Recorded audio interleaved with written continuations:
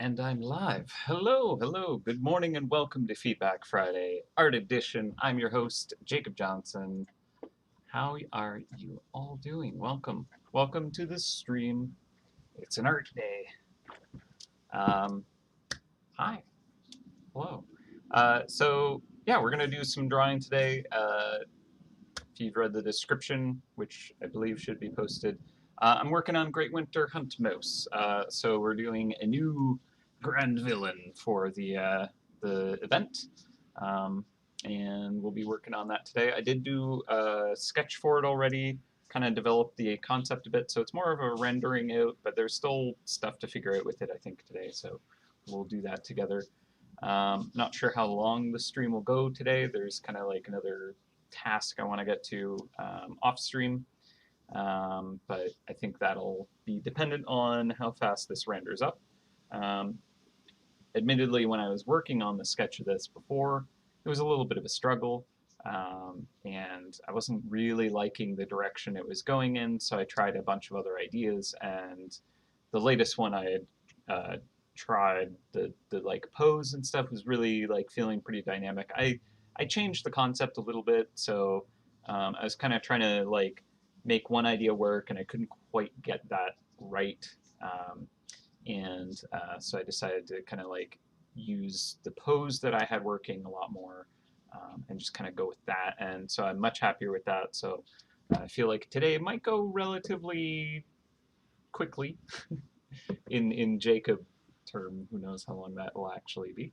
But yeah, hopefully it'll go effectively. I know like last week and the start of this week was kind of having a tough art time. Things weren't really working so well. Thankfully, I'm getting back into that groove. That's just how it goes. You know, sometimes you just don't kind of like make things that work how you need it to, and it can be a little bit like an uphill battle. But then once you reach the top, it's smooth sailing. So hopefully today will be that because I want to get this wrapped up today. The task I had assigned for this was unfortunately quite late. Um, so it's I feel bad. The team is supposed to have this in much earlier, so my bad. We had to switch gears for some Relic Hunter stuff, and so I was working on that. But today's a great opportunity to work on that character, and so let's just pop right over and see what we have. So the theme that I'm going for is this kind of gift napper character who is like running around pillaging all the gifts under everyone's trees or present receptacles, however they receive them. This mouse is sure to go around and reclaim them, or not reclaim them, but claim them, unrightfully so. And so for the event, you are basically pursuing this mouse to recover such items. Yeah, it's very Krampus inspired. You can see with the horns. I even kind of like played around with giving it more hooven feet. Kind of didn't end up deciding to stay on that direction, but you know we could try it out, see how it looks. Um, yeah, exactly. Krampus, he will give you coal and steal your stuff. Now, I don't know if we'll go full on kind of Krampus.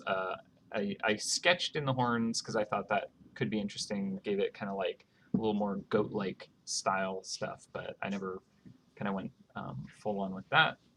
Uh, okay, that's an interesting concept. Uh, Atamia, I don't know how to say any names, so I apologize for that. Suggested making it a very adorable boss mouse who is stealing stuff because we never do cute bosses, um, which is a very valid statement. So, you know what? Before we go on with this one, even though I love the pose, we could try just kind of a quick sketch of something pretty cutesy. That is something that I've actually been meaning to do more of, is actually like dig into the more cute styles, and just kind of develop that a bit. And you know, not to say like that's the only direction it should ever go in at all. I quite enjoy the more epic style stuff, but more so I want to kind of like learn how to do that better and practice it. So, I mean, I could maybe work off of this pose, but then try and cuteify it, which is challenging because it's more maybe about the actual dimensions. But if we kind of like soften it up a bit and kind of like, you know, make it smaller. Actually, I think the Halloween mouse, I don't think it was a boss, I guess. I don't think it was ever a boss. The Halloween mouse that I made for, was it last year or 2 years ago, was kind of the Sugar Rush mouse. And I thought that one was pretty adorable. But yeah, again, I don't think it was a boss. I think it was just an event mouse that I wanted to create.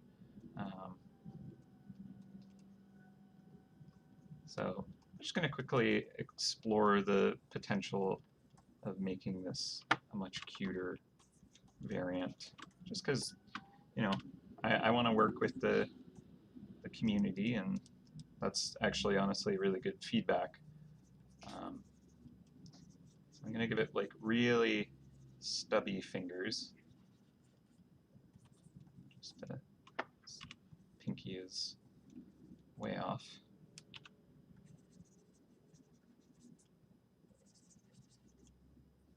Just kind of like giving it marshmallow arms. And it's like completely covering its face there, so that might not be too useful.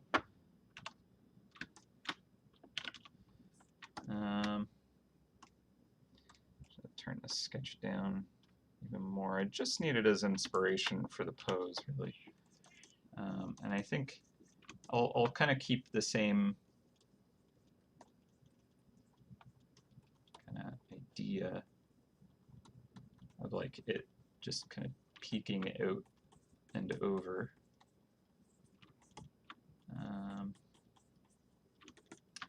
This might not work so well, but it's got its satchel of gifts.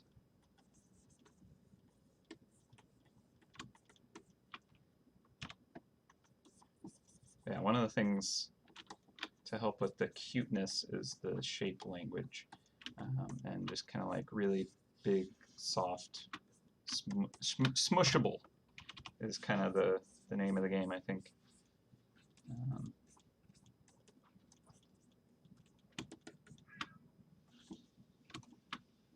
Actually, I think the Terrible Twos might be pretty good inspiration for this character if we're going this route, because it kind of has that good like mad chaotic energy, and I think that's kind of the direction I think a mouse enacting this nefarious plot would have. So I want to like get its kind of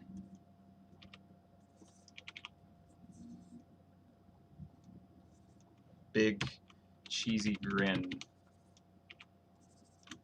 going on. Its face is really not working, but we'll just go with it.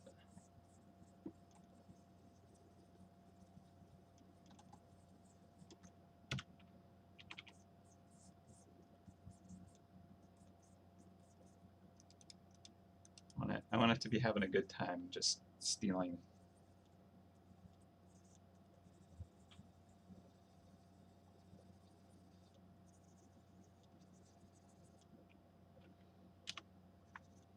Not sure if that's very clear.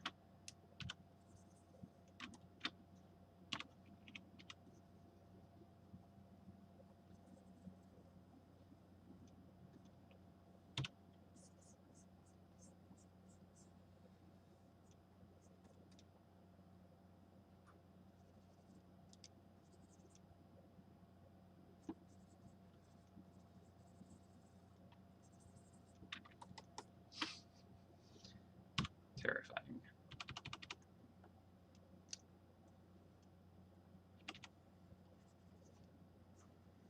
Give it those big, horrible, juicy eyes.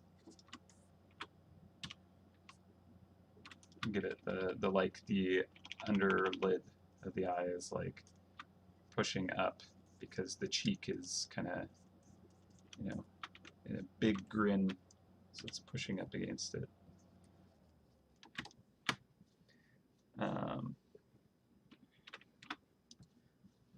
Let's see.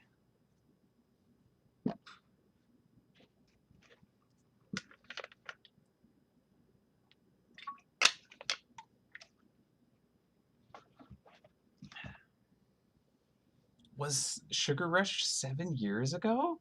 Am I... What? It was that long ago? Oh my goodness. Doesn't feel like it was that long ago. Yeah, coughing into his elbow. I should put a mask on him if he's using proper protocol.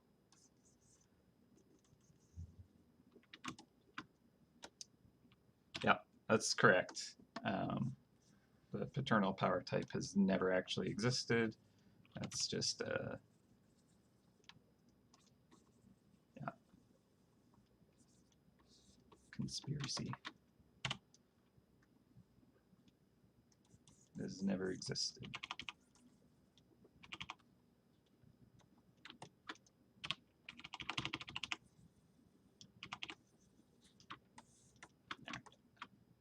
So it's a little horrifying, but just kind of a quick, rough sketch. So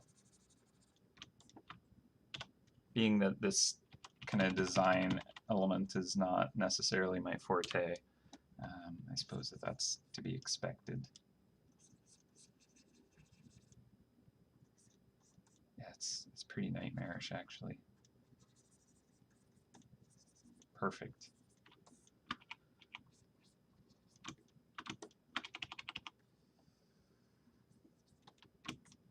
Okay. So if this is like an adorable, cute little character, I think this satchel needs to be like way bigger than it. And that also makes it fun. So if it's leaping away, but the satchel is like 8 times as big as the character, that's kind of fun, actually. So I could go with that.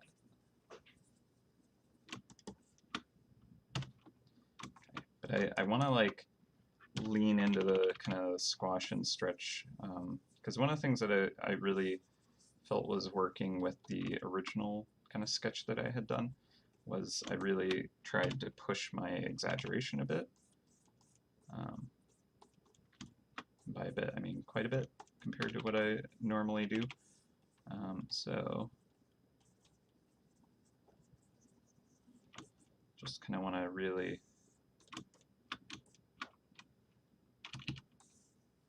maybe I'll kind of twist this part even more and like get this overall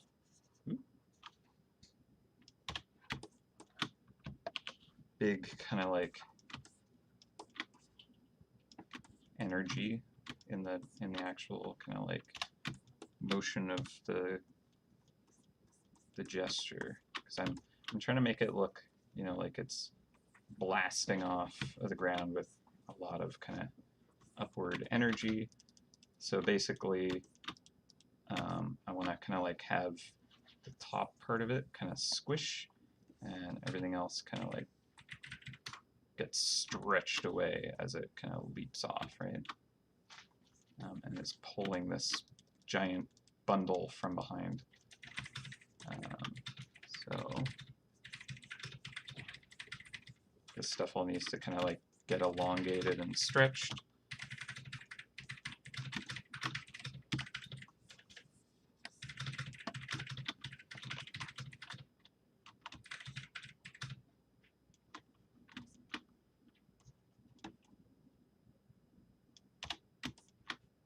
Like maybe this knee should kind of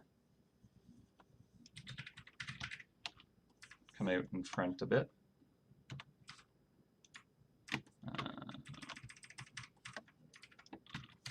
So it's got like a lot of twist in the torso. Maybe that doesn't work. I don't want it like right at the edge there. But it's kind of like kicking its knee up and leaping. All right. Gremlin-esque is the way I want to go with it.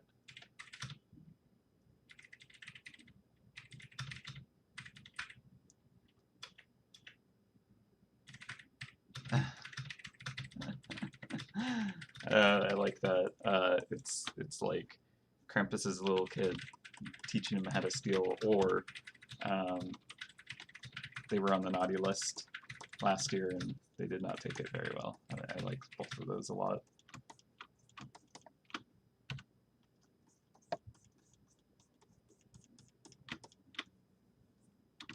So I kind of want to, yeah, I want to like smush everything up here and then stretch everything right there. So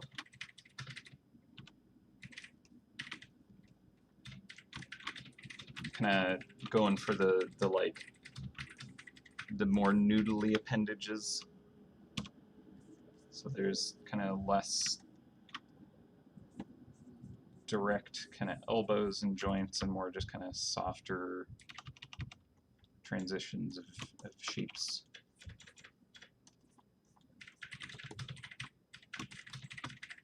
Right, and then, yeah, so if we have the elbow here, we could have kind of like this be the bottom of the hand, in which case I might change this a bit.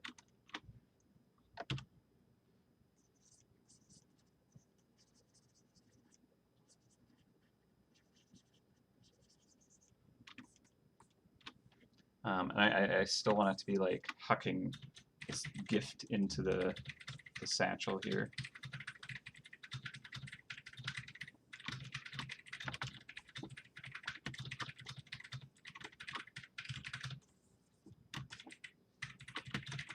So it's good. And then,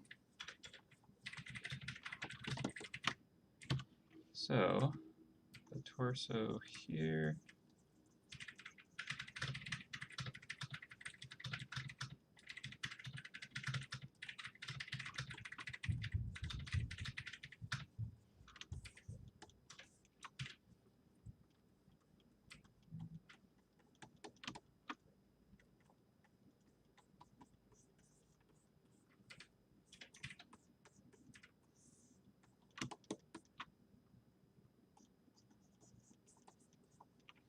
Okay, so the challenge is I do want this to look like it's kind of like being carried. So they're currently mid-jump, so I need this to feel like it's hovering off the ground at least. And I might shrink the character because, yeah, again, like I mentioned, I wanted the character to be like significantly smaller than this giant bundle that they're carrying.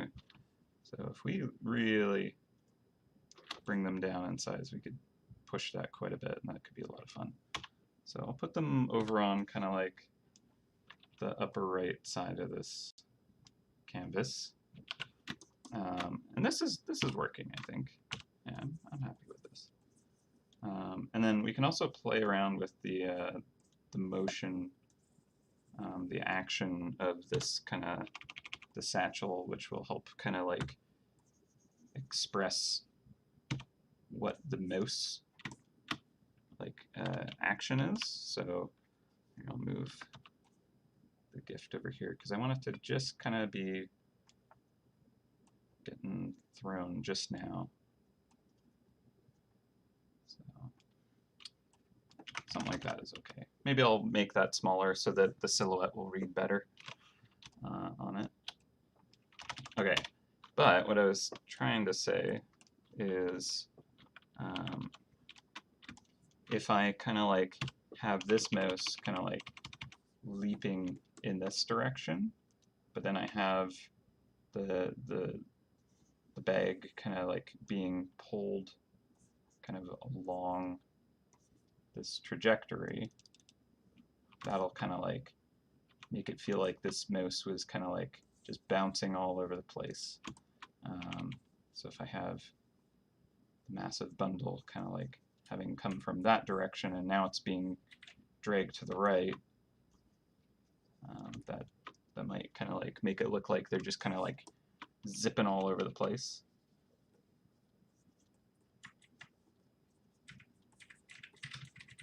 And yeah, that looks like a pretty decent size haul that it has going. And again, I do need to make sure that it feels like it's kind of currently off the ground. I want it to look like it's just trying to leap, but this thing's staying rooted. I want it to be carrying this thing effortlessly. True villain here.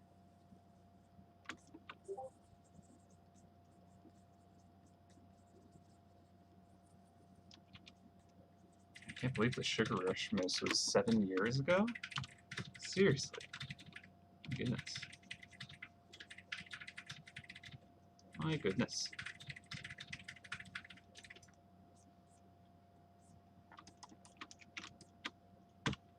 Alright, so I feel like this is starting to take shape.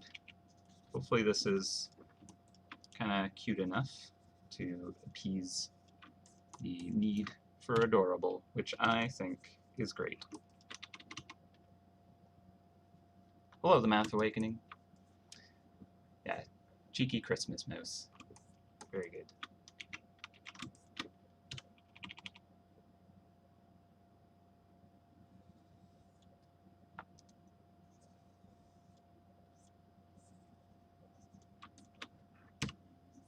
Alright, so we'll want to check the silhouette of this. See if it is going to read all right.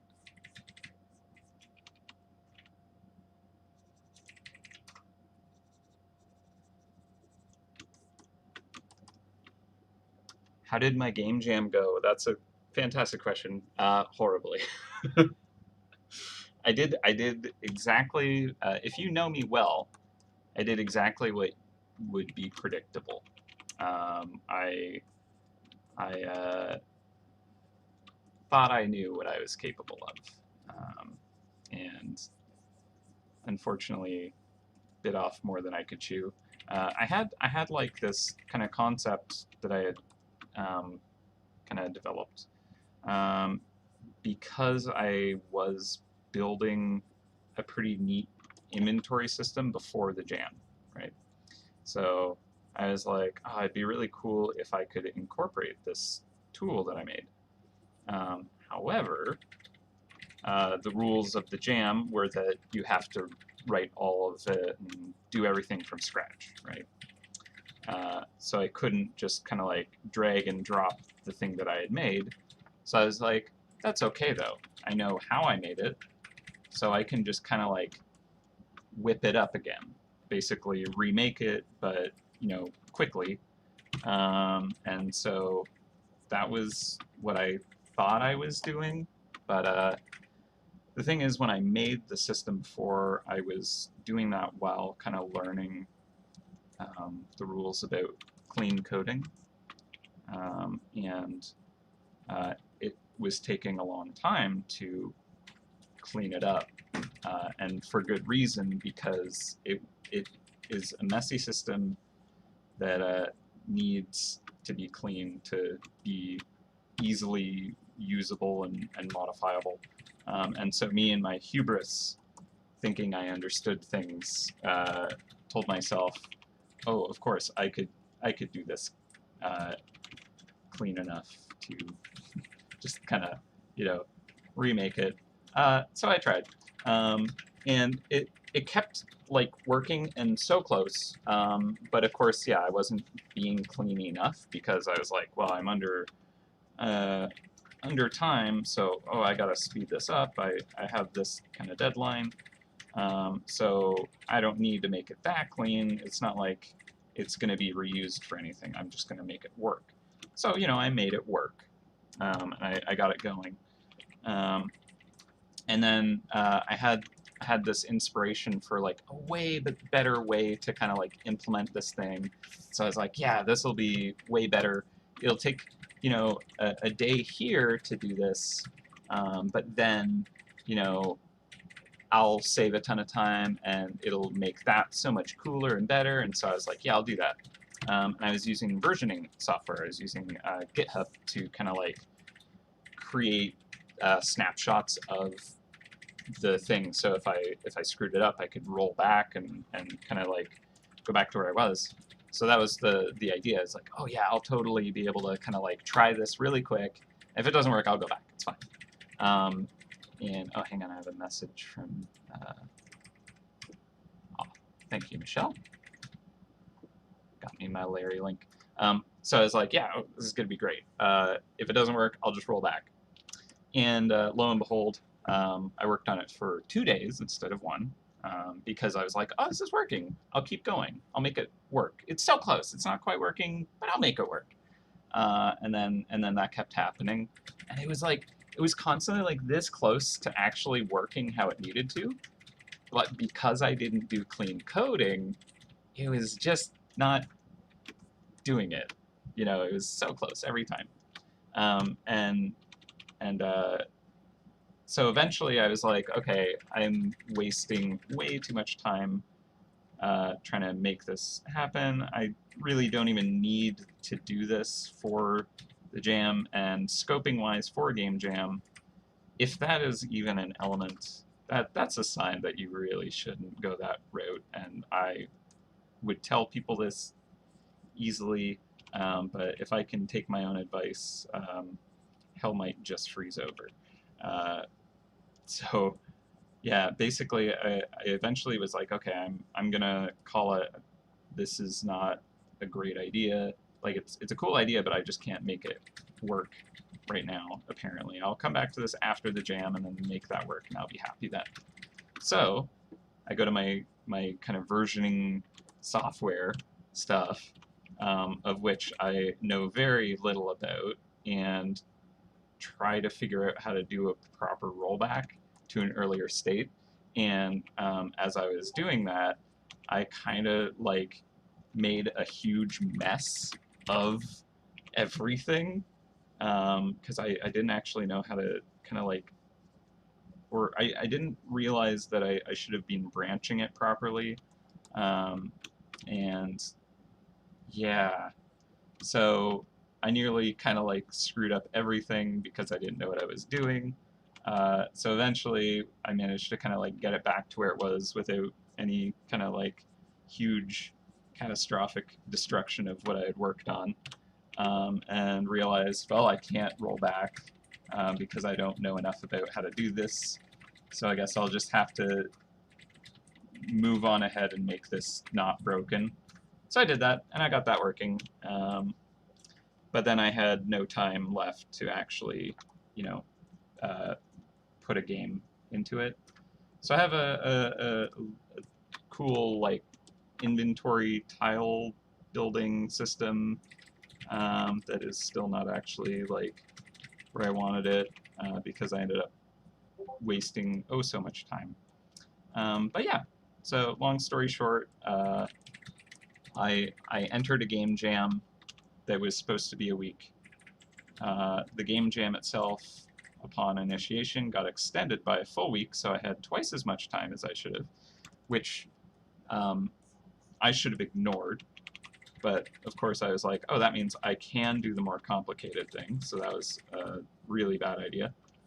And I mean, like, I was so close the whole time to making it work. And if I had made that work, it would have been fine. But it was also just stuck in a perpetually broken state because I couldn't actually get it to work how I needed it to. So yeah, I didn't get it submitted. It was due last night at midnight, and that's okay. Like I learned a absolute ton from kind of working on it, and my cousin's been doing great music for it. So I am actually going to keep working on it. Actually get it to a state where there is actual gameplay, and that'd be great. and then I'll share it. I don't actually need it to be a part of the jam, but the jam was a great kind of just reason to kind of like try and do this in a good amount of time. And yeah, I learned a lot.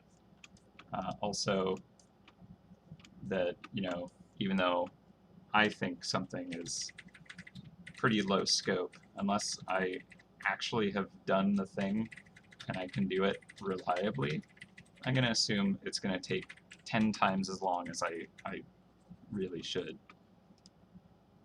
So, yeah. A little disappointed, but it is what it is. Again, learned a lot. I'm still going to make the project. It's relatively close. The interesting thing about the jam that I joined is it's it's like a beginner jam. It's designed for people who haven't done game jams before, so a fair amount of people in my boat. But also they have a side jam that basically is the practice for the beginner jam, which is when I might kind of jump into that pool, because that one gives 3 weeks. So I'll see if I can get it submitted for that one at least, which would be great, because then I would have it done for my birthday, I guess. But yeah, I mean, lessons learned. Although I think I'm the only one who learned anything new. I think everyone else would be like, yep, no surprises there. Jacob got a little too obsessed over making a thing work and kind of ignored his own advice about time management. So I will happily spout all the right things to other people, but not actually listen to my own advice. Foolish. Yeah, like a lot of I've played a couple of the other entries from the jam, and they're like so much more simple than what I was doing, which, I mean, they actually completed something, and they had multiple people on their team doing that. And like, I'm also trying to do this full-time job, so I'm working on it only in the mornings and stuff. So yeah, no surprise that I didn't quite get where I needed to. I wonder if this foot is not working. I think maybe I'll have it kind of like doing like a kind of, like, it wasn't bad where it was. So we have our shoulders kind of rolling this way because it's kind of throwing it, right? So the spine has got this big nice arch, and the hips kind of, it's twisting open like that and then kind of pinching in like this, right? So I need the hips to kind of convey that. So this one's lifting up and crossing over.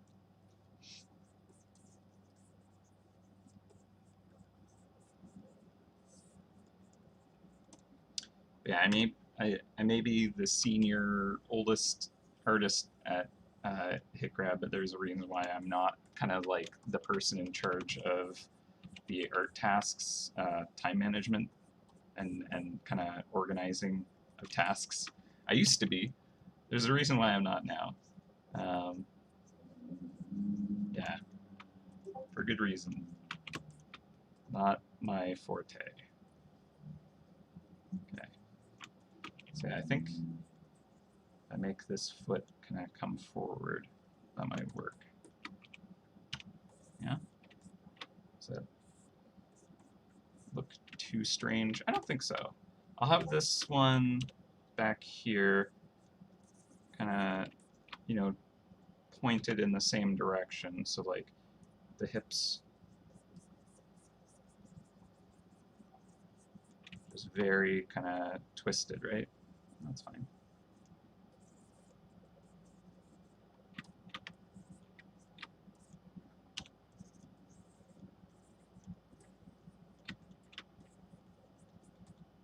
Yeah. Actually, I think that works.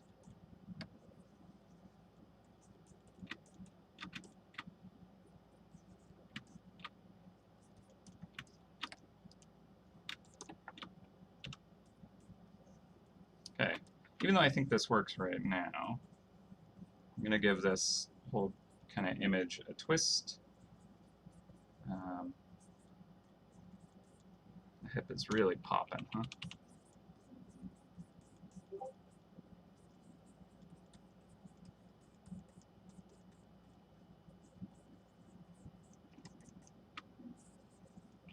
I'm going to flip the image to like get proper perspective on this, because I think I'm kind of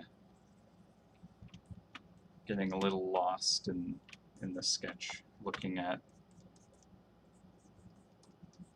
it too like, I don't know what I'm saying. I think I'm just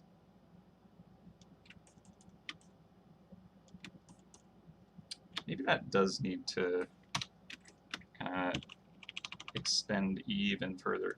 I did say that I wanted to like exaggerate this like crazy. So let's get this line kind of like going all the way down here. I'll have it kind of like straighten out, maybe even kind of like pinch in to kind of like make that feel more stretched here. And then yeah, like the hip. So this knee is kind of coming all the way out now. This foot is really squishing up. That's like quite the twist it's got going. That's a bit extreme, but let's see. I mean, that's maybe okay-ish. Okay, I don't know if it should go that far out. Exaggeration is good, though. Okay, having that knee come forward like that.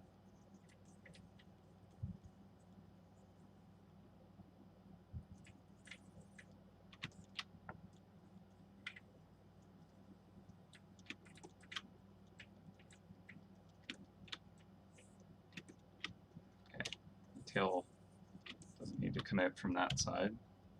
It'd probably make a lot more sense if it was coming out from the other side, from this side here. Because, you know, its butt is right there, so it kind of makes sense that the tail is on that side. All right. Let's see. Hello, noob troller from India. Welcome.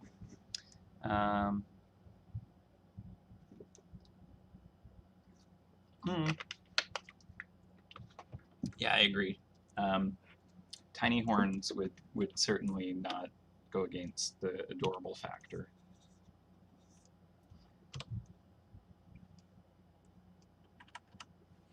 Just make them little kind of stubby nubs.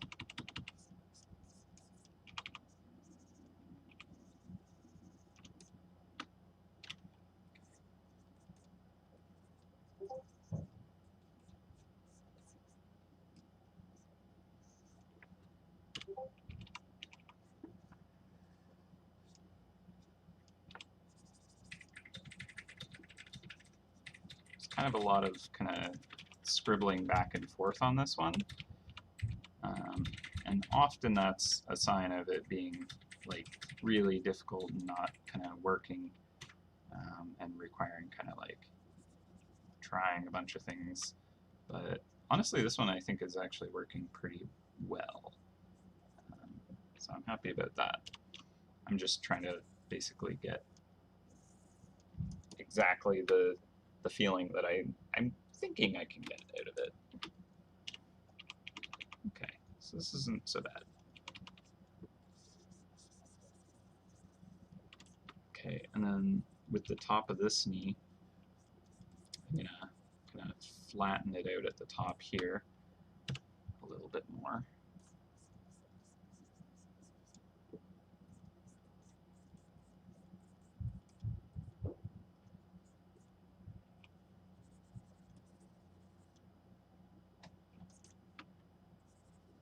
All right, yeah, I think that's working. So this is the belt line here.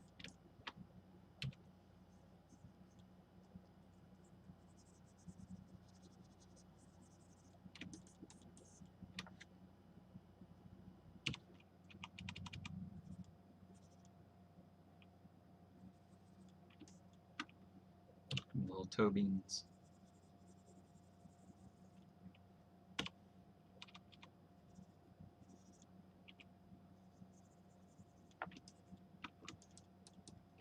All right, so let's give it a little kind of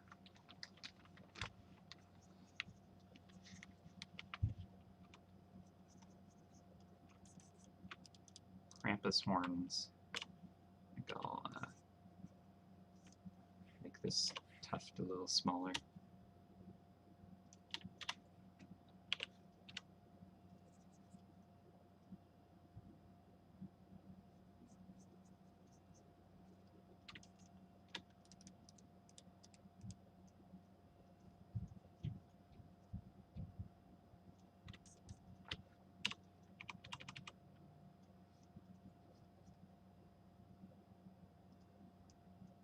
All right.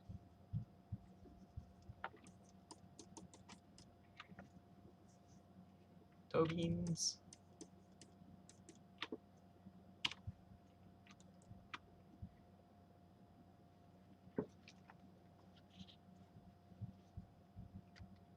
Oh, nice. Yeah, I'll love to see that when you're ready with it, Math Awakening. Definitely. Always interested in kind of like seeing other people's creations. So make sure to message me with a link to it when you got it.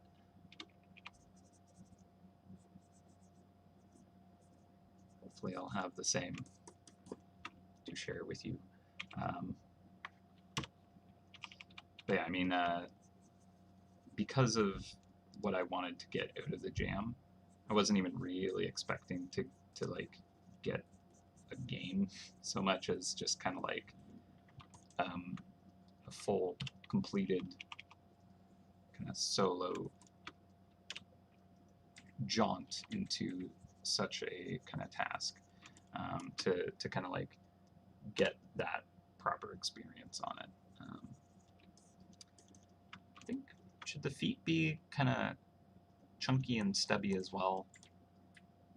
They're pretty kind of like thin and extended compared to like these kind of mushier arms. So it does kind of feel very odd if it's kind of like, oh, here we have kind of like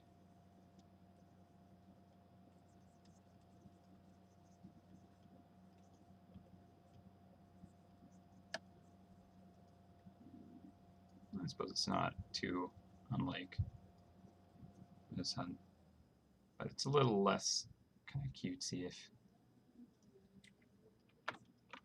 it doesn't also have kind of stubby nubby feet.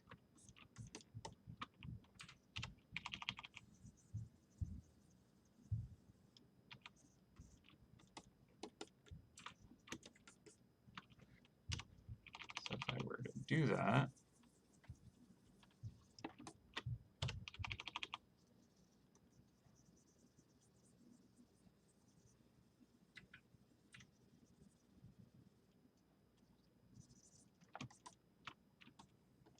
it'd have to be, I think, pretty short, which loses that kind of stretch, the squash stretch.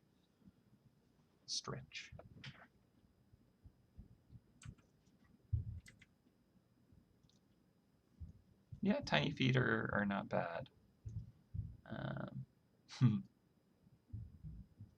Krampus behind giving a dad thumbs up. I like it. Good job, son. So proud of my boy.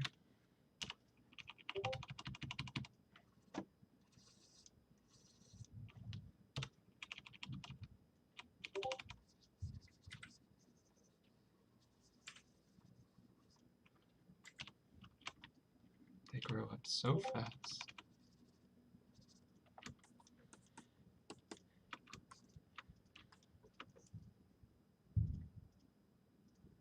Yeah, that is true. A lot of the Krampus designs are quite top heavy.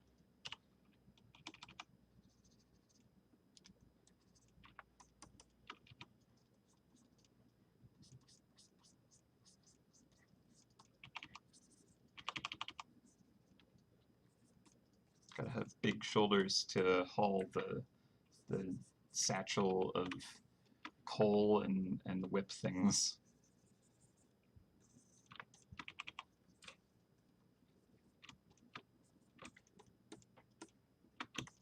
Kind of want to give him a little vest too. I don't know why. Just think it'd be kind of fun.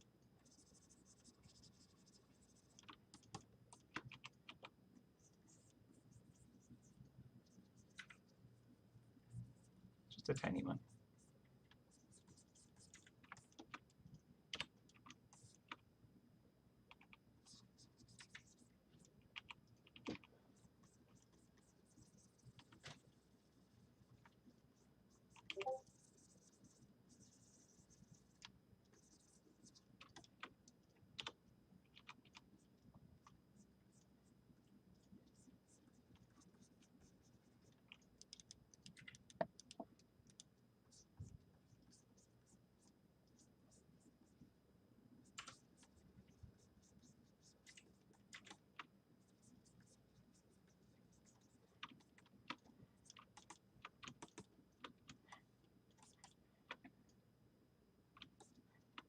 Legs are usually extra spindly because of the hooves. Yeah, yeah, no, that's fair. All right, no, let's keep the feet. I don't dislike them, so there's that.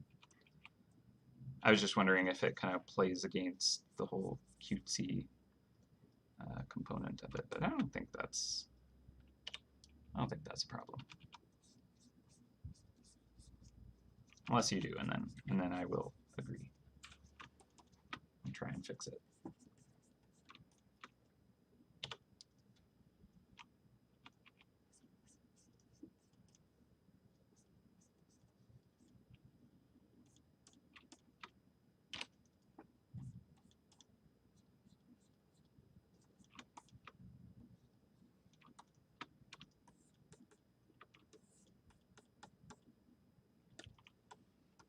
All right. Okay, okay. Not bad.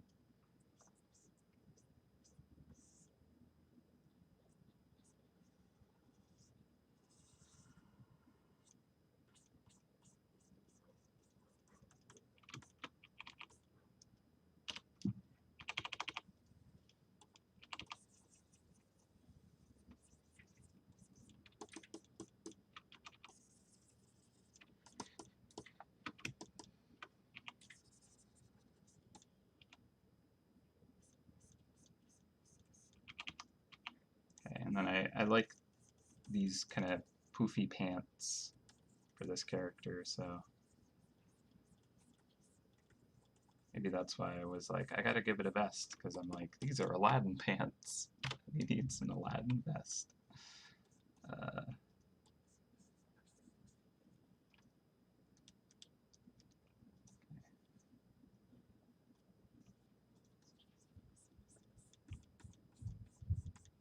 And then we can kind of give it a little more festive theme somehow.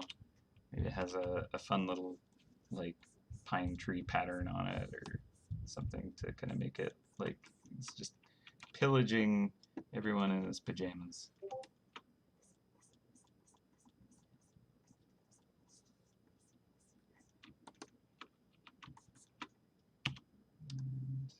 Let's move this down just a smidge.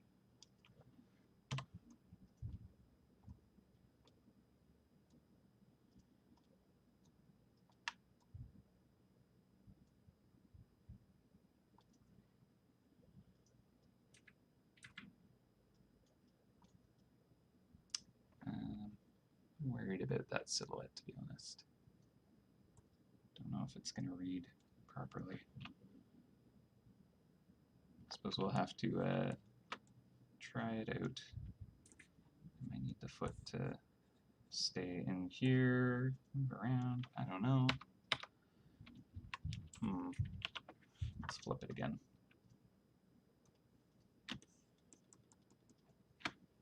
Maybe the foot needs to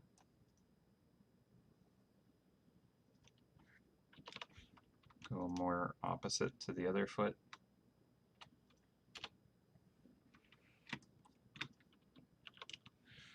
Also think that the heel, because it's like really kind of like tucking against the knee, I think that needs to be more clear in its direction.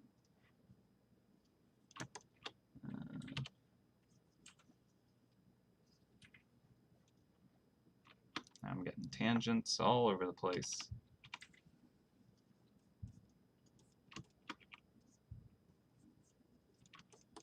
Okay. So now just, this is just not quite working. It's so close though. I'll just keep at it. Not quite working. I'll keep at it. I'll keep at it.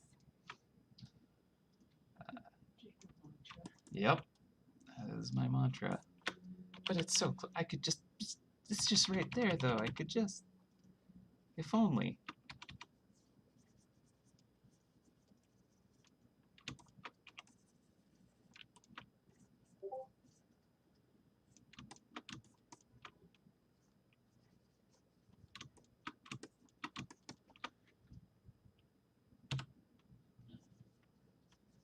Really need to adopt Dave's mantra of don't let perfect get in the way of good enough.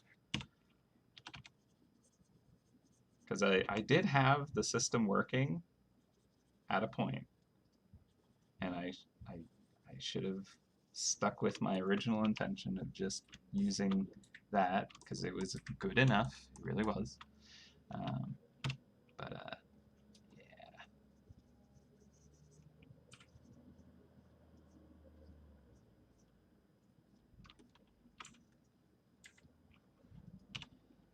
Yep.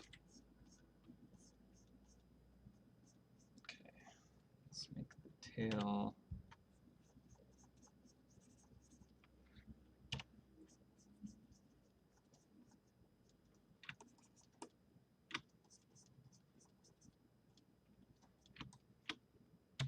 I feel like I'm making this worse now.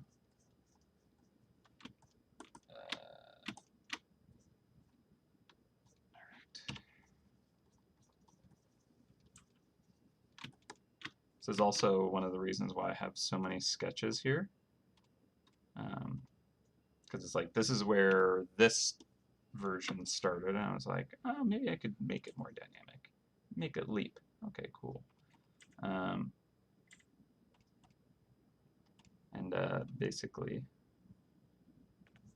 you know, I at least know how to version this by making new layers, and I know how to go back to them. It's pretty cute, though. I like this guy. All right, I'm down with that. Yeah, so,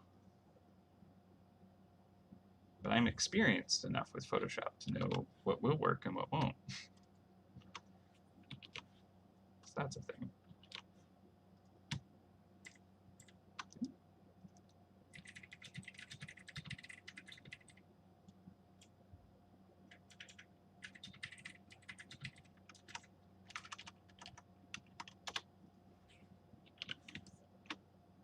Did I like duplicate it onto itself? No, I didn't. Okay. What am I doing?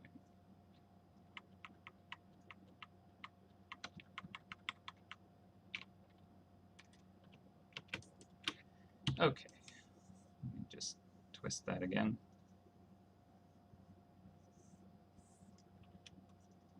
Or do I need it? I don't know. I was thinking if I like pivot it up more, that might be good.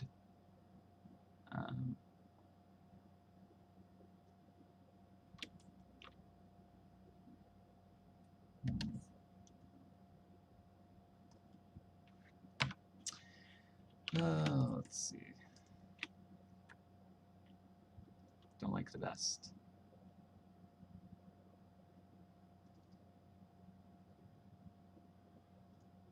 Oh yeah, no, I started 2D on my project. I have no proper experience doing 3D stuff, so staying within my relative wheelhouse. Um, Neat sequence. Yeah, okay.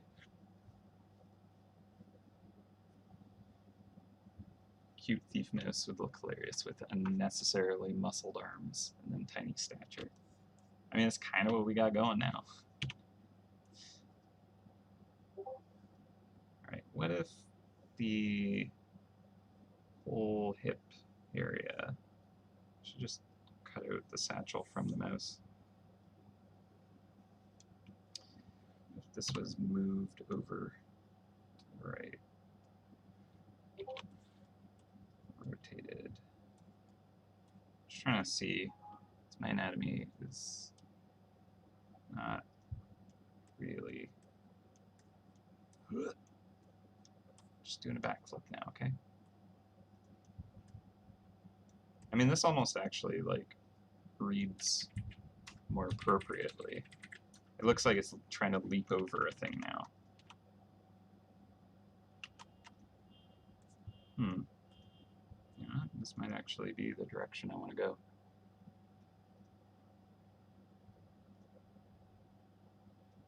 It's at least less kind of like broken feeling.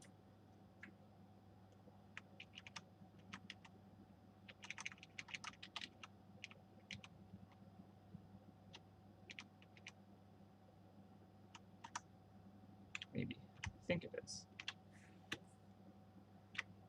Alright, you know what? I'm going to do this. I'm going to version it.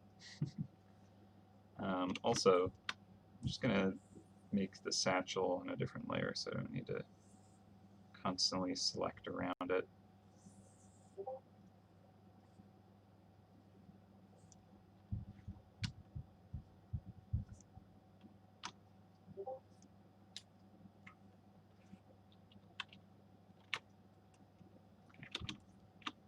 Now,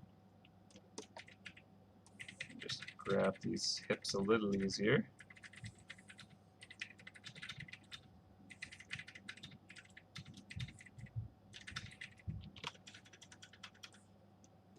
Alright. I think it was kind of like this. That's what I was looking at before.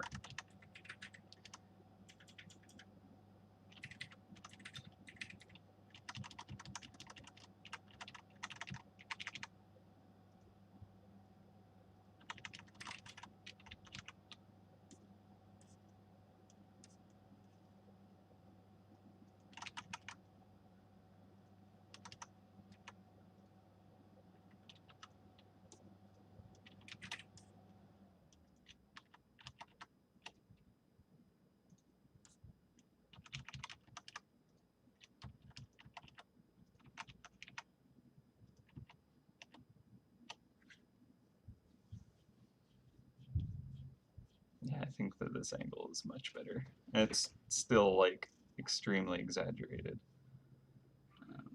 but I definitely think that that is helpful. So let's do that. Recover these toe beams here. Very important.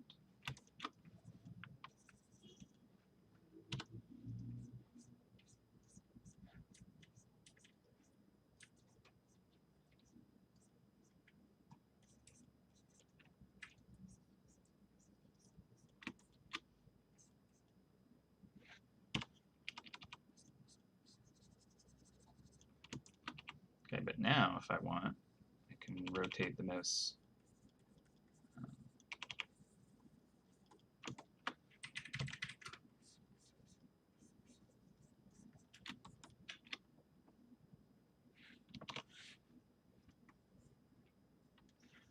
I suppose I'll get rid of this. Goodbye.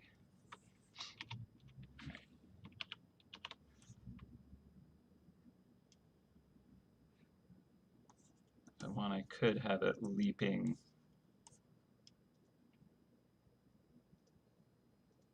to the side here, or should it be like see, with it going like this, it looks like it's about to leap over something, which is kind of fun.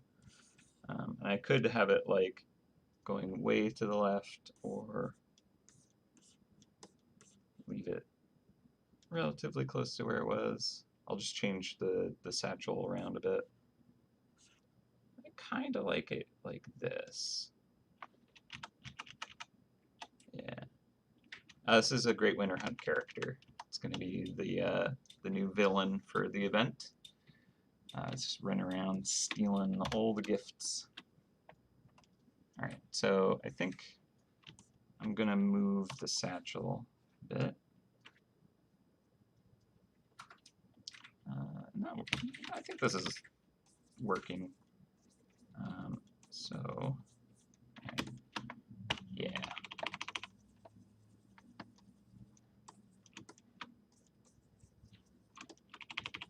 Like how I'm like, yeah, I'll use this satchel design that I have on this layer, and then just completely erase and just redraw the whole thing. Okay, but yeah, for this, I can like really show off this kind of like big stretch on it to like really convey a lot of kind of energy into it, and weight under this thing. So that is great, actually. And then I want to make sure there's enough kind of room to show it kind of off the ground. So I might actually push them just a little higher up in the frame, and even I don't want to make them too small, but I also definitely want the satchel to be ridiculously large compared to them. And okay, so this is working. I think this is good.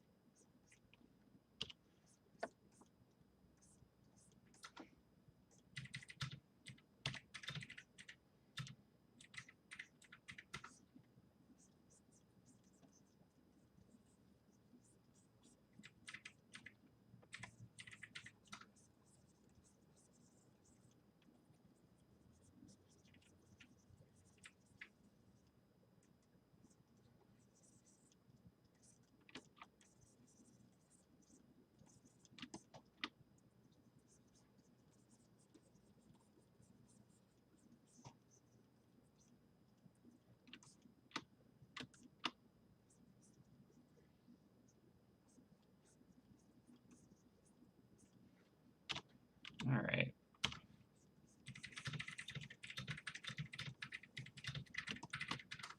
Feeling pretty happy with this silhouette. I think is much stronger than it started, especially because I've clearly kind of separated the character and this item here. So I think that just at a glance, it'll be easier to see what that's all about, which is great.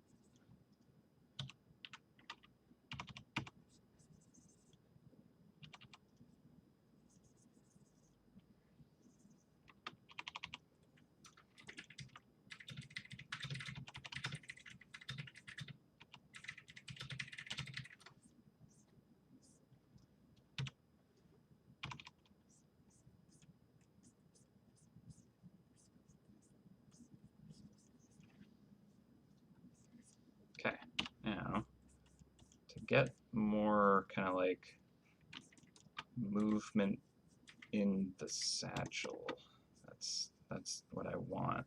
I want to make this feel like it's being kind of flung through the air. I think just kind of having it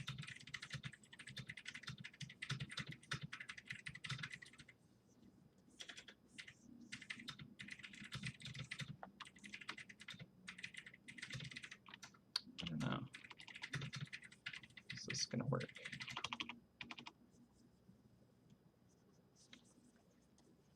Don't often kind of like do too much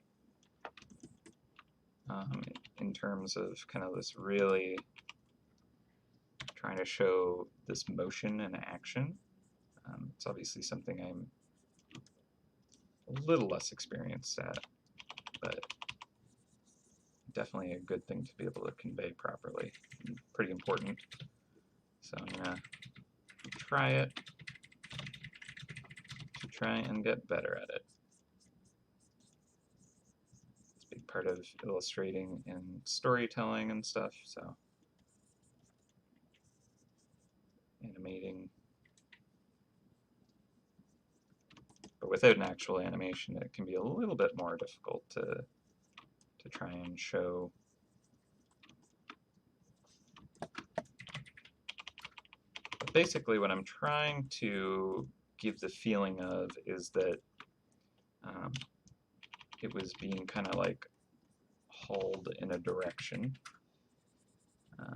So actually, maybe to do that, I want it to feel like it's squashed more up here and then stretched more here. So maybe what I actually need to do is, instead of making it really lumpy, I want to kind of smooth that out a bit more. Make it feel like it's being pulled along that surface. So it was nice to see kind of like those dimension elements to kind of like show, oh, there's a bunch of like gifts sitting inside of this. But if it's moving quickly enough and like being accelerated in a different direction, perhaps the surface of this would be kind of like pulled and stretched a bit, quite a bit more, and kind of move the contents within, so maybe they're not sticking out quite as much. You can still have like hints of them through kind of like the plane changing more dramatically, so the shading on it can imply that just a little bit. I don't think I need like super jagged edges to do that. But also, if something is stretched over the contents within, you know, those will obviously kind of like affect the outer kind of shape of it pretty drastically. So yeah, I don't think I want to smooth it completely, but perhaps on the top side here is where we'll get a lot more kind of slack in the material. It's all kind of bundling up here because it's almost like falling out of the air back there, but then it's being pulled at the front part of it, and that motion is still transferring into kind of this loose kind of bundle of gifts. Although I suppose if it's, now I'm thinking about it, maybe the more loose it is, the less kind of like the shapes of the boxes and stuff inside would affect it, because it's not being kind of stretched against those shapes, so it maybe is a softer form up there. That might make more sense.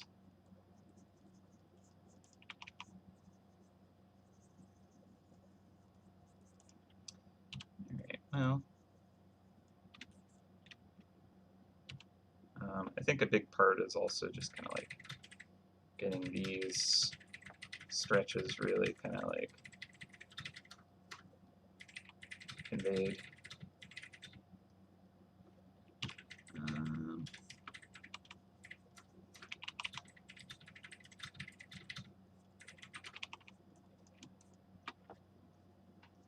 Oh man, yeah, that'd be cool to like get quick sketches from you guys if that was. I should probably actually look at the chat.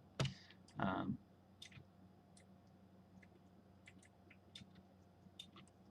top lines, bulging bottom. Yeah. I feel like I'm behind the chat quite a bit. I should probably pop it out and bring it into the main window. That does help a little bit. I just sometimes wonder if it's like weird for you guys to see.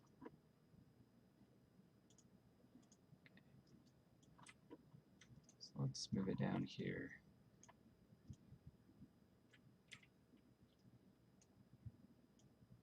Out of the way of the color wheel there, but I don't need to mask anything, so right, let me just make sure.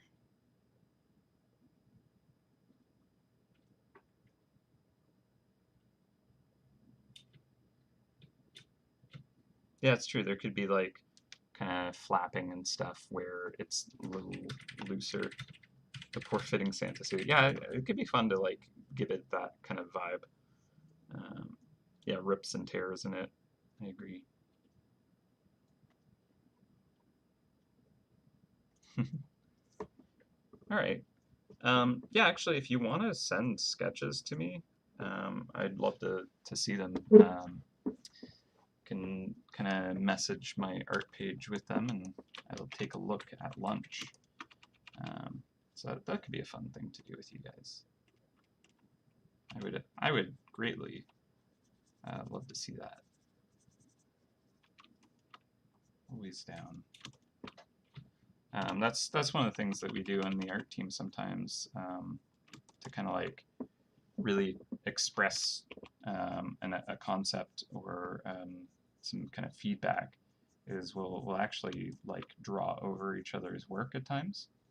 If we're like, you know, sometimes communication can be very difficult, especially when you're trying to like talk about, you know, illustration and like express how to kind of like get an angle just right, or like, you know, oh no, you gotta like the warmth in it, or you know, like all kinds of weird abstract concepts that can be really difficult to get, you know, through words. Sometimes it's just a whole lot more efficient to just paint right over and kind of quickly show it that way.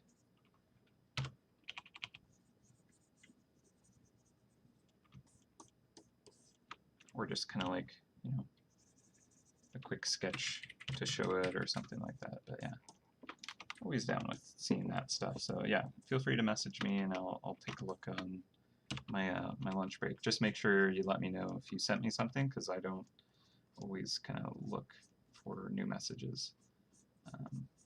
So I won't know to look for it if you don't let me know. Get it eventually, but might be a little late at that point. Okay. Well, I enjoy this character. I'm glad we went in this direction. I like the other one, for sure. But this is quite fun. Actually, I think I'm going to try the tail.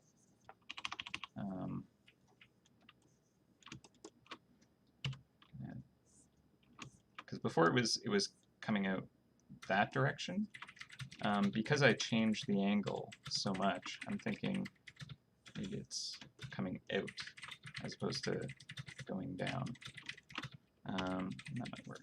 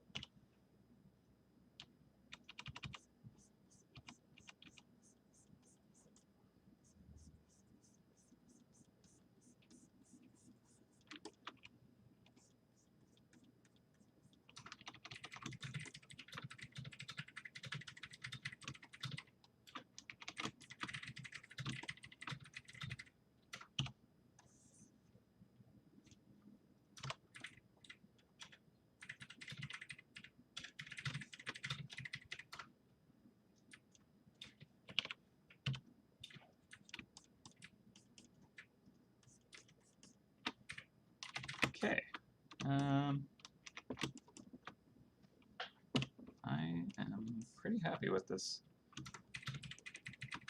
Actually, what if...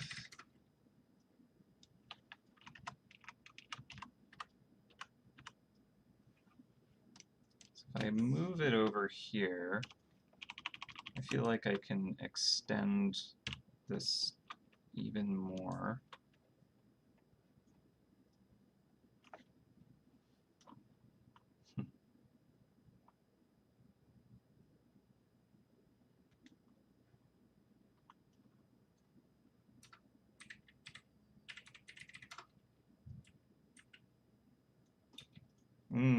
Nighttime with the houses in the background, top of a chimney below.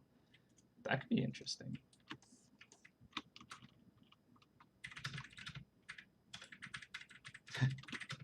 The speedy, the mouse of Christmas fast. Nice. I like it. All right. So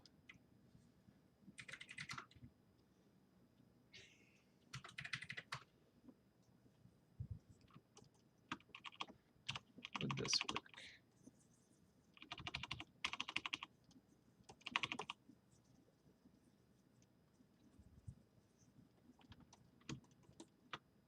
So make it nice and taut here, but then it's kind of loose.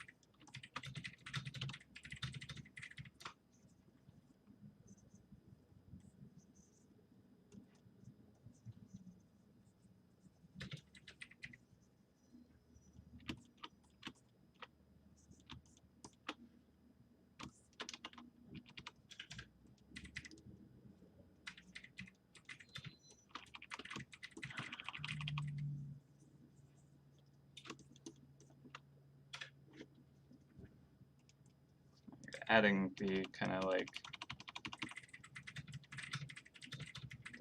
debris, I think helps kind of sell the, it's kind of like flinging itself from a direction.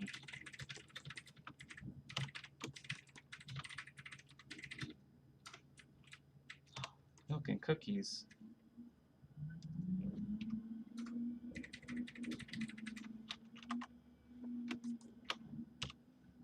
Yeah, I kind of want it to be powered by milk and cookies.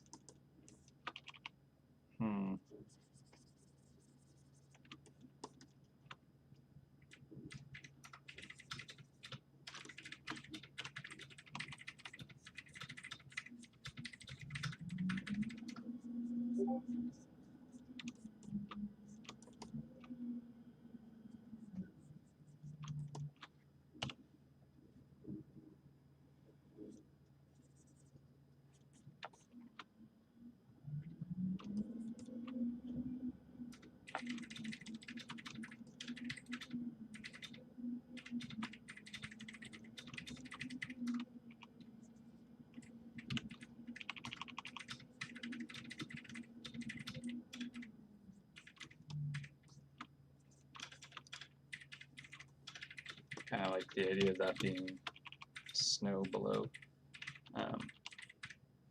Maybe I'll be able to make it look like the roof of a house, though. That'd be interesting.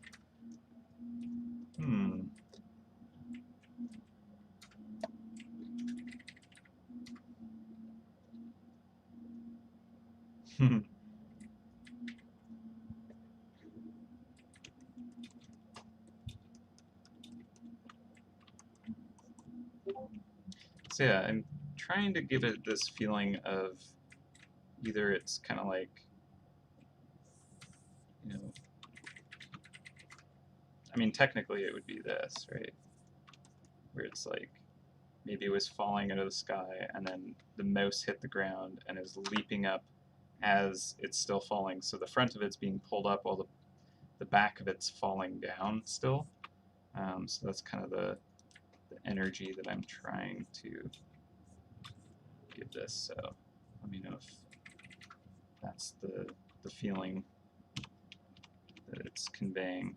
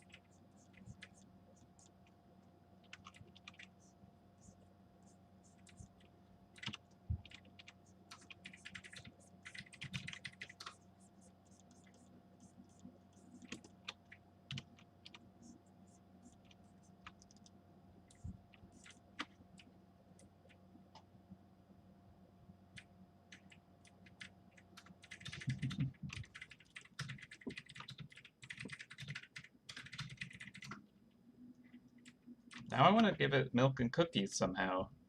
How can I give this milk and cookies? Hmm. Hmm. Maybe.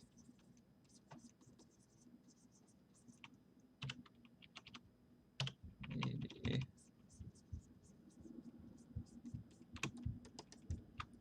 Maybe it's just chomping on a cookie out of the side of its mouth right now. Okay, I'm okay with where these are at, so I'm just going to merge that so I can do a quicker copy of it. All right, so what if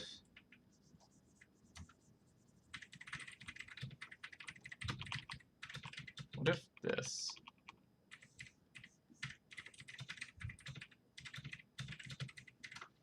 Let me know if this works or not. It's just got like a honking big cookie in its mouth.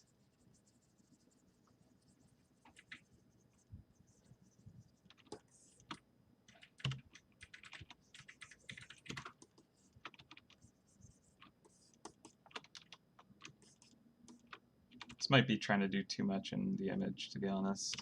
I don't want to make it, you know, confusing by trying to put too many elements into it.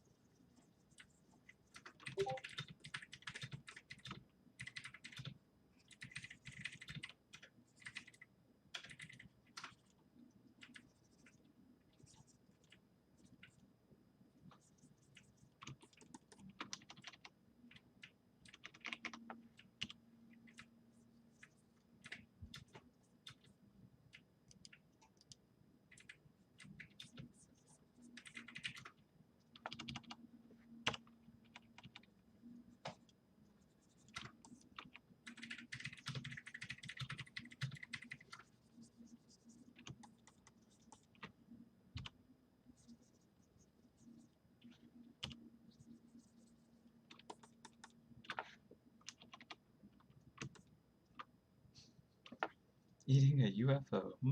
Tasty.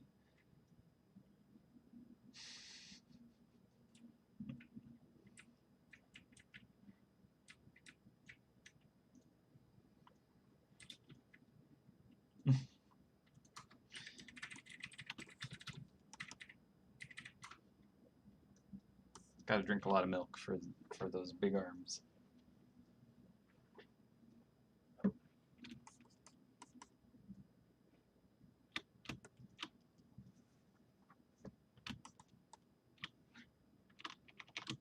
Looks like a Cookie Monster is what this looks like. Okay, kind of feel like it's weird how it's like smushed into the character space a bit. I kind of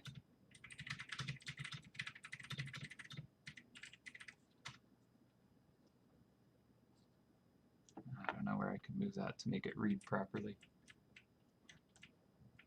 It's like technically it should probably be like here. If it's kind of like got a good decent bite on it. Especially leaping in the air like this, I feel like it would just kind of snap it. I mean, it could be a half a cookie or something.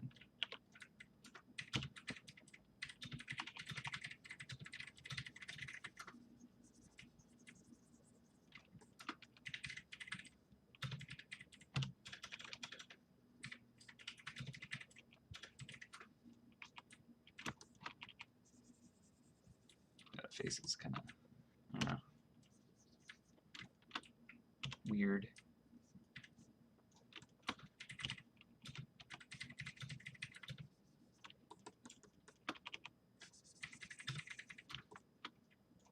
Don't know if I'm feeling that.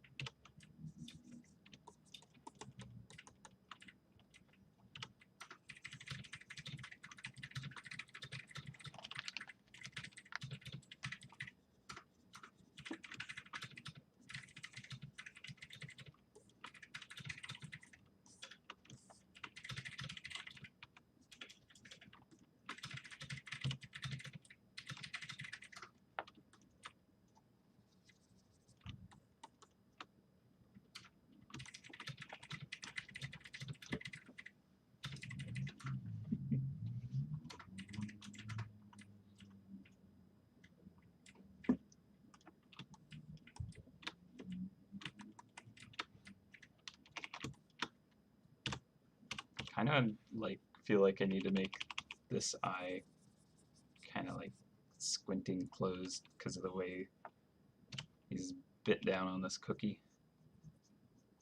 It's kind of like on the side of its mouth, right?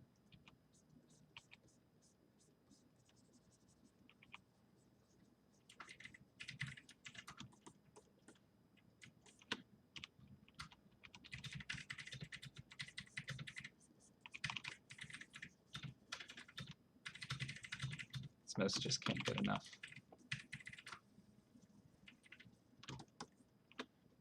Can't just simply steal all the gifts. I had to get that half a cookie as well.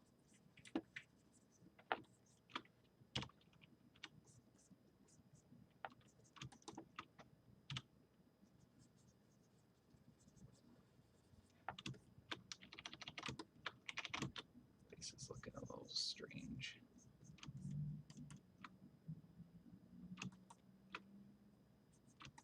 Might actually try to draw the face again.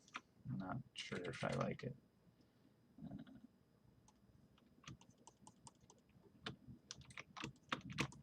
Might make this eye bigger too.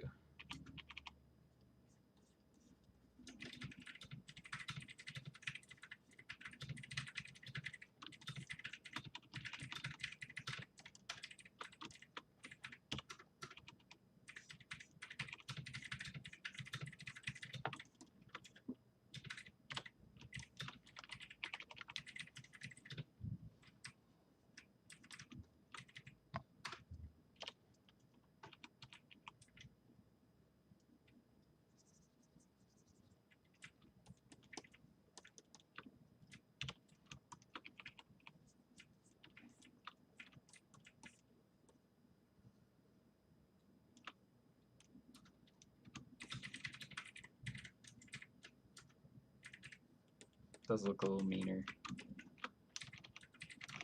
A little less cutesy, huh?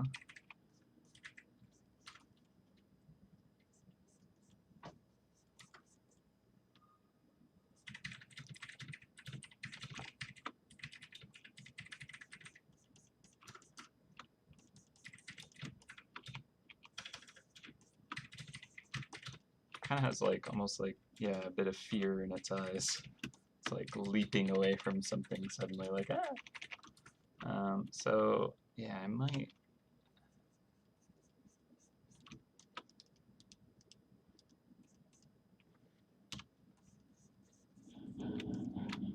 Maybe it is just the eyes here. Hmm.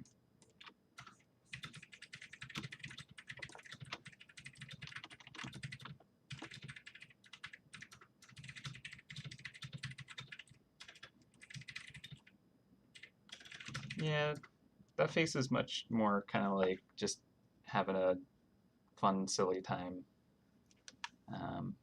I think the cookie is neat, but I think we're trying to put too many elements into it, and it kind of like takes away from it because we're trying to do too much, I think.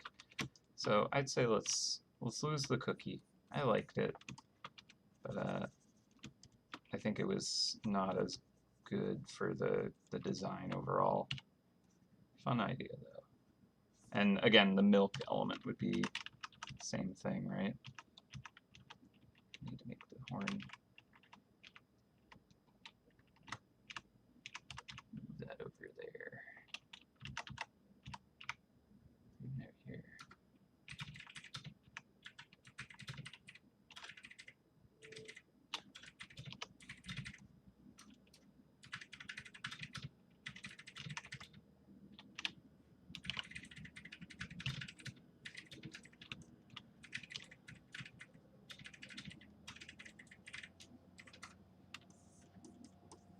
I think I do want to go with a bigger eye though. Just this one.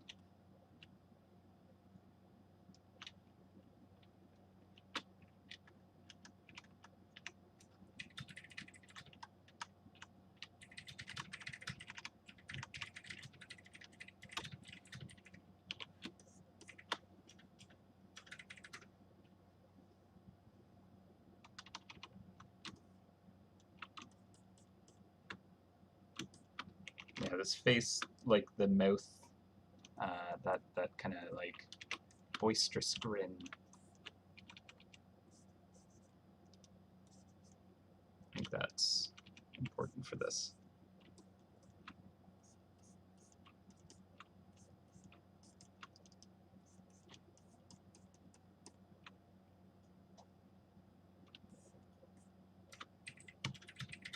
Try something crazy.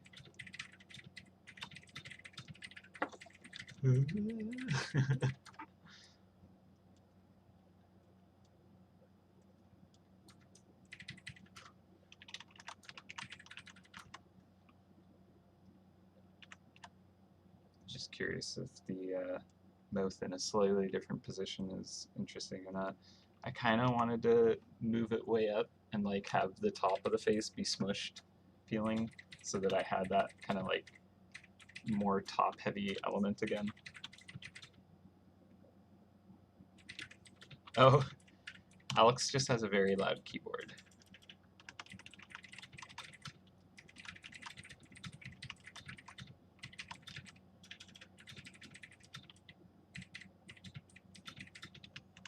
I'm not sure if I want the mouth moved.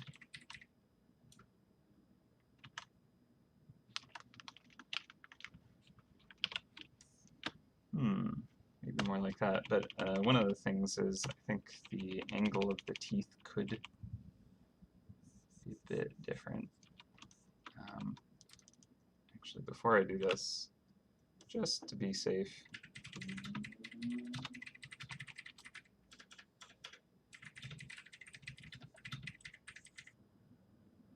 all right.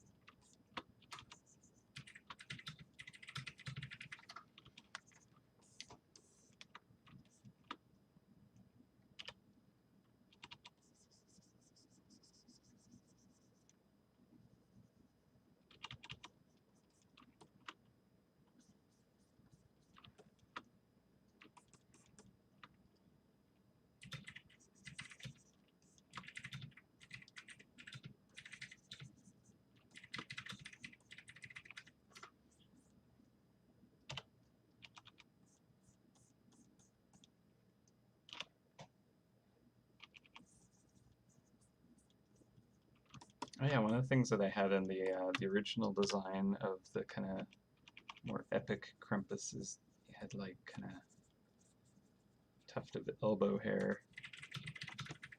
I thought that was kind of a fun element, so I'm gonna give that to this character as well. We can kind of soften them.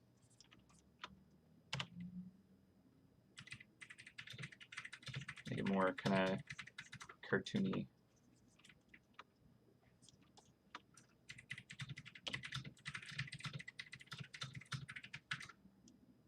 Yeah. Cute little elbow tufts.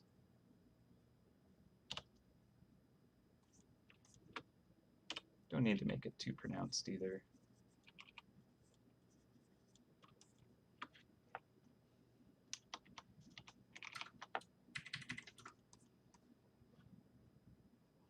Make it a scarf instead of the horrible non-wintry vest. You're right. You're right. Let's do that. I have so many copies of the layers. Actually, yeah, I think the scarf would be pretty cute with this.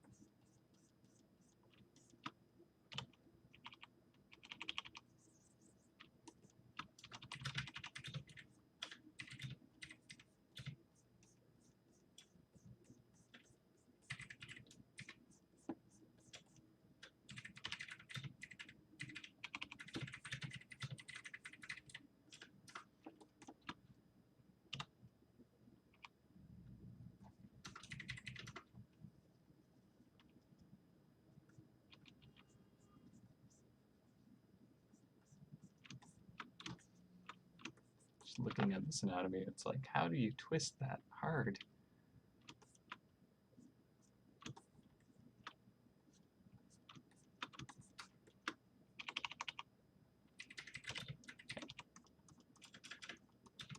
It's got to be a big, chunky scarf.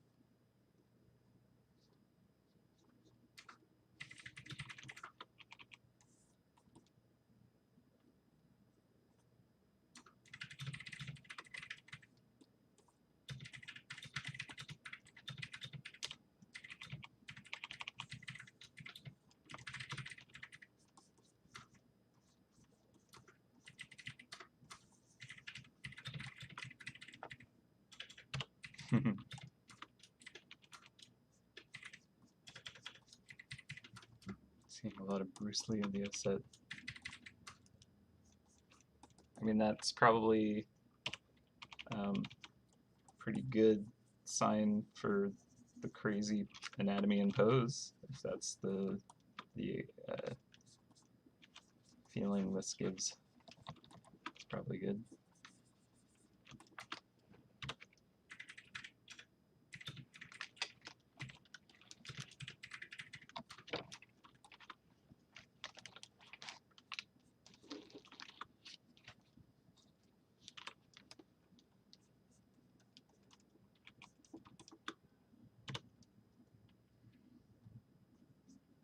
Oh, the sun is so warm right now. It's like crazy overcast this morning. It's fog outside. But now the sun is out and everything is very toasty.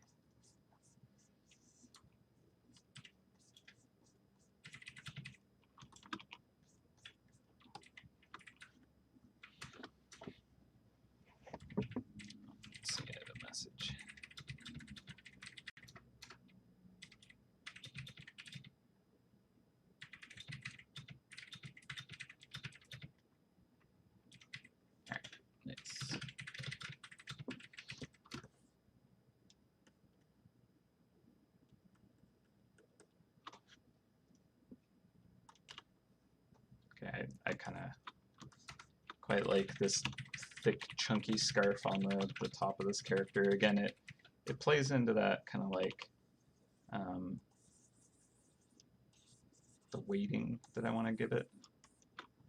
The like soft, kind of smushy, top-heavy type character. So I think that is a good thing to give it.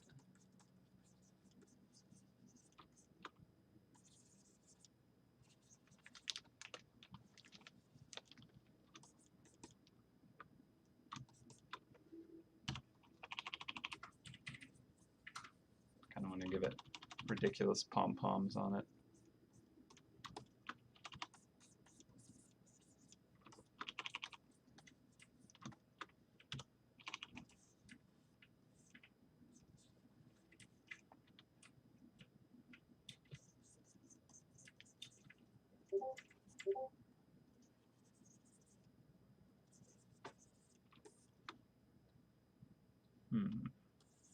Just trying to like balance that. I don't like the silhouette that would cause, the way those palms are.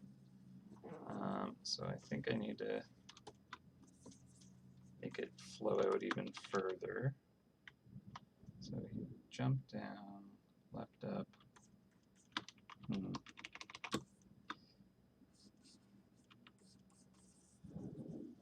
Also need to like imagine this was an animation. What would the scarf be doing right now? I feel like it would be kind of doing the same thing that this is doing, right? Where it's falling back here, then boom, it leapt, and it's catching up now, right? So how to do that would be to maybe make this end of the scarf kind of coming up more aggressively.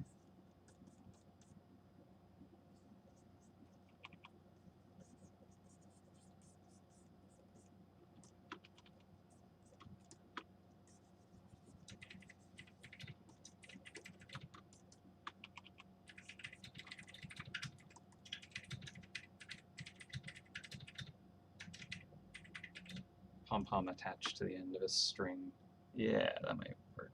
Yeah, just two palms I feel is a lot better. Okay, so another thing that does is changes the silhouette quite a bit. So now we're kind of looking at this direction, which I think is actually a negative. So if I like get rid of that, there's kind of more of this up to the right motion. And that's a little bit going against what I want.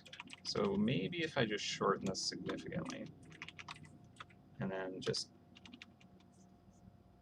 make it kind of like that. I kind of like the big long scarf idea though. I mean, maybe if it's kind of flowing behind them.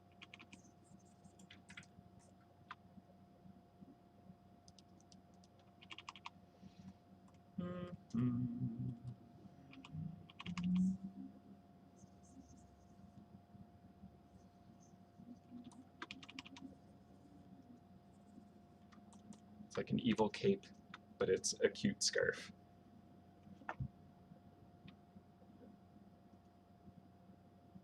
It's kind of fun, actually. Don't know if that direction really makes that much sense. It might not be too bad. It's leaping up. It pulled it, but maybe the pom-poms have a certain weight, and the energy kind of swung it out like that.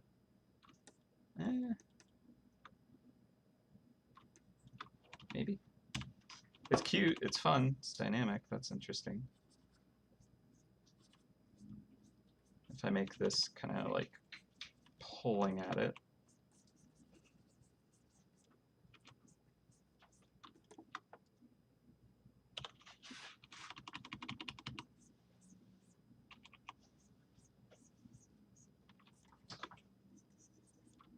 It does have that kind of great evil villain vibe, but it's also quite silly and adorable because of that. So I think that this is the way to go.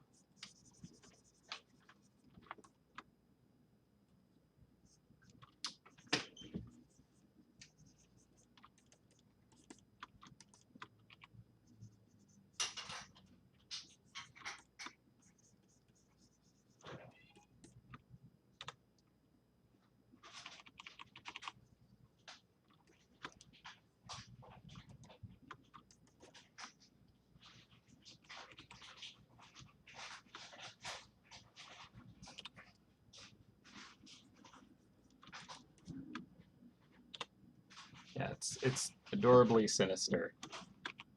Somehow, I don't quite know, but it does work.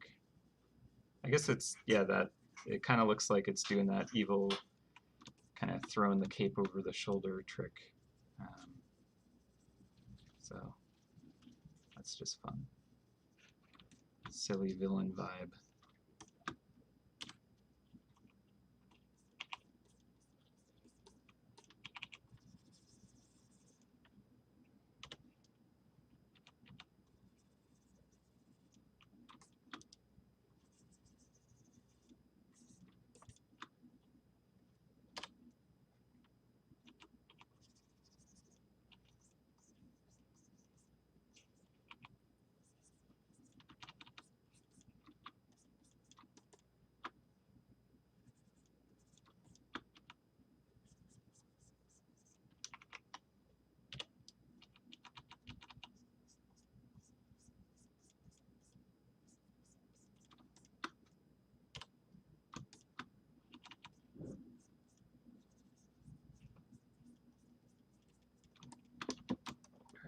Yeah, I like this.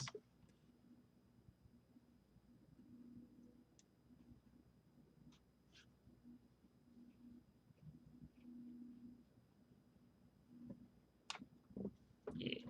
All right. All right.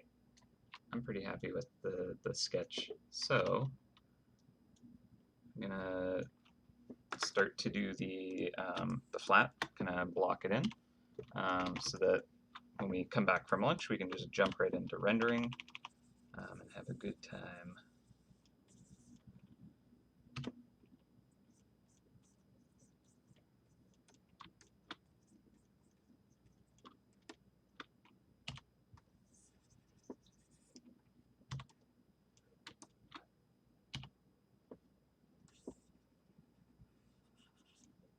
I want the palms to kind of be curling up. If that'll work. Don't know if it will. Maybe I'll leave that one out there.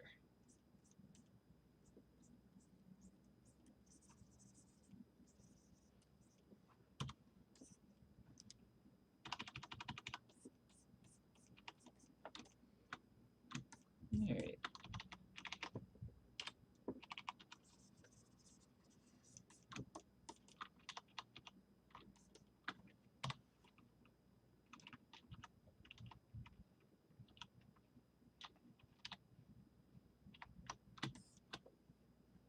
Actually, I kind of like how thick the scarf gets over here, and then as it's kind of like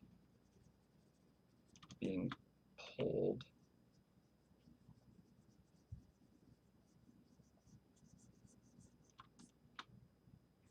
kind of stretches out and thins a little bit. So it's a little exaggerated, but might make it feel even more dynamic.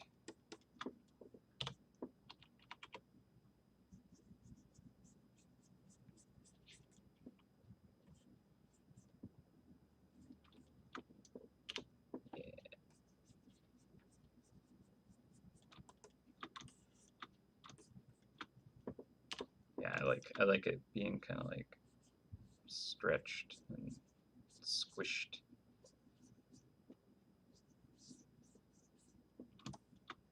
Make sure that motion transfers properly.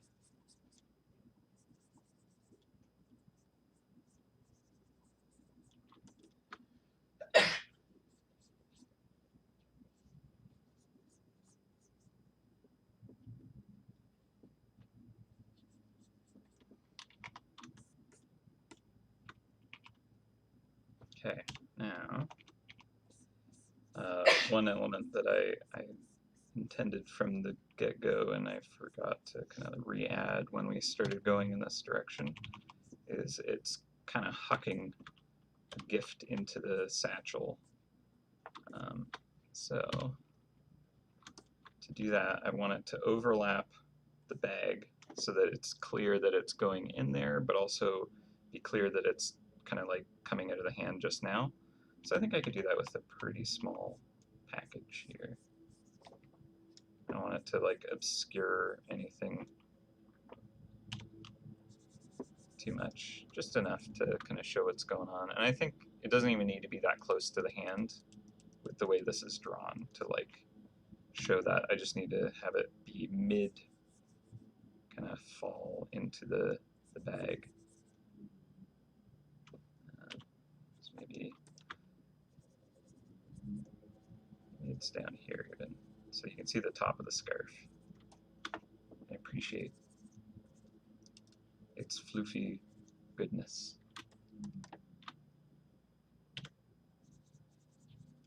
A little bit of overlap on that.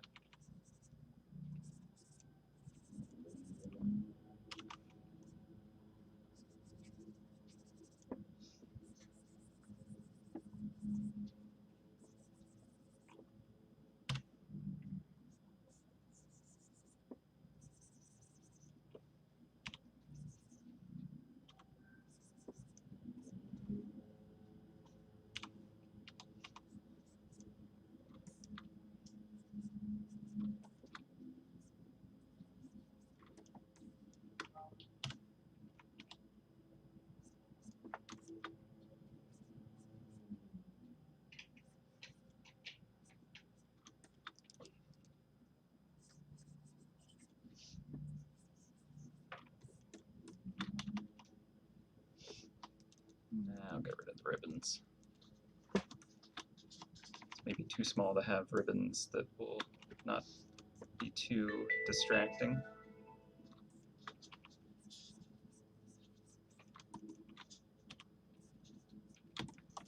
Awesome. All right, I'm pretty happy with that. And let's see if we can quickly throw some flats behind all this. Some silhouette. All right, so you just grab that color because why not? Drop the sketch down. And let's just start with the mouse.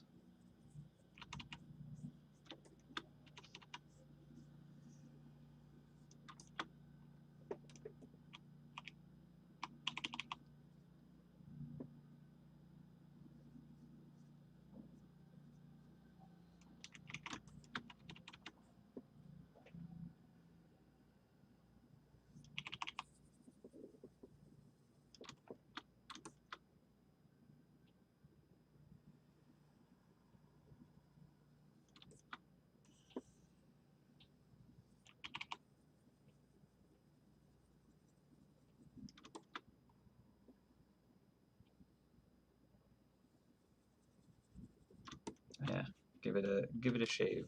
There we go. Shaved it. Thank you for the reminder.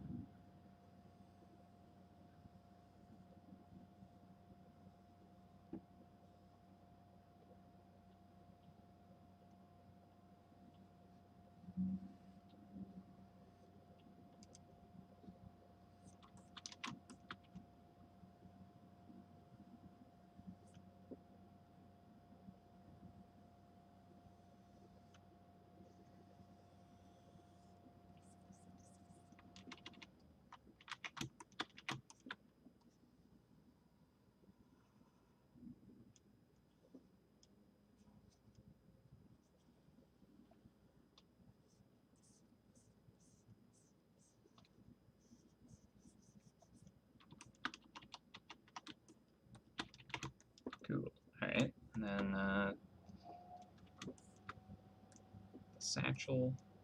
Just go with white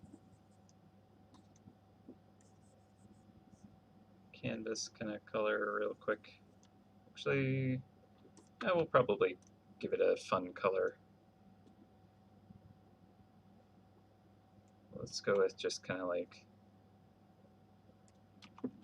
a green for now.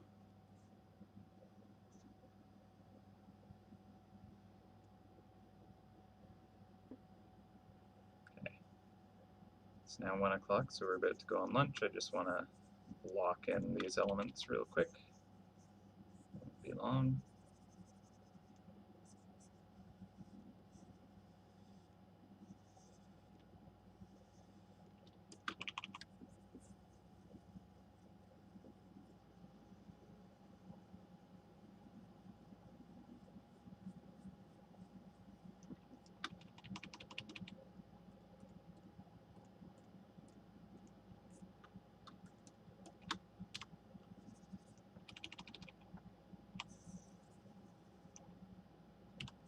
Actually, if I'm going to do that, I should probably make it kind of like go towards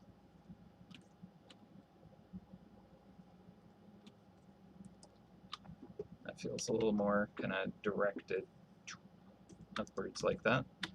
Alright, so then we need the scarf.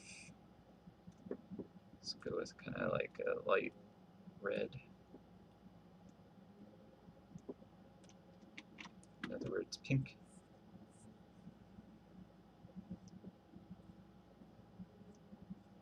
And again, we'll be able to change any of these colors. Just need to block in everything for now.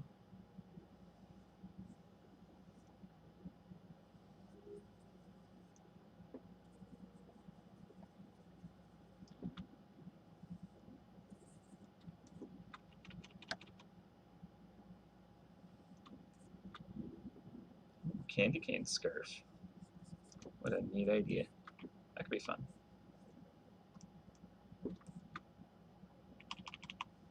Yeah, milk and cookies for lunch? I certainly am.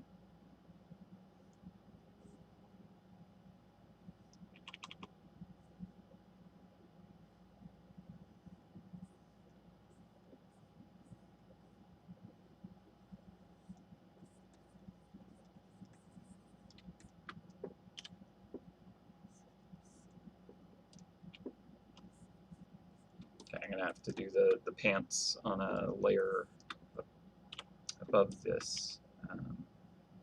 So I think it's fine if I kind of paint over that.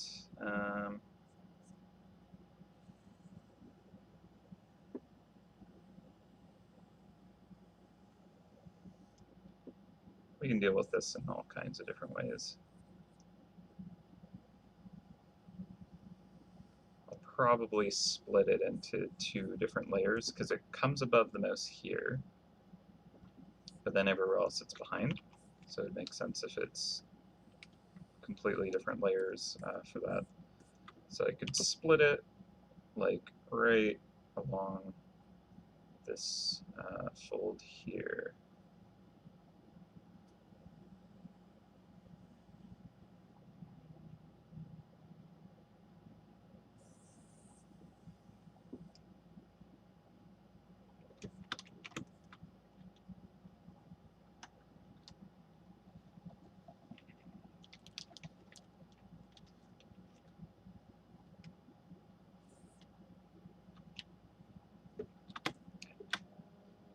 That out and paste it behind everything else. Sweet. And then pom-poms can be on on the same layer as the pants, or whatever else. Doesn't really make a big difference. Could be on the same layer as the scarf currently. Also, just gonna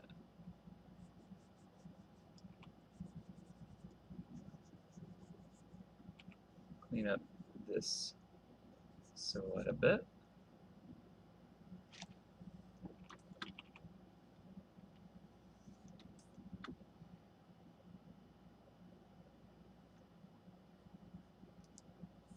Okay, well, this is gonna take a few more minutes, so I think I'll do the lunch thing and then come back to this.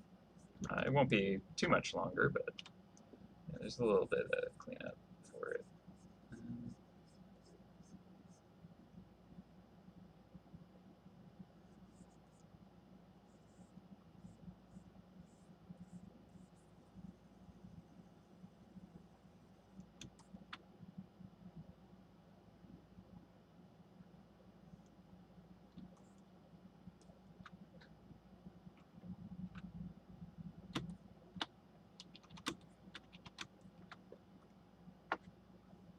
So far, so good with this silhouette, though. I think that's going to be a pretty good design.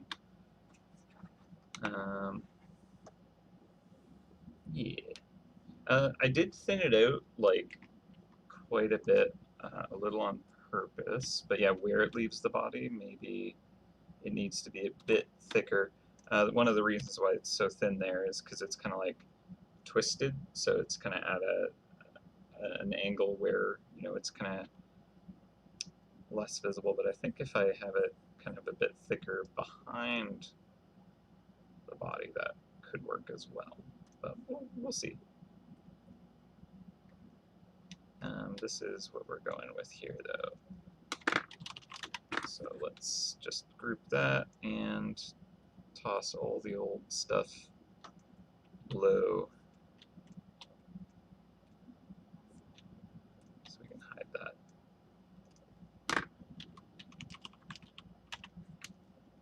But I guess still have it if we want it. I don't think we'll need it, but it's there. All right. So I'm gonna do the lunch thing. But when we return, we will probably be able to finish this off in a reasonable amount of time. One would hope. So I'll give it a save. I'm gonna put up my timer, and I'll see you guys. We'll come back for 2 o'clock.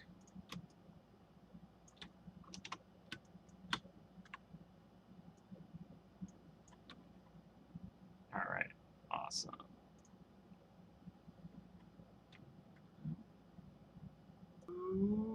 Many minutes. All right, bye for now.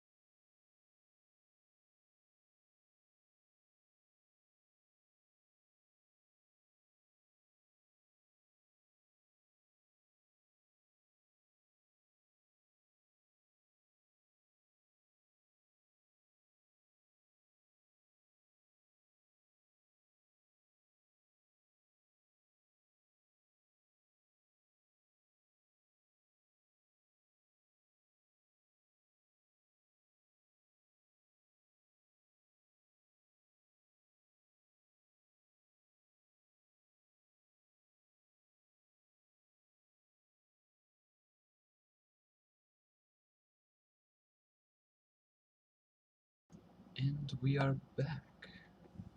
Hello. Welcome. Welcome home, friends. So yeah, we're done with lunch. Time to get back to rendering. Um,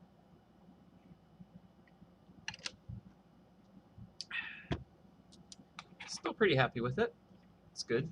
Step away for almost an hour and come back to it. Sometimes you spot things, but one of the things I did see, and I'm gonna grab you that Larry link in a moment, is I kind of like filled to the brim with gifts here, but I actually think, why can't I erase? There we go. I actually think it would look better if it was only at the bottom, kind of like down here, where you're actually kind of seeing those gifts being kind of pulled from it. It should help kind of convey that like being pulled up quality. At least that's my running theory currently. It just seems more logical that you wouldn't see it just kind of, unless it was like absolutely stuffed full of stuff. But I actually don't think I want it to feel like that. So instead, I think I'll keep that one. That's fine.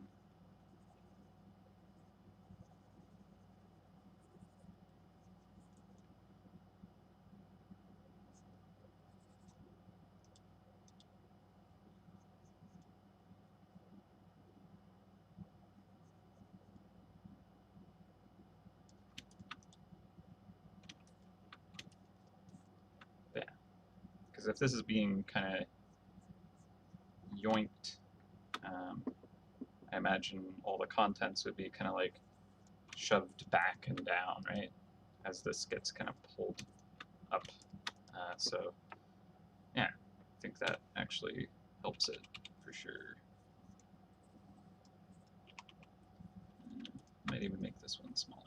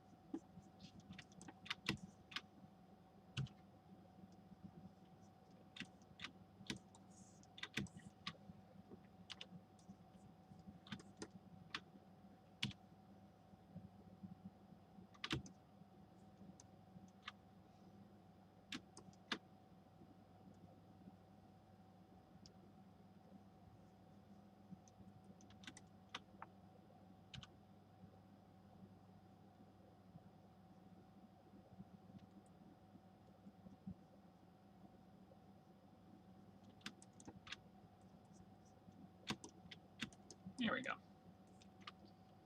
That works.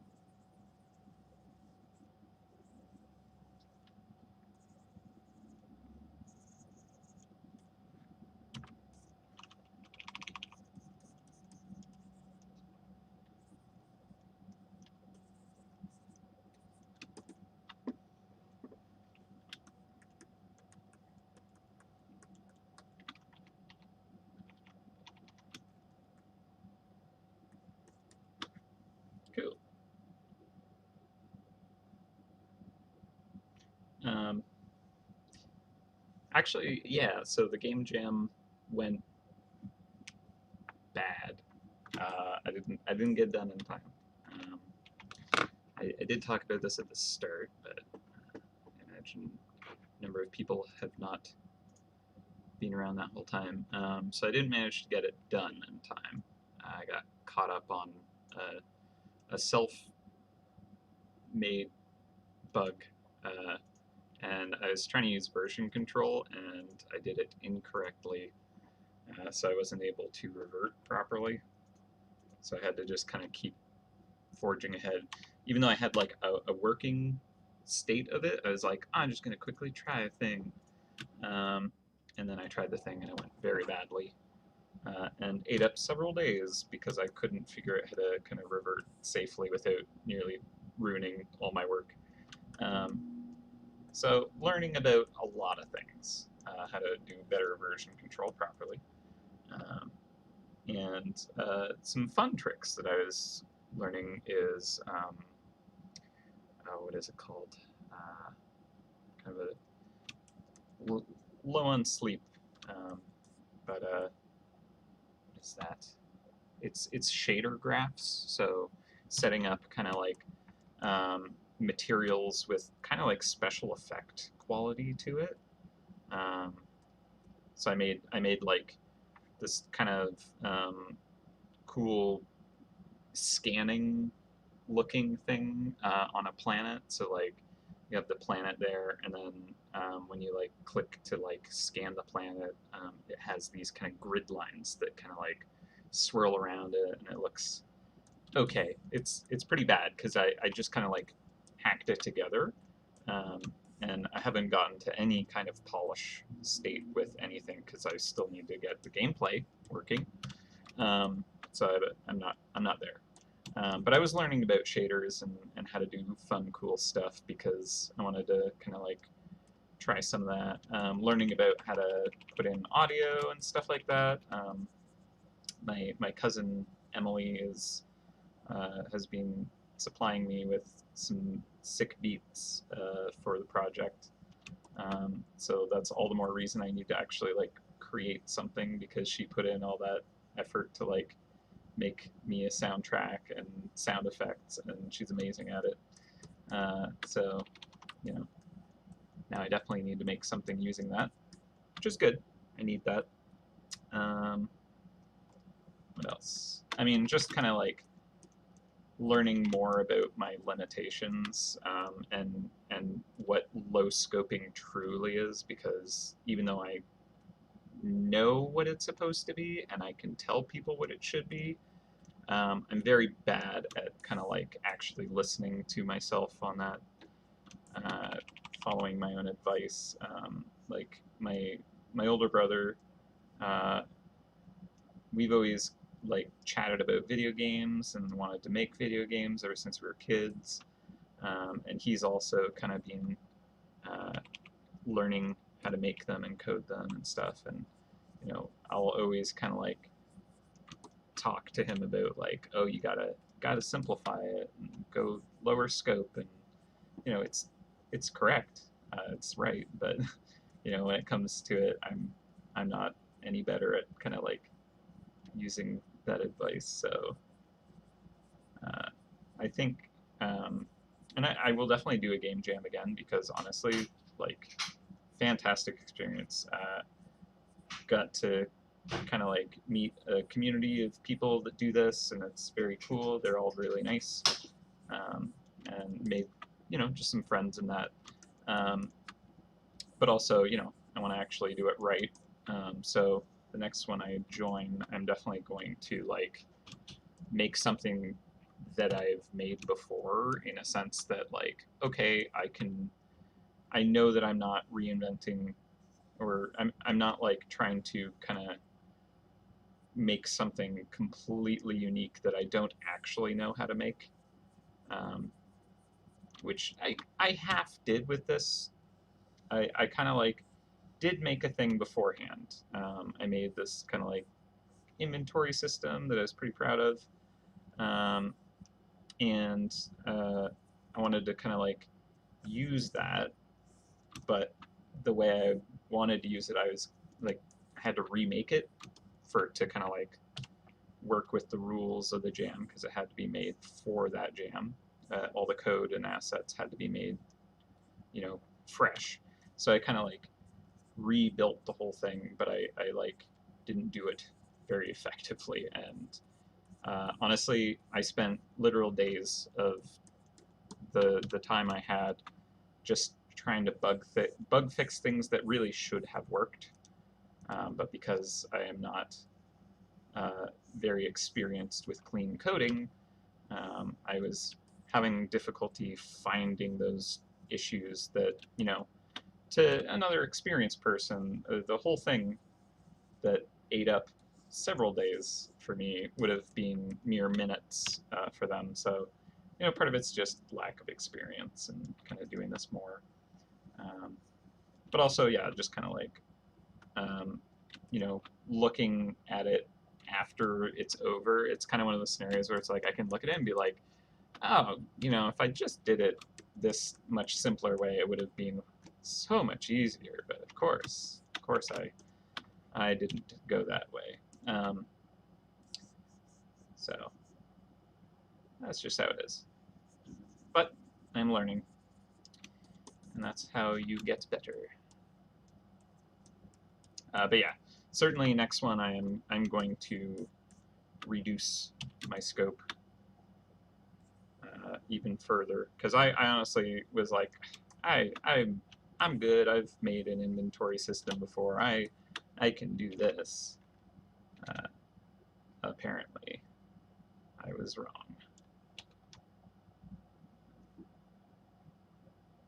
Just tweaking where the scarf kind of pokes out because I was getting a little bit of tangent.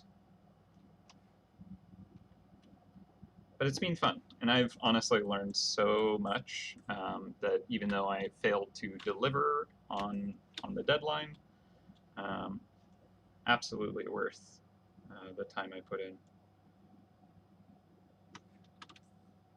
Cool. Okay, that's all looking much better. And it's the jam itself is run by one person, and they had over 2,000 people sign up for it. And in their kind of like outline, they were like, I promise that I will play every single game that is submitted. And they were even saying that they wanted to like record a video of them like playing it and giving feedback because it's all about practice and learning and stuff. That's the whole community thing, is like it's a great jam for people who are inexperienced like me and want to learn how to do these things. But that's a lot to ask of one person to kind of do all that. So I suppose one less game that they would have to do all that for is fine. So I'll tell myself that that's a good thing. But yeah, and they also have like a like actual practice jam going on right now at the same time. So there is one that started at the same time. It's by the same kind of community, but it's like the practice version for the beginner jam, and that one's going for another week yet. It's a different theme though. So when I'm considering, because like it kind of defeats the rules of a jam, but also I'm just trying to complete a project in a short amount of time and like reel myself in a bit to actually do this properly. So I'm not too worried about doing it the right way in terms of kind of like meeting all the rules. But this is also the practice one, so the rules aren't really that important. But yeah, I'm considering kind of like signing up to the practice jam and then basically finishing off what I've started with the one that I did not finish, and basically kind of using that time limit, that deadline for my my new goal we'll see if it's basically another week to actually like get gameplay and some art and sound and music plugged in. And the nice thing is I actually got the whole complex system where I want it. Like it's basically an inventory system combined with a grid-based tile drag and drop tool that like I very messily coded. It's probably the worst way you could ever implement something like that. Um, so I got that done, and that's definitely the most like complicated part of the whole project. So uh, with that out of the way, maybe I can actually get a game put together by the end of the deadline. It's going to be my attempt. I will try. Yeah, it's kind of more just plugging in content and kind of like making sure that the game loop has something to it. But I think that's fun. All right, so we got basically everything plugged in. Did I share the Larry link?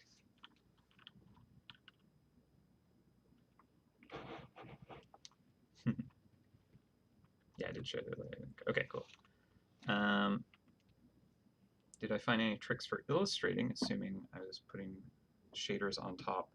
Ooh, yeah, there's like a lot of cool like things that I was learning about with shaders. I don't think anything that could be plugged into MouseHunt, unfortunately, because at least the shader graph in Unity goes through its render kind of system. So like there's an actual pipeline for the rendering that it gets like plugged into and goes through, whereas with MouseHunt it's like browser based, and I don't know if there is kind of like a way to apply the same kind of techniques into kind of like a browser setup, unless we made like a Unity port of MouseHunt, but that's not currently in the docket. That would be quite a lot to do.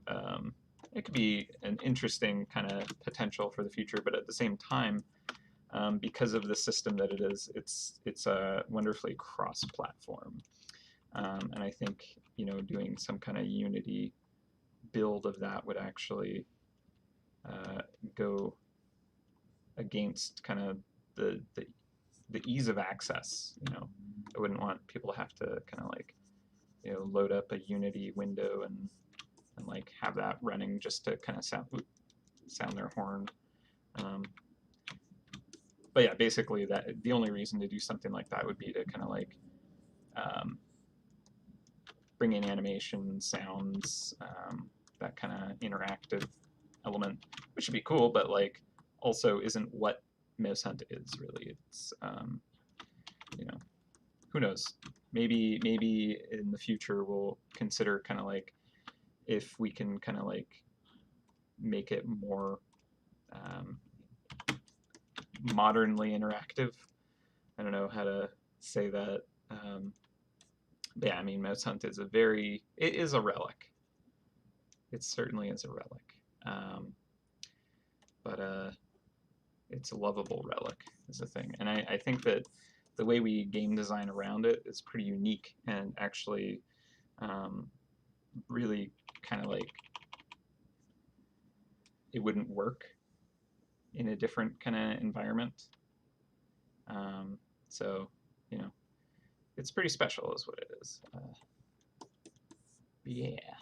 I don't know what I'm getting at, but yeah, so shaders are super cool. I learned a bit about them, not like a ton. Still learning, lots to learn, but like I figured out how to do some cool tricks, like having a sprite like kind of dissolve and kind of like how to like that like Star Trek kind of like phase, where they kind of like get like hologram wiped out and teleported. I learned how to do that kind of stuff. So That'll be one of the things I'm going to add into the game because, sorry, to the game jam game, not MouseHunt game, because it's the theme is like a different planet. I don't know if I mentioned that this week. That was kind of the theme for that jam. And so the game that I was kind of making is basically if you've ever watched Sliders or Stargate, the concept of kind of like jumping through these alien kind of like artifacts to find new worlds and stuff. It's very much that kind of feeling where you're like going around to kind of different planets and discovering stuff on them. This one was a little more close to home in the sense of kind of resource management. So you would kind of like show up on a new planet and have to like get plant matter and water and minerals and stuff like that, and then take it back to the home base to be able to kind of like build tools and upgrade your technology. Because the concept behind the idea that I had is that you kind of like you're a team of researchers who accidentally got kind of like thrown to the other side of this you know crazy alien device, and so you're stranded on some unknown planet. But thankfully, that planet is safe, or safe enough that it doesn't just outright kind of kill you guys. But you need to figure out how to get home. So you have to kind of like use the portal device to explore new planets in the hopes of finding other kind of like alien technology that eventually you kind of gather the sequence to be able to dial Earth and return home. And that's kind of the goal of the game. So yeah, not the simplest thing for a jam, I guess. But hey, it was a 2-week jam. If I was actually experienced, I would have been able to do it. But I'm not. So I bit off way more than I could chew. Alas. But yeah, very Stargate kind of quality. But yeah, like, so the idea is you would go through to the other planets, and you would have kind of like either the atmosphere was dangerous, so you would have to leave before your oxygen runs out, or the connection for the portal was unstable, so you'd have to kind of recall before the connection gets dropped, so you don't kind of get stranded again, because that's kind of what happened in the first place. Or it's a safe planet, and it's good, but your squad has a limited inventory size, so you have to kind of just like get the best that you can, and then return home and dial up a new one. But yeah, you kind of like purchase upgrades depending on what you get, or make equipment that makes it safer to go into more dangerous planets and stuff. So yeah, I never actually like finished building those systems. Otherwise, I would have tried to submit. And that's another thing, is I still need to actually like learn how to do a proper browser build for the IO kind of platform, because that's where it's going to be kind of built and hosted. So, because I haven't actually done that. Like, I've done web GL builds with Dave for the MouseHunt team to try out MouseHunt prototypes that I've made. But it's always like Dave or another dev who will kind of actually implement that into the database, so it's hosted somewhere. And like another thing, like my brother, he's been kind of like building his own projects, and he has his own kind of hosting service. So I might pick his brain to see how he's done that too, because it'd be cool to have my own website where I can kind of like throw up these terrible, garbage games that anyone can kind of just like go to the link and enjoy. So, you know, it seems like a fun thing to do. All right. So I haven't actually decided what I'm doing with the light source for this character.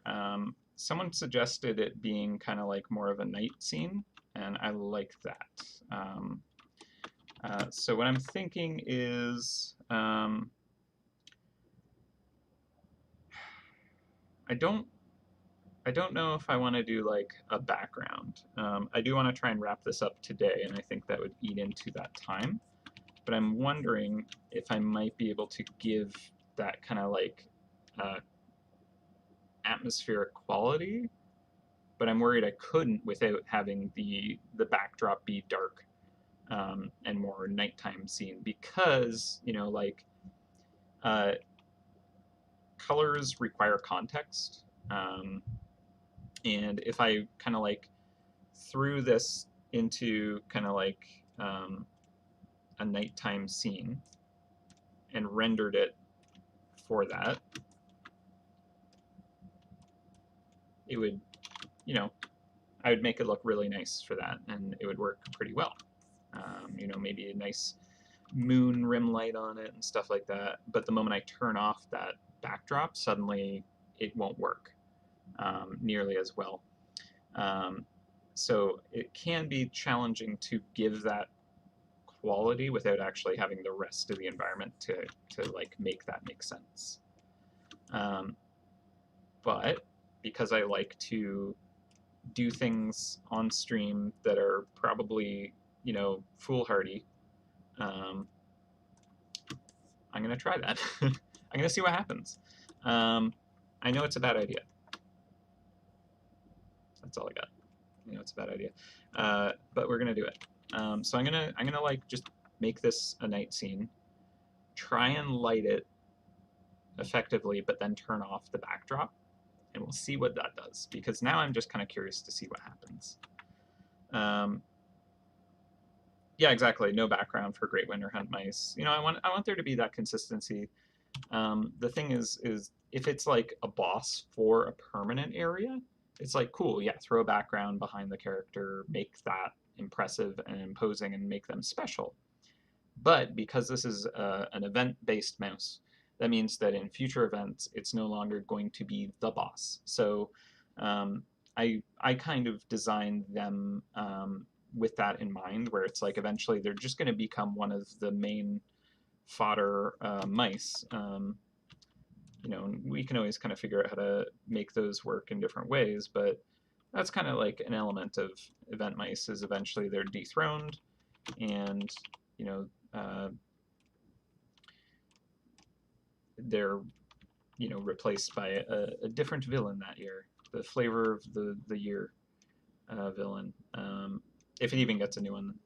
But yeah, so that's a big part of kind of like, you know, not wanting to throw a backdrop behind this character. So what I'm thinking is I'm gonna hit it with the shadows first. I'm gonna kind of like go for so if I'm doing a night scene, I want the light that is influencing the scene to be, you know, from the moon, so it's going to be cooler bounce light.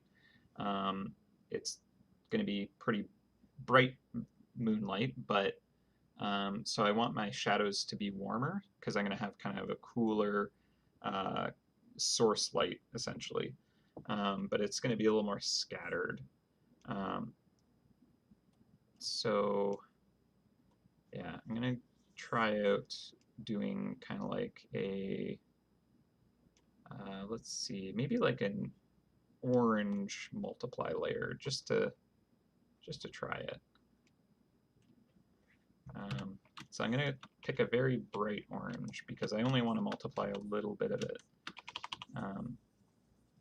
So I might even kind of like cover the whole thing first and then erase away. As I said, I like to kind of like try different things live on stream, and it's a terrible way to operate, but you know what? You can't stop me. I make bad decisions all the time. All right, so yeah, I think that, you know, because of that kind of, I don't even know if you guys can see this on stream.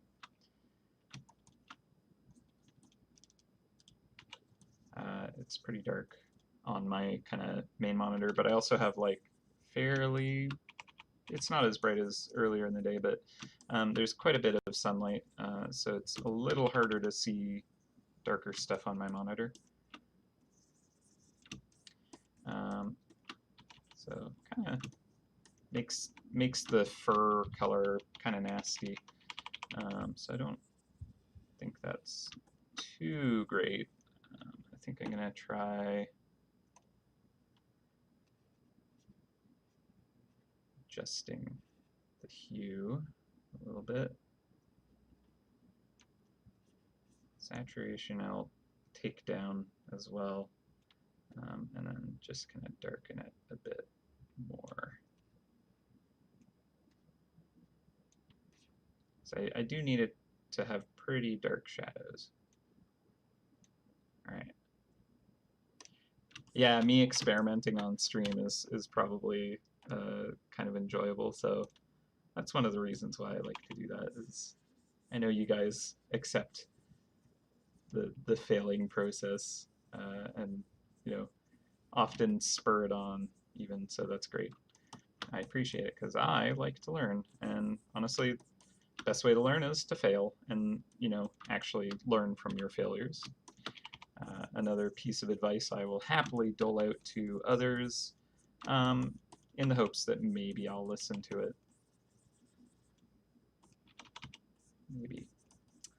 But yeah, so just kind of throwing the shadow in there.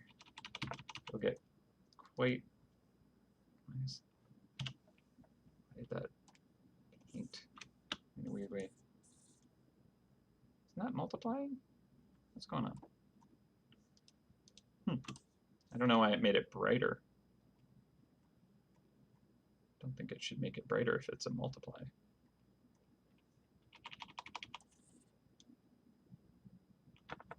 Yeah. Oh, because it's like a different color.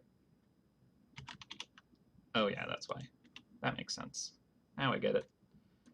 I need to actually grab this color and put it back to multiply. And now I can do that properly. I get it. All right. So hopefully, yeah, I mean, I can change the mouse color. Hopefully you can see this. I suspect it's a little bit hard to see, but I'll change that really soon. Right now I'm just trying to get kind of like some of the deeper ambient shadows and stuff. But all right, so what I should do now is hit it with the actual ambient light source. So that's going to be probably, we'll do a screen layer and use kind of like a nice kind of bright blue. And then what we can do is just kind of hit this on kind of like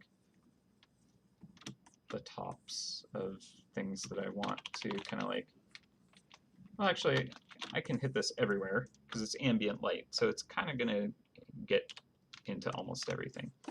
And then basically what I can do is just start to erase away where that light's going to have a lot less chance of kind of like reaching these surfaces.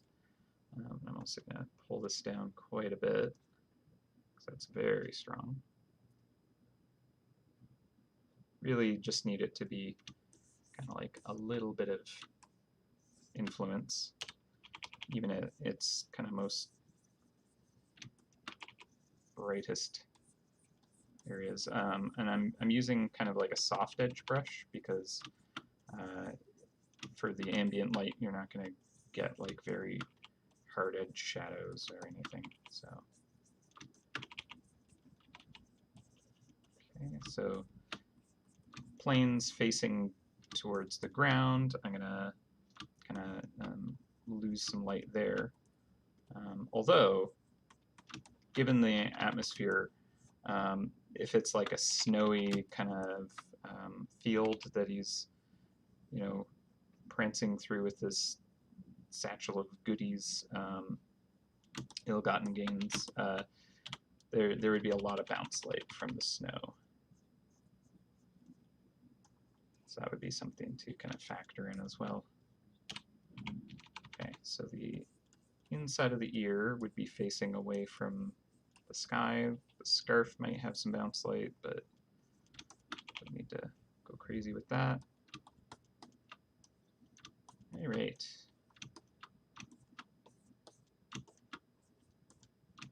So I'm not sure if that was too great, too effective, but what I think will really help with the read is putting a kind of like nice bright rim light from the moon itself, and I'll put that behind the character.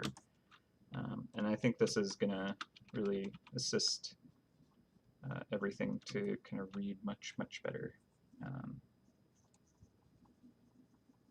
This is where you can kind of like tell the viewer what everything is. So we'll have, this is where the actual highlight of the eye would kind of get, you know, reflected from. I'll have to put a layer for the eye itself. We'll just use the current sky color, it's dark enough.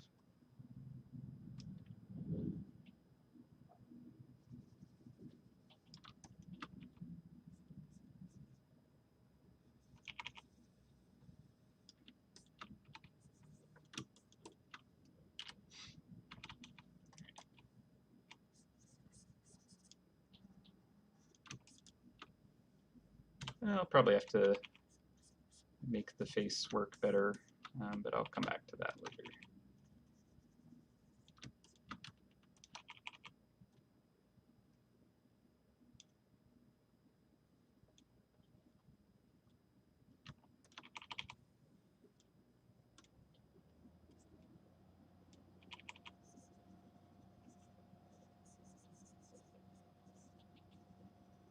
And this is, again, like, I'm like, I know that this is a bad method, because when I take away the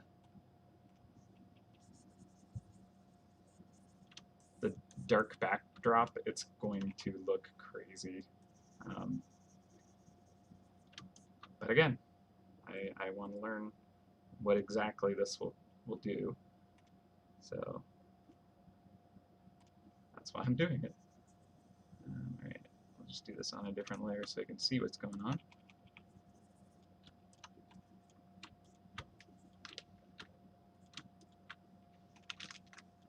Alright, that worked a little better at least.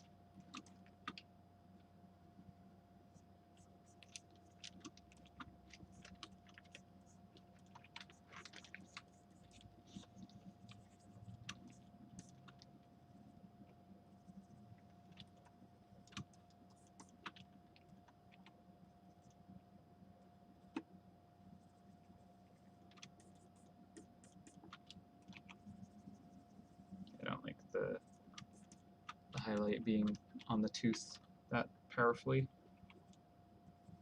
Just a hint of it is fine. Yeah. Alright, so let's continue with the rim lighting. Do that on the correct layer.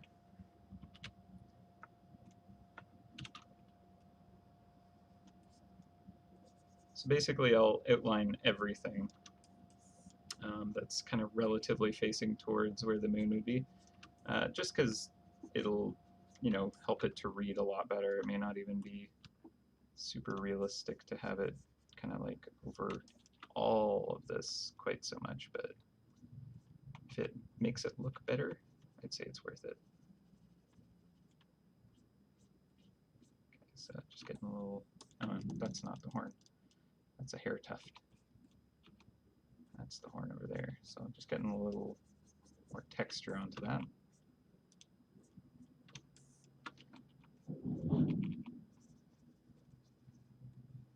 The bridge of the nose will kind of get a little bit of dimension.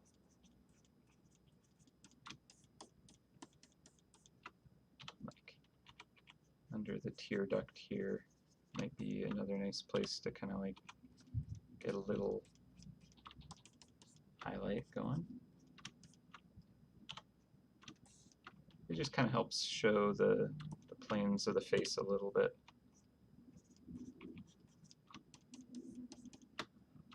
I'm wondering, like, how far should I go with this before I, like, wait to turn off the backdrop?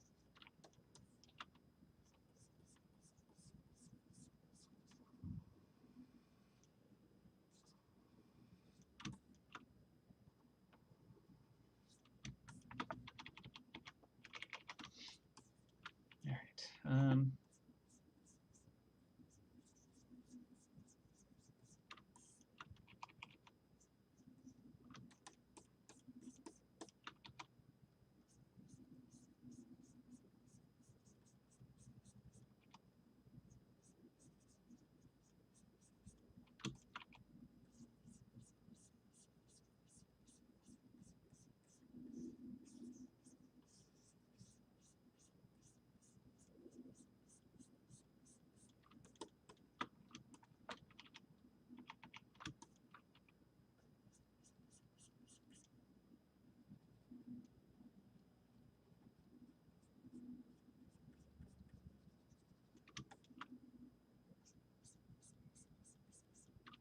So it's like, probably wouldn't get so much rim light here because, you know, the character is like actually in the way. So pull that back. Maybe I get it on kind of the tuft back here.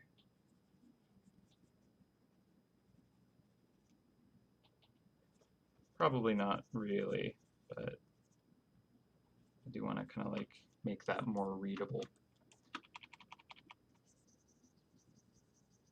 Maybe the back of the arm I'll just hit with a little bit of, a little more direct light, let's say. Just to give it more dimension. I could do a little more with the face then. So I think that does help actually. I'm kind of changing the light source by doing this, but I think it should help it to kind of read a little more cleanly. But I think I have kind of a sample of what, that's fine, a sample of what kind of like it could look like with a dark backdrop. So instead of kind of like continuing on and knowing this is a terrible plan, I should actually like test my theory and make sure, because yeah, I think this will look weird with the dark backdrop turned off. I'll turn off the sketch real quick. Okay, so let's see how this looks.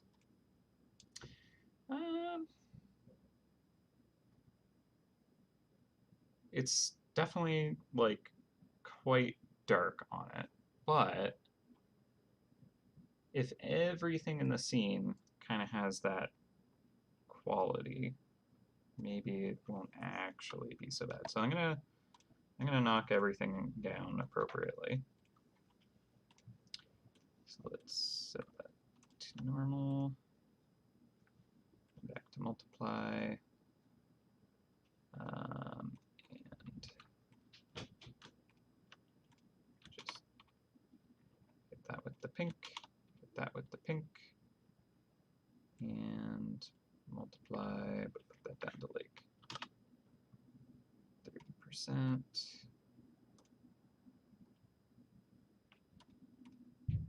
Is that not showing anything?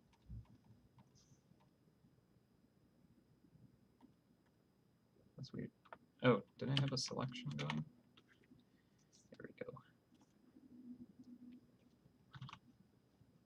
Okay, so the pants.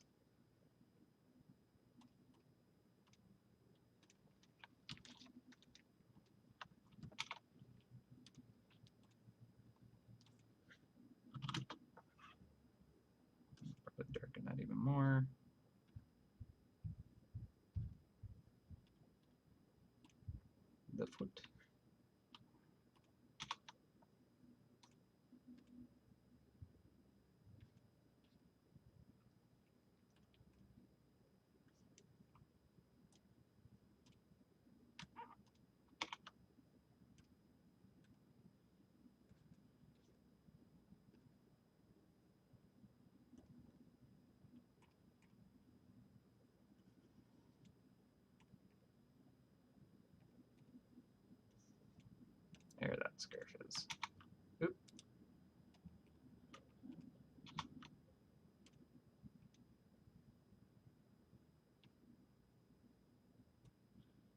Okay, so this is a slightly better idea of what this will look like.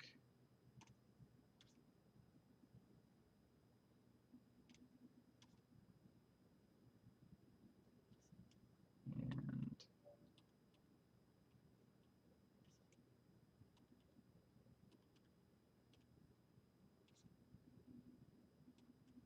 now let's look at it with the backdrop off. It's definitely like pretty dark, but if I give it enough kind of like light information to make everything read, it might not be so bad. It might feel nighttime enough. All right, see you later, schmicknick. Yeah.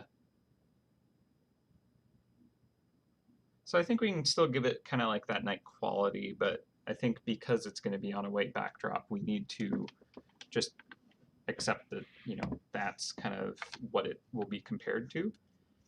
So yeah, I would say that, you know, my impressions of what this would do are accurate.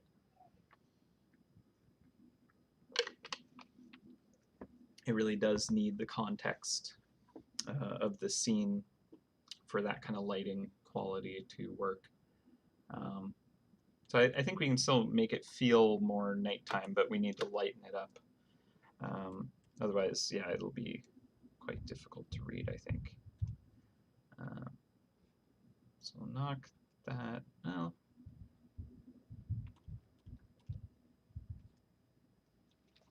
maybe just raising kind of like the like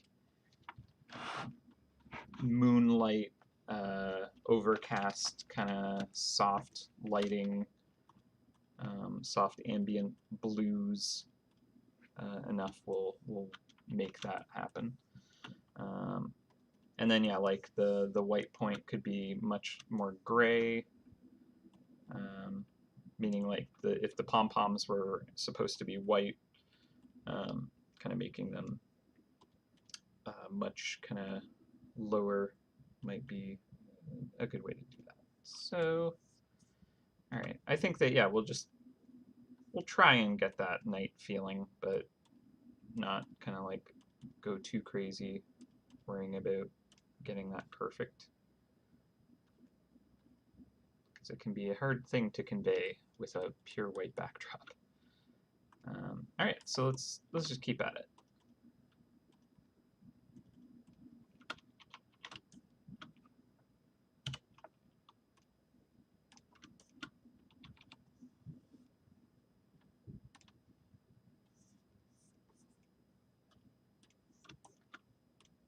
And kind of knock the sketch back quite a bit, because we have most of the kind of design figured out in just kind of the silhouette, which is awesome.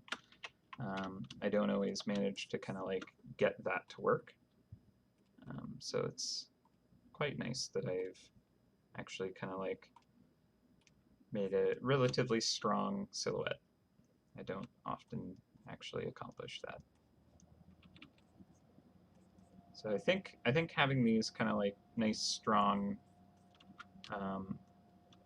blue moonlight kind of rim lights also kind of will keep that night scene feeling.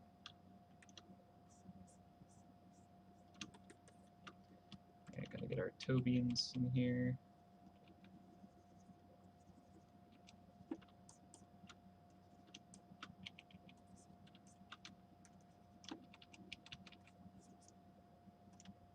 So we'll lighten that up and kind of roll it towards blue.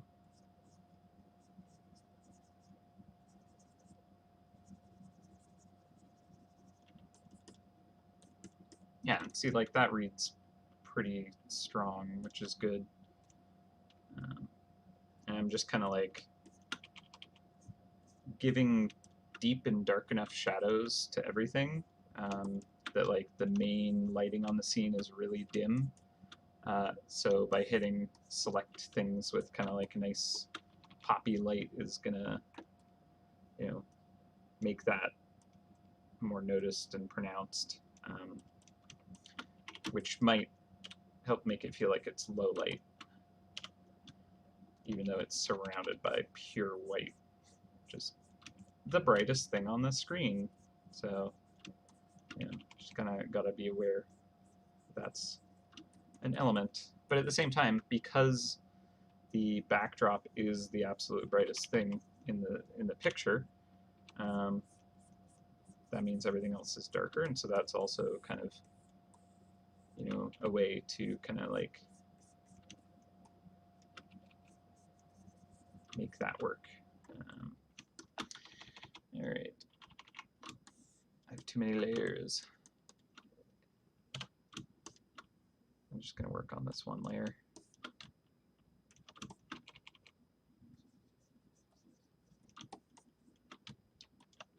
Okay, so I'm going to bring the sketch up just a little bit, because I know that there's kind of like some information in the chest area that I'm kind of not exactly sure how I wanted to handle that.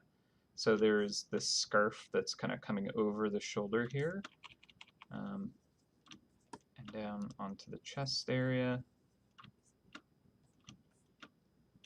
But I just wanted to kind of capture those planes.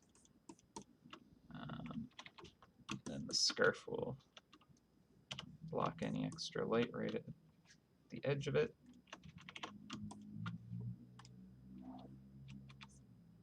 This is going to go quite dark right there. This is going to go quite dark right at the armpit. Maybe right there where it has that kind of fold. The occluded light.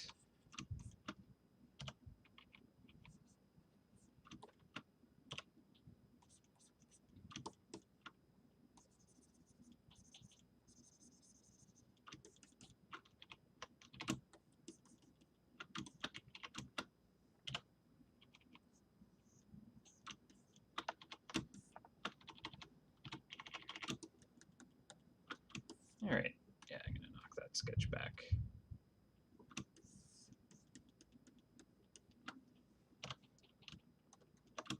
Yeah, I mean, because I'm being this conscious of kind of like the light source and trying to get that atmosphere quality in it, it is making it much more 3D, just pretty cool. All right, so I'm just going to flatten all that, work on another layer on top of that.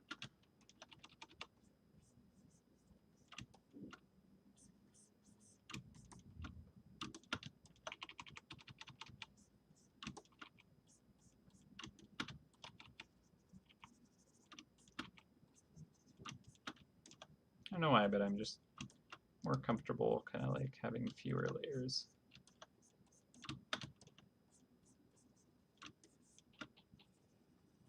I got a snaggletooth action going here.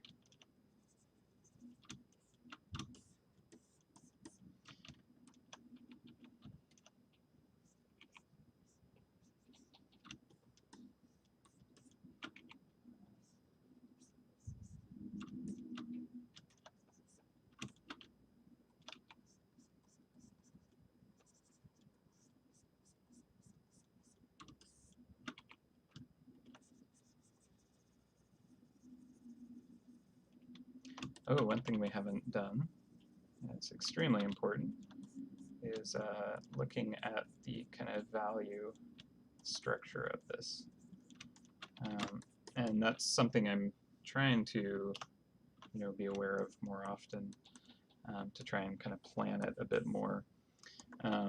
So what I should do is kind of look at it in terms of kind of like the shapes that are created from the values. Let's see, is there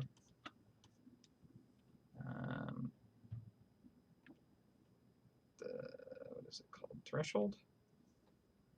So threshold is an interesting kind of layer effect where you can essentially, anything above a certain brightness or below, you can basically kind of like turn it on or off. So by kind of like sliding around, I can see what stuff gets grouped with what, and kind of like, you know, around the middle, this is a really kind of like difficult shape to read. Like the flow is kind of crazy. So it makes me think that the grouping of the values is kind of like difficult. When we get dark enough, it's fine because that's like the main silhouette. But I think that value structure could be a little better. So I'm going to get rid of that. So what I'm thinking is the mouse itself can be kind of like a darker kind of tone, and then the scarf and shorts can be quite light, and the canvas can be mid-tone, and then the gifts could be kind of a mix of dark and light. So I think that should help me to kind of like make that better kind of balance. So obviously the palms are also going to be on the light end. Yeah, so I'm going to merge all these kind of multiply layers. They're working fine. Let's just add so many layers. I might actually adjust the color of this one. Be a little more purple.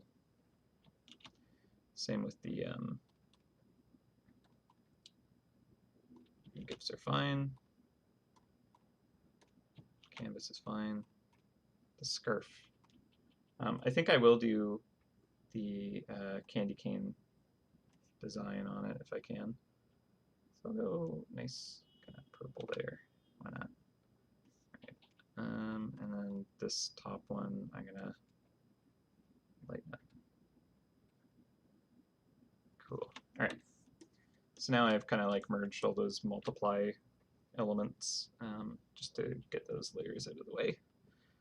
All right. So going back to the grayscale, I'm going to switch to a luminosity brush so I'm not affecting the color at all of anything.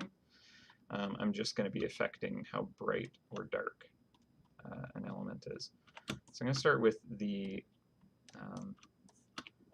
palm kind of like scarf layer, because I know I want these pom-poms to be kind of on the brighter end as well as the kind of top side of the scarf.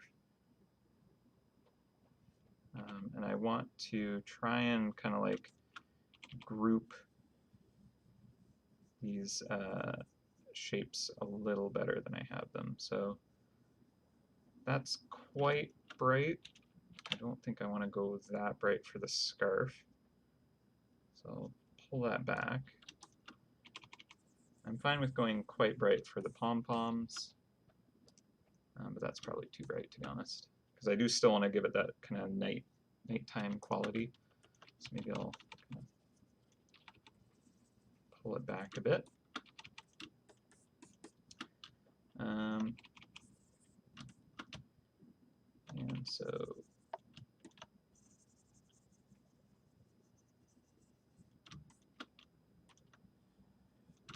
I might go a bit darker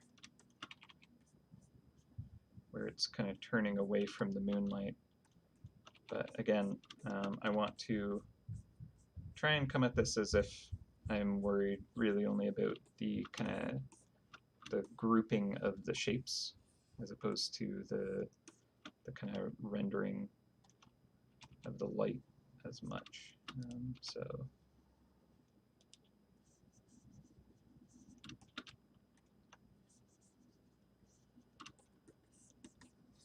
So that's nice and light.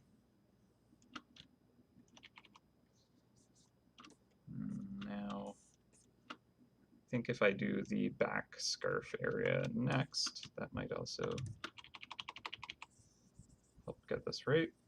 So lighten it all up. So that feels like it's more kind of separated out from the mouse itself. I think the arm here on the mouse I could darken, same with the hand here, and that should further break those apart. But yeah, I want them to like read distinctly apart from each other. So I'm going to merge the face tweaks down onto the mouse. Actually, I should probably use a luminosity layer instead of just painting directly onto it. So it's easier to kind of roll back from where I got to. So I'm going to darken the hand overall, but then I'm going to kind of like blend between the two to try and kind of like almost have a gradient of that kind of like darker kind of shape, and then transitioning into kind of the lighter planes of the character.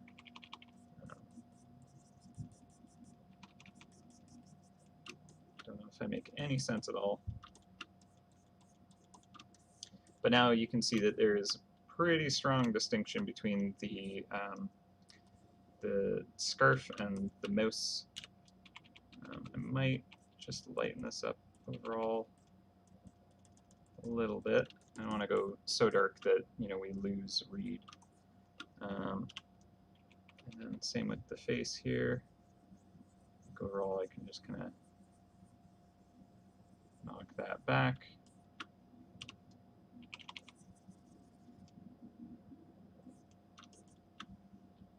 Okay. And again, pulling that back. I'm just trying to group stuff a little bit more. So I don't need to like make it all quite a bit darker than it is, but I'm just trying to kind of like make these value groups kind of much more distinct from each other.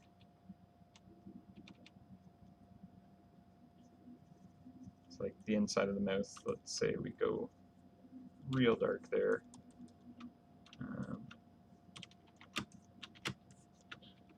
Well, thank you very much. Thank you very, very much. I appreciate that.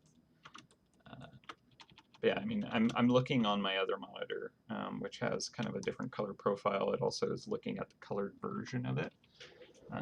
And, it doesn't necessarily read as well, but it's also missing kind of bounce lights and stuff like that, which I think help.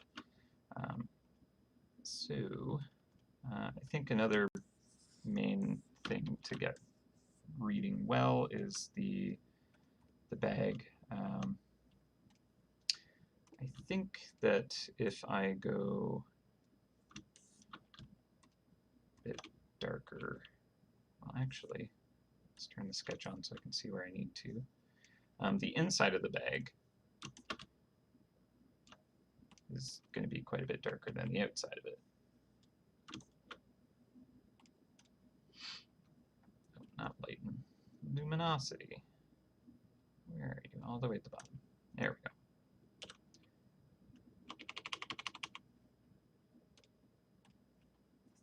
Let's get rid of that. Try again. All right. So we're on our luminosity layer. Very good.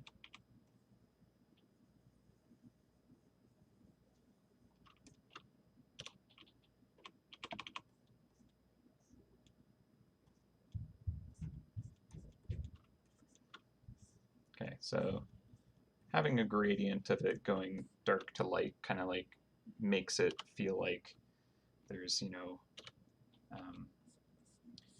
a deep kind of just canvas right there, it's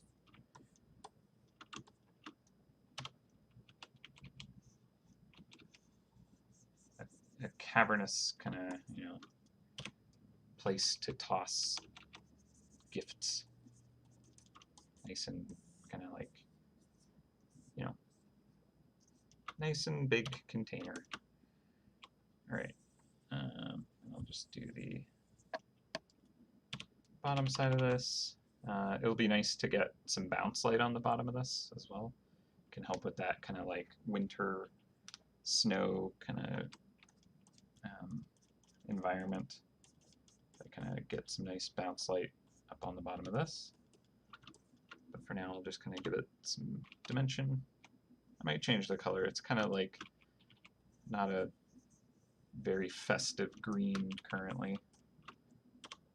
Might try and make the green work, but right now it's more of like an army green kind of. And I think maybe the like green needs the red complement to kind of like make work, but generally I think it's a very saturated and bright green for like a Christmas kind of quality. But again, there's so many different ways to kind of like show these things and tell these kind of stories through design. I know earlier on there was a suggestion of having like little Christmas lights and stuff, little kind of decorative elements like that can definitely do a lot. But again, we're trying to come at this part of the process with just kind of like trying to focus on the values and kind of how they relate to one another, and if we can kind of group them effectively.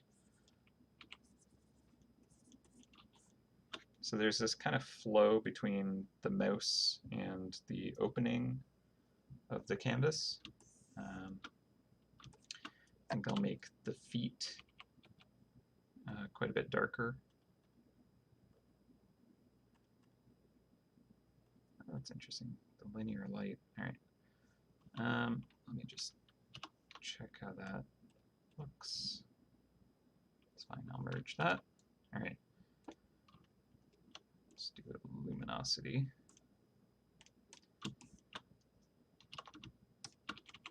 And I think the bottom of the feet, I want to go quite dark.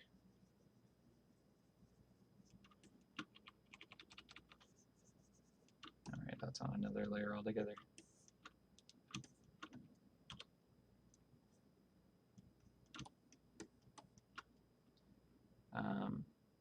Maybe the same with the tail. I don't know, maybe I actually want those to be lighter, because the foot does come out in front of the torso there, but it has a nice rim light on it, so it reads effectively. But I kind of think that the tail should be doing basically the same thing as the feet. So having it be kind of a darker value on the lighter bag will work for the value structure, I hope. So I think the top of the bag I'm going to lighten up even more. So let's see, try out.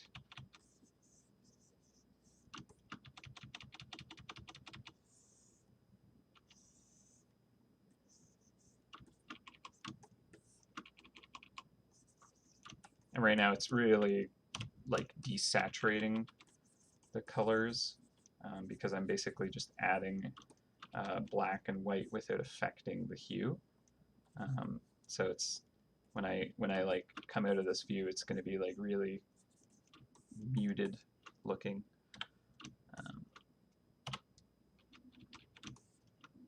Sequins.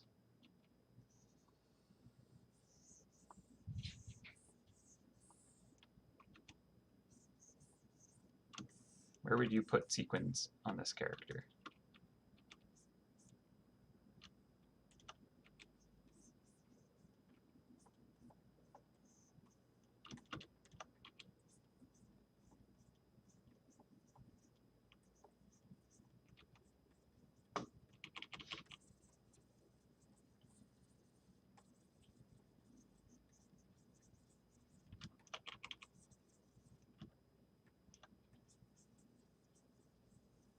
So it's kind of interesting because there is like a gradient from quite dark to quite light, but I think it's maybe okay.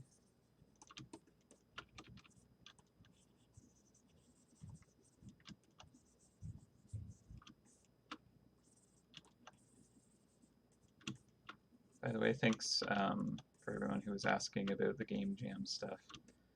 I appreciate that you were so interested, and I hope to have something to actually share properly next time. Um, yeah, I think it'd be a fun little hobby to kind of like just have going. Plus, honestly, like learning how to do that kind of stuff more effectively and quicker is just good for MouseHunt too, because that's actually how you guys got the floating islands you did. Um, it was sort of a part of uh, um, the Valor Rift. I did build a kind of prototype that was kind of like the starting point for that. We did change the idea quite a bit, but yeah. So basically, if I'm able to kind of like build stuff more easily, because again, like the floating islands one was like a long time in the making. Part of it was just the idea was just kind of sitting on the back burner for a very long time, but I did kind of build a few prototypes and tweak them and make them playable over a longer duration than 2 weeks for certain. So being able to do this more effectively will certainly kind of come in handy for kind of like testing concepts for MouseHunt and trying to kind of like make cool stuff for you guys. And then of course, you know, maybe I'll be able to make kind of just my own silly games that you guys will also enjoy. Who knows? Let's see. I have to ask, have you done jams before the Math Awakening? I feel like maybe maybe you had. I'm trying to remember. Ooh, I just switched brushes. There we go. Yeah, that's right. Okay, nice. Yeah, I don't know how often the circle jam goes, but you know, like I imagine it's not, you know, super frequent. But the nice thing is the game jam community is huge and there's a lot of them. So honestly, I was just like, I want to do a game jam, and that one showed up, and it seemed exactly what I needed at the time. So easy peasy. So you know, I'm sure that the next time I'm like, time for a game jam, there will be one just waiting. Okay, so that pinch is a little too much there. I'll pull that a little smoother across that.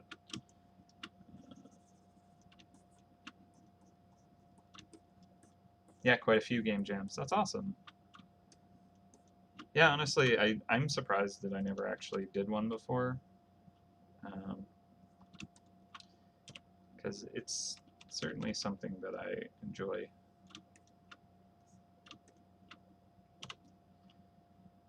Right up my alley.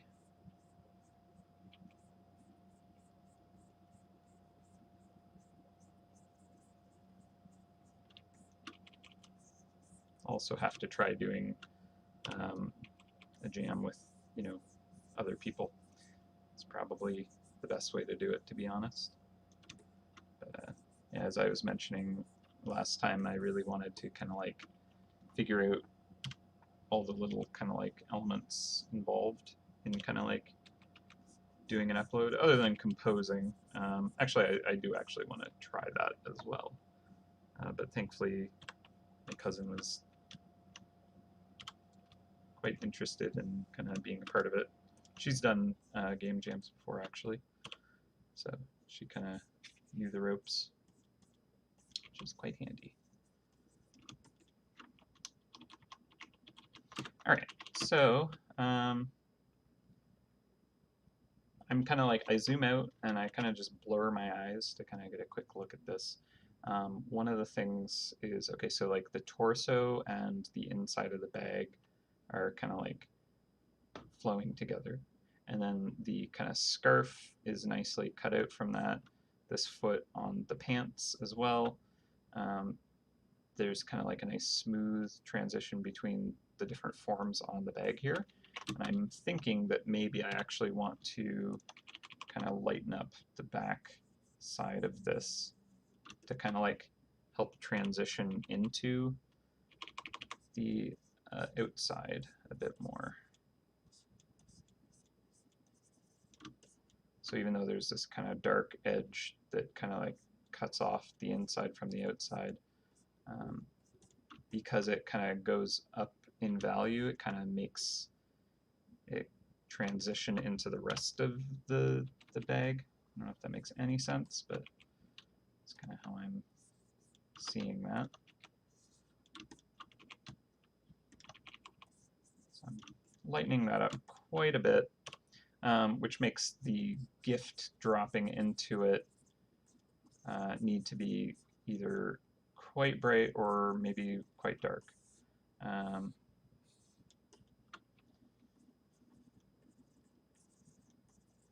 Yeah, collaborating is a really good thing to do, and honestly, probably quite useful for the way that I work, because having someone relying on me kind of like doing things to meet, you know, deadlines and not be in the way of bottlenecking stuff, that can be a pretty good motivator to like not get caught on details.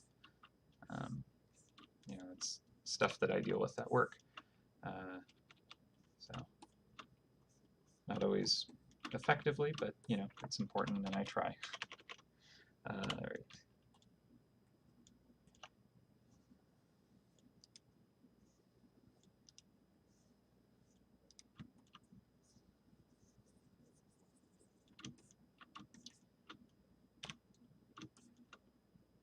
Yeah, it could be cool.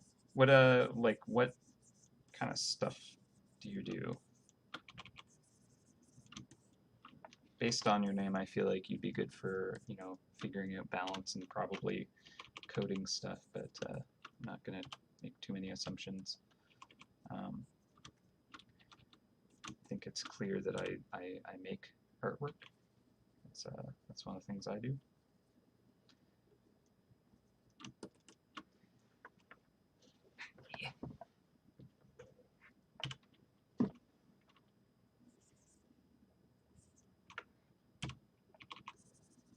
Oh, it's so warm in the apartment.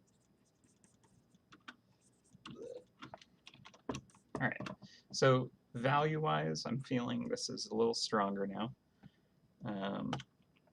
Not bad. The sketch is not necessary at this point. I think, well, maybe the pants. I think I need to get the pants. So let's just quickly do a value pass on the pants. Luminosity. So I'm thinking the top of the canvas I could kind of use to set the bottom of the pants. So the pants will be lighter than the canvas of the bag there. Because if this is the highlight area and this is the shaded area, that's a pretty big difference. So make the highlighted area of the pants be closer to the scarf, I guess. Do I want them to be matching almost? Maybe not. Because I mean, they overlap each other, so that can kind of like lead to a little bit more kind of difficulty in the read. But because the character is as dark as it is, um, I almost wonder if I need to make the bag darker, and then the pants would be the mid-tone. Coding, HTML, CSS, JavaScript, printing. Oh yeah. Yeah, okay. That's quite the range. I'm impressed. That's awesome. Yeah, no, I'd actually like to see some of the game jams you've done. Have you done like really short, really long? Like what kind of jams do you do? How's your jam style? That's awesome, yeah.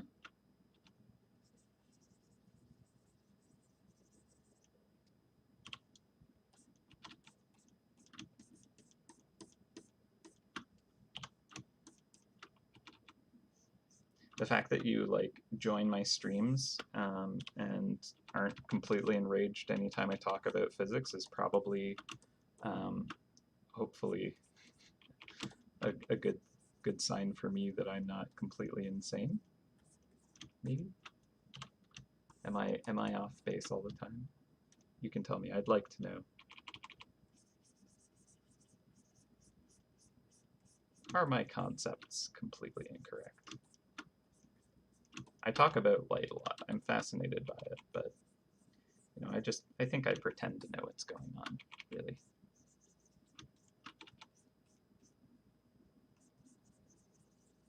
Photons, man.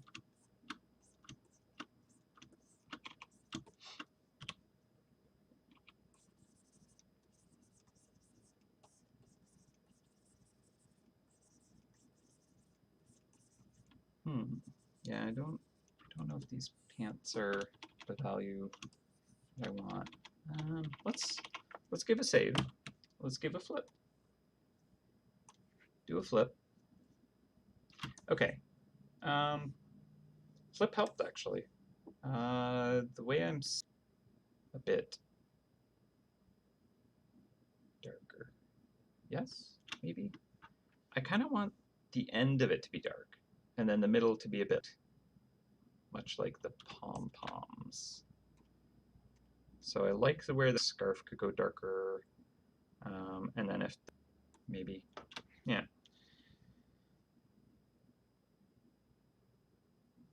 Ah, that's awesome.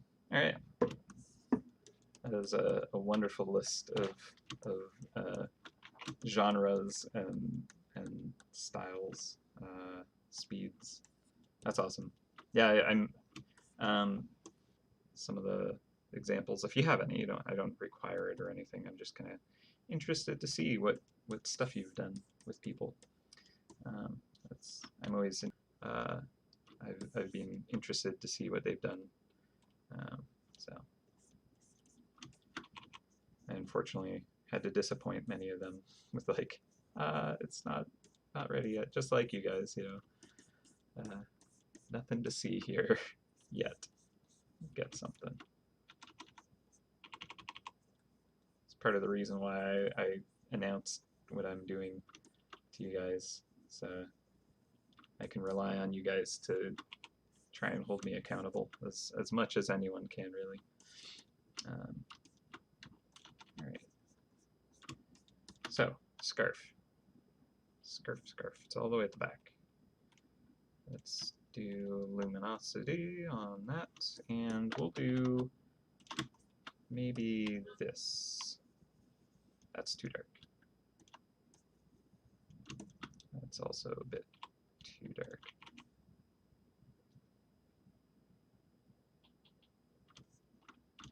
That's not so bad, to be honest.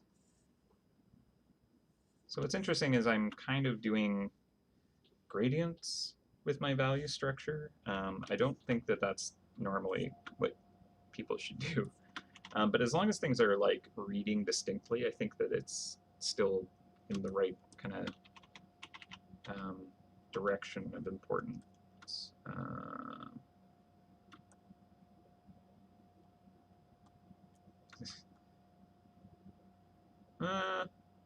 Let's see. Probably a statistics major, definitely. Yeah, that's my guess. Did I get it correct?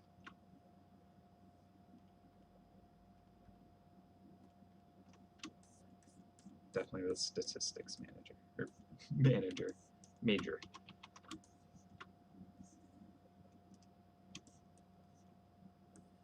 Ah, I like it. That's a good one.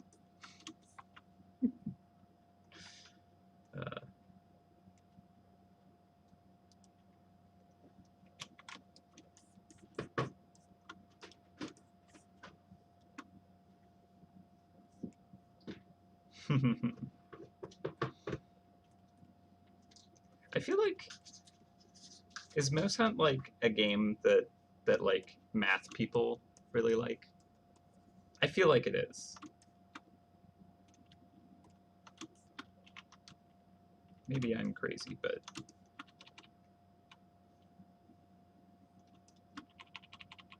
it is kind of one of those games where we're like enjoying sitting down and like thinking of kind of relationships between values and doing kind of like potentially calculations between them.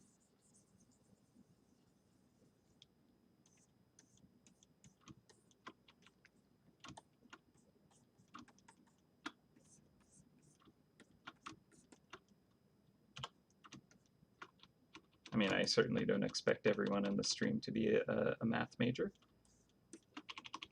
But yeah, I don't know. I wonder if MouseHunt just kind of like is a kind of genre style, like the game kind of works for that kind of a mind.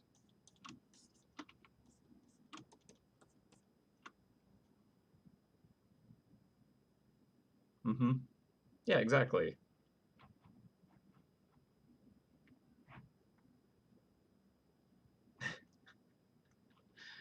I feel like the stats major was different from the others because like I mean stats is very much a math kind of like area, right? But like the way statisticians like think about things is different from kind of like just the general expectation of how it works, I think. So I don't know, to me it's like math, it's like there's kind of like a distinct set kind of like almost laws, I guess, of nature of how things have to work in a way. Obviously, it's way more than that, but and then like physics is also kind of like working within kind of the rule of universal systems, but then stats are kind of like analyzing those in ways that are almost I don't know what I'm getting at, but yeah. And then a large pepperoni pizza is just everything. So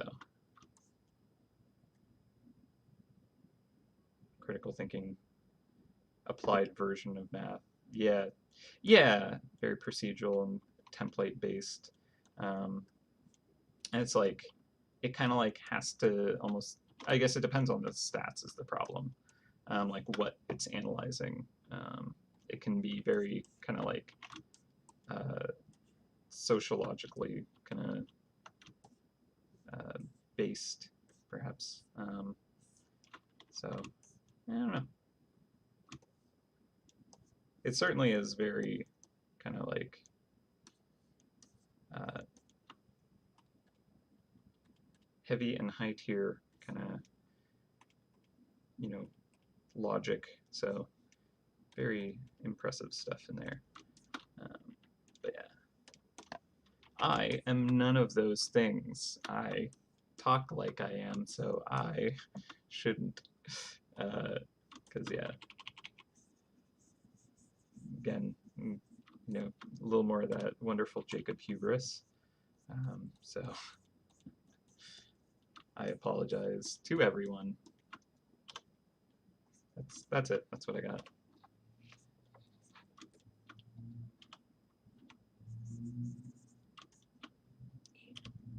But boy, if I'm not happy to hear about that stuff and learn about it.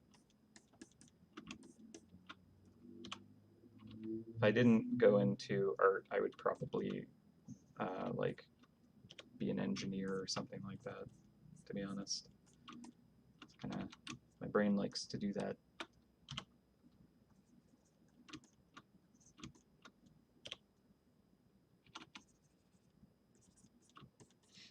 All right.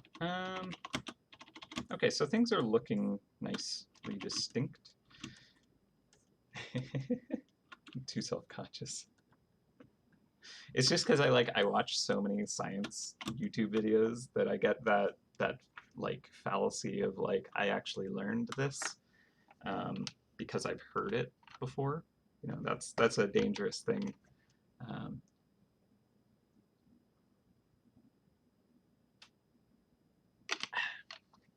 I really try to kind of be a little more like Feynman about things where it's like if I'm trying to learn it, I actually like try to figure out where the gaps in my knowledge are a little more so than I used to.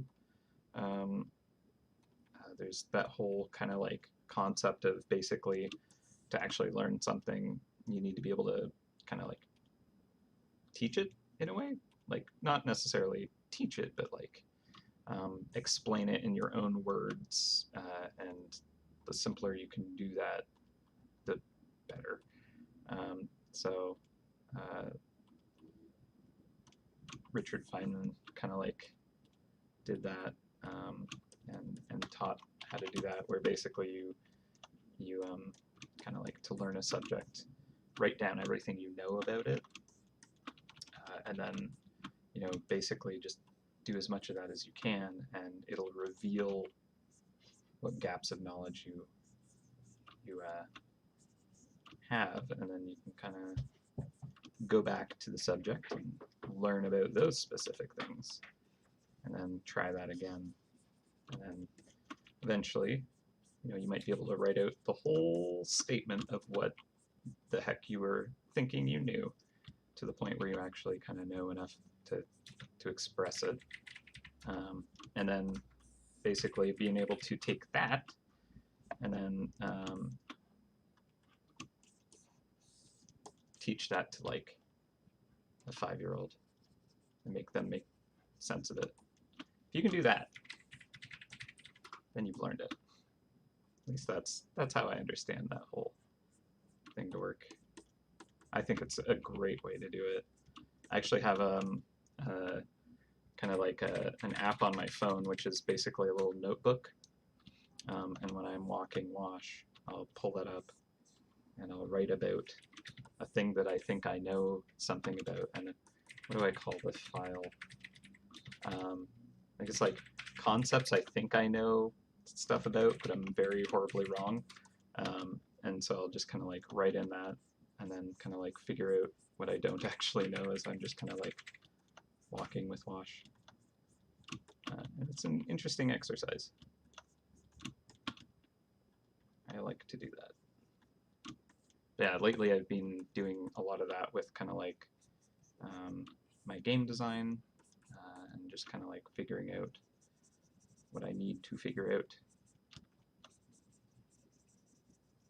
Because it's not easy. Not an easy thing.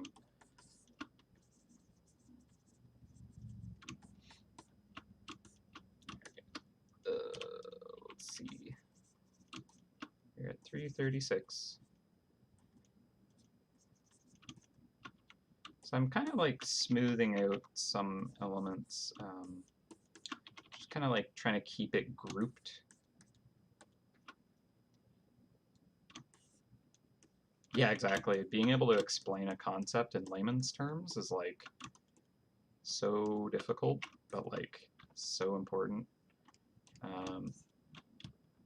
I've really loved every single Feynman lecture I could find because of the way he can explain the most complex subjects in such clean and effective ways. It's just incredible. But like he'll always use kind of like analogies and metaphors and those are incredible teaching tools, to be honest. They really help. Because it's like, you know, you can figure out or learn about a concept, but if you're only kind of like learning about it in that specific language, you have to like know that language to get it, right? But if you can get that concept in something, you know, in an adjacent language that you do know and you understand, and you can kind of like translate it back and forth, and it makes sense, then you know it's so much easier to like figure out kind of like how that actually works. I don't know if I'll ever be able to explain concepts to others because my communication skills are not good. Yeah.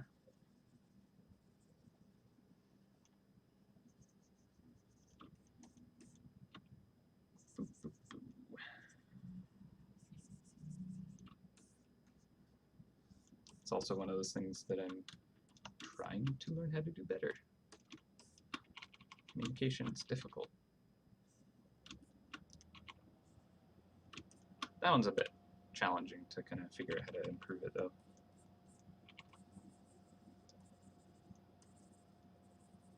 Charlie, you're so warm, but so cute. She's just curled up on my lap. Just a little tiny cat oven. Just hot rock sitting on my lap. Okay, I think we've looked at the grayscale for quite a while. I think the shoulder is blending into the scarf a little bit too much, so I think I'll knock that back just a bit.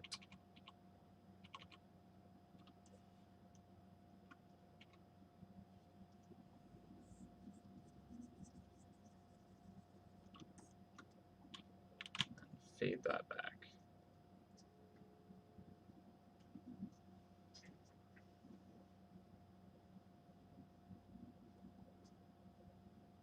I think maybe I need to lighten up that kind of side of the hood, or not the hood, the scarf.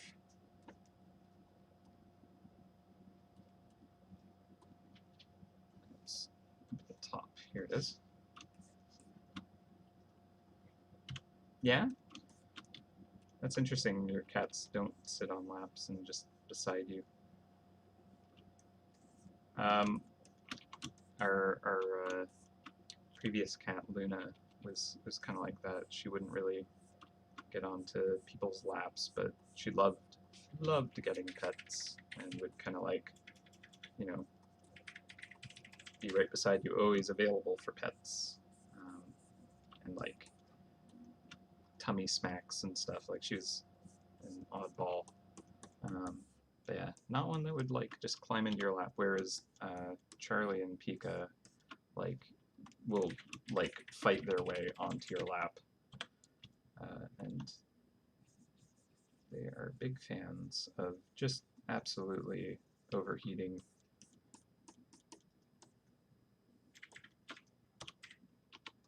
But they're just so cute. All right. So I do think that these are reading quite nicely. It's a big step up, I think. And I don't always kind of like take the effort to make sure that there is that distinct read. So this is interesting. Trying new things. So that's good. Let's see, I think the scarf back here now.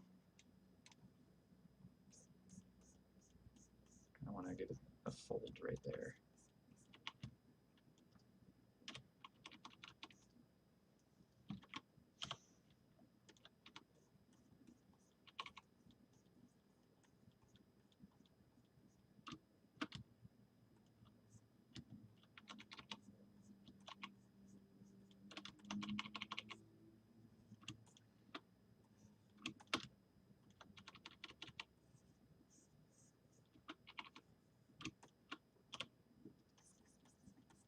Nice. All right. Not quite like what's going on with this. Now to see it in color again. Those colors are wild, but not horrible.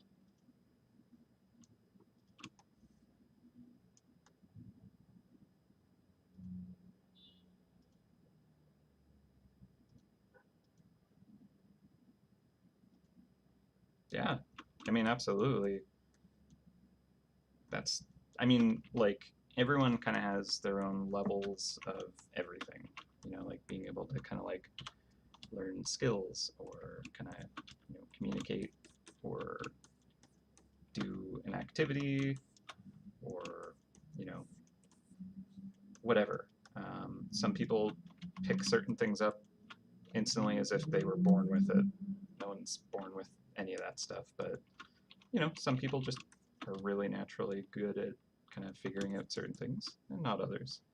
But you know, I think that everyone's able to kind of like improve things that they want to if they work at it, right? So yeah, the patterns. Um, Good old plaid pants with a candy cane scarf. Yeah, that might be a bit much. But yeah, I mean, with like the communication and kind of all those kind of challenges that kind of make that more difficult, that would be obviously quite a difficult challenge. But that's awesome that you've kind of like been able to kind of, you know, take it on and do what you've done. That's pretty kick-ass. Actually, my brother is kind of like in a similar boat like that, and he's actually now a one of the people who sells like science equipment by going to laboratories and like meeting people and like being a guy who literally flies around to like talk with other super crazy brilliant scientist people and like, you know, so uh, it's fascinating like how big a challenge some things can be, and that almost makes you take on things that would actually be difficult for that, you know. Um, but all the more power to that, right?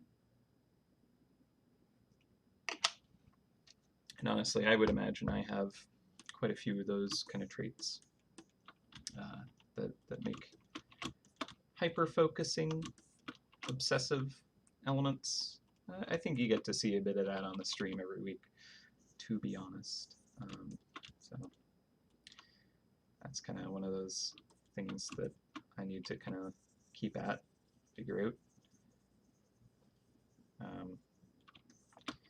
I've certainly kind of like, I've been diagnosed for ADD, but I don't even think that's kind of the whole story for me. So I've got to keep figuring out where shortcomings are and how to work around them, or work with them rather. But you know, as long as it doesn't stop yet, right? Always keep on improving. So I think what I want to do is get those patterns we were talking about into it. So the scarf, we were thinking the candy cane pattern could be fun. I like that idea a lot. The canvas bag, I don't like how desaturated it is. I think that it could feel more Christmassy if it was a little more kind of like vibrant. So let's see. I don't want to go like crazy, you know, nuclear green or anything like that, but let's see what would happen if I give it a saturation layer. Maybe this will work.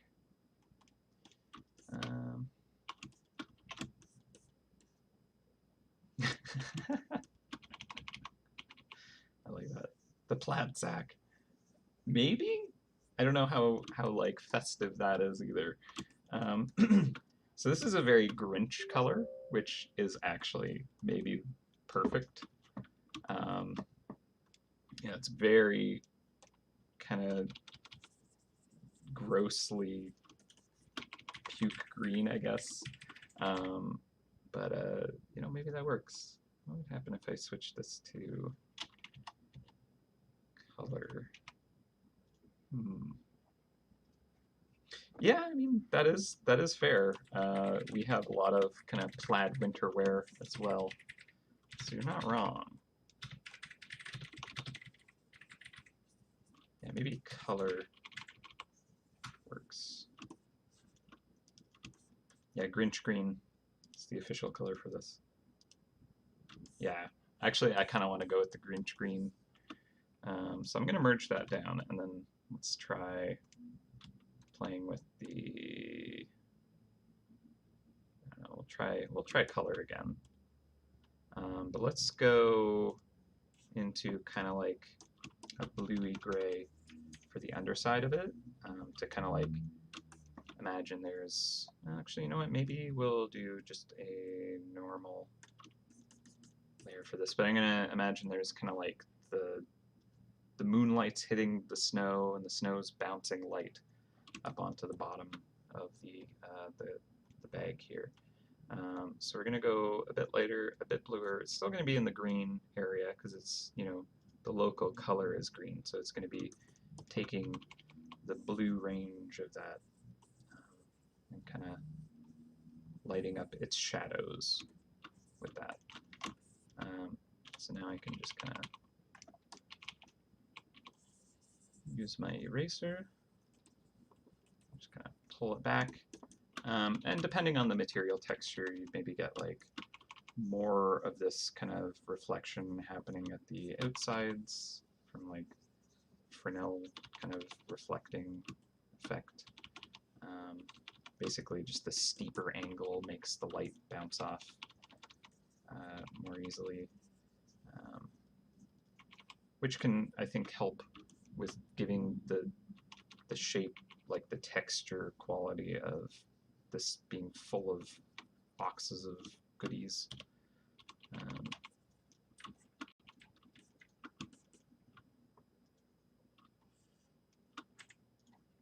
Yeah, well, I mean, that's exactly, like, I addressed kind of the boss quality of event characters a bit, because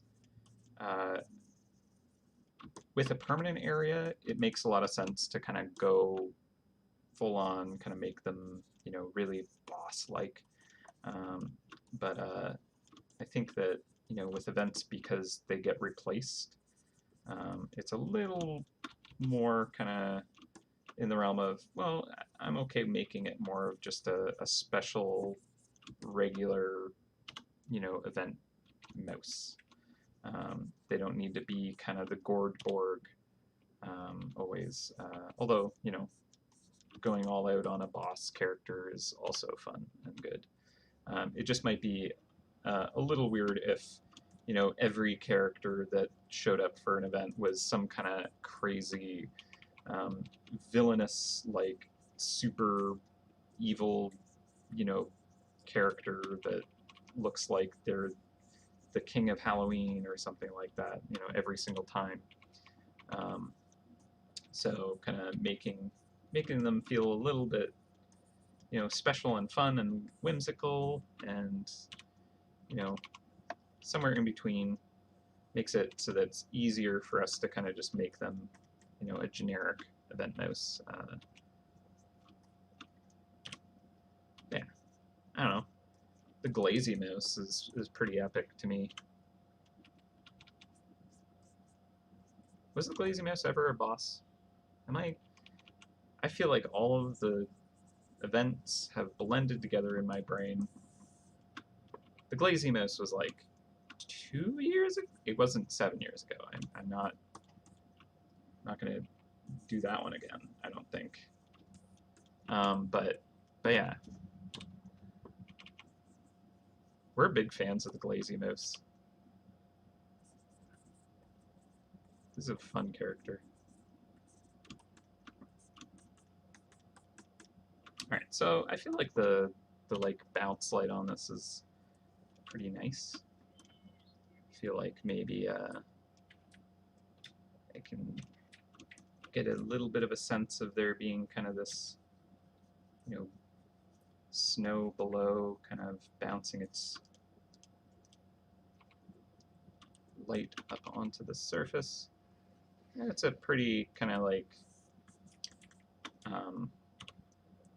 broad light, you know, it's not really kind of sharp and focused because it's such a big surface area and all that light is just scattering everywhere, so it's going to be really soft and really kind of like toned down.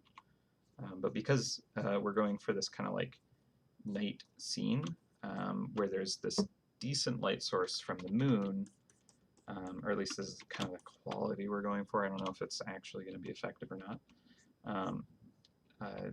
Because the whole thing is kind of a bit lower key, you know, even though the bounce light wouldn't actually be very bright because there isn't necessarily a huge amount of brightness everywhere else, it might still kind of like have a decent impact on what we're looking at. A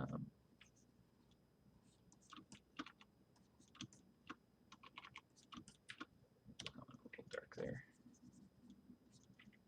Just trying to give a little bit more distinction for the shapes. It might be a little bit lumpy everywhere, but you know, we'll just go with that. We can always tweak it. Yeah, Glazy was just a special loot catch. That's right. Okay, that's what I thought. I was like, I know that miss was like pretty epic and awesome, but I don't think it was the boss. Because yeah, we had, let's see. Yeah, Heater Guy didn't strike you as a boss either. Yeah, and I don't know, maybe we're going a little too easy on the boss theming for events. Maybe we'll try our hand at making, you know, slightly more boss-like stuff for another event coming up, but we'll see.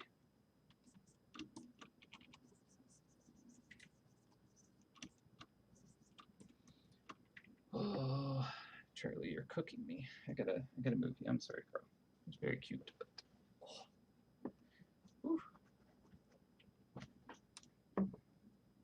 doesn't help that the Cintiq, or not Cintiq, but the tablet monitor gets quite warm, and my hand is on it the whole time. So let's see.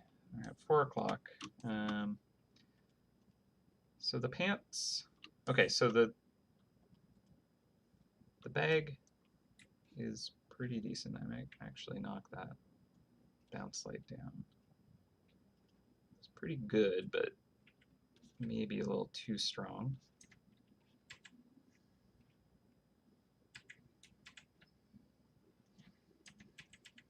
That seems pretty okay.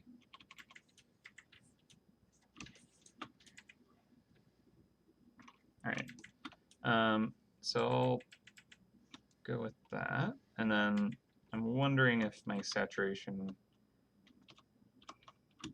could still be a bit higher on the top area here. Let's see what happens if I hit it with saturation really up there.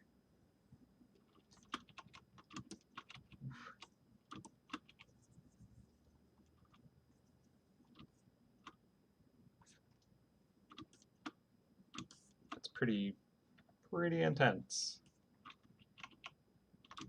That might be a bit too much. Also, what happens if we line this with something different?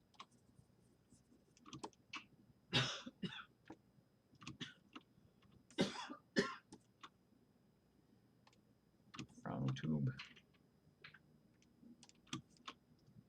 All right.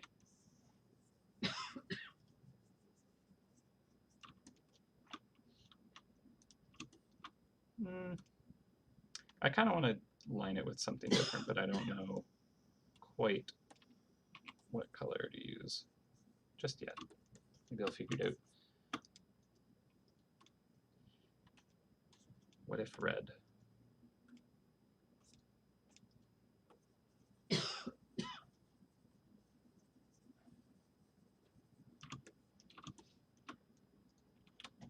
what if crazy colors,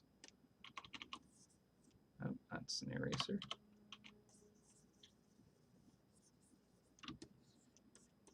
Nah, I don't like that. Also, I think the crazy saturation is probably not necessary. Although it's not that much different. Oh, maybe I'll keep it. That Grinch green.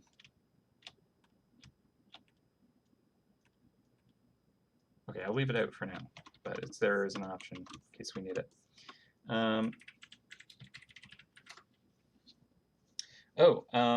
If you have Richard the Rich Mouse in your elite map, contact support and they'll have Larry snipe it away. Because currently it shouldn't be on maps. That was a mistake on our part. Just because it will take months for people to reach being able to get Richard the Rich for themselves. So that's one of the things we're doing is kind of like removing that character, as well as I think the higher tier pirates potentially from those maps. Although people are able to get those now, so maybe it's not as big a deal we get rid of those ones. But yeah, contact support. I'm pretty sure we're still getting rid of those for people. Yeah, no, thank you for hanging out, Sharon. Absolutely. Hope you have a wonderful and safe weekend as well. Yeah, I know my streams go forever, so I never expect anyone to stay for too long. More than happy to have people just kind of pop in and out, because it's a slow process too, you know. It can take a while for things to get places. But that's almost all the more reason why it's great when you kind of like pop in periodically. You actually get to see, you know, some big differences between kind of where it was last and where it is now. Okay, so I think that's a wild Christmas sack, canvas bag, whatever. Grinch green. Now, I'd say let's go for the scarf. Let's get some patterning on the scarf, because I think that could be fun. I'm going to use just a color layer? No, not a color layer. Let's see what different layer effects have what. Color burn's kind of interesting. Overlay would probably be good for this. So we're going to go for the candy cane stripes, right? Vivid light could be good. Linear light.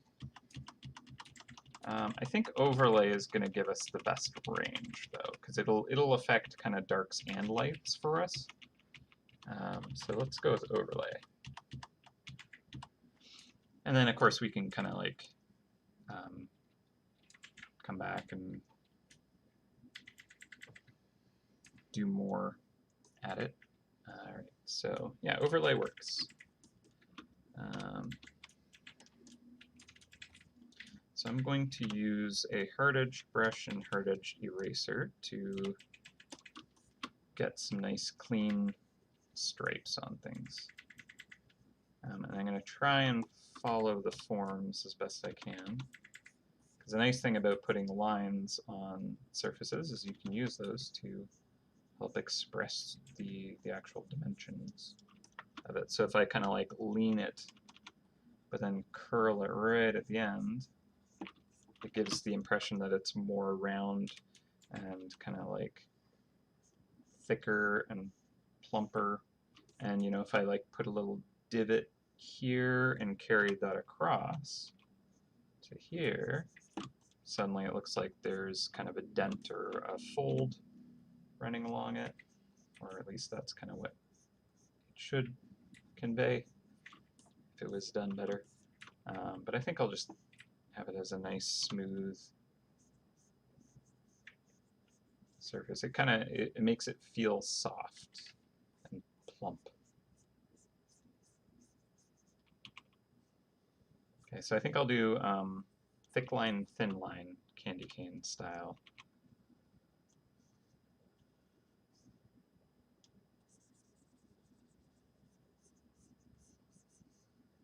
And I'll make them different enough that it's really noticeably thick and thin.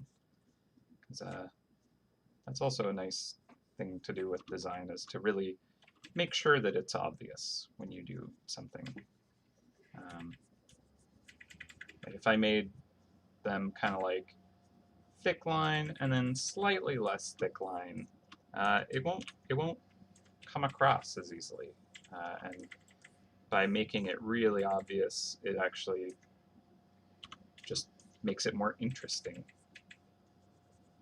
And that's a big part of what good design is making it interesting.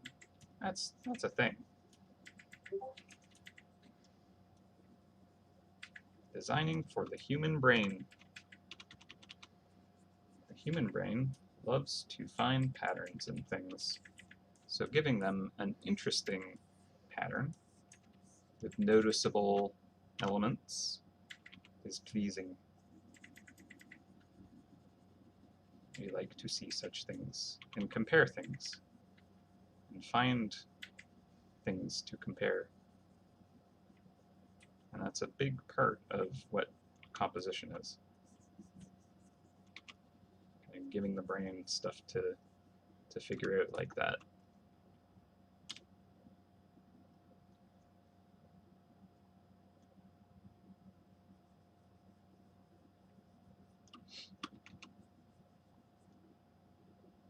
Making those differences noticeable and interesting.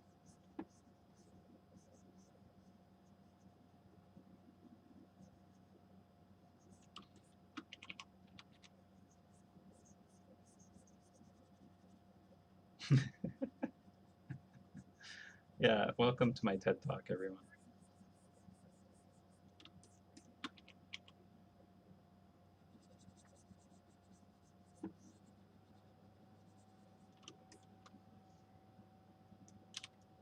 You basically just get to hang out in my brain for the whole day, because I just ramble about what's in my head. So, there you go. Good times. Good times. Okay, yeah, actually, you know, I really like that. I feel like that works pretty well. I want this as a scarf. This would be fun.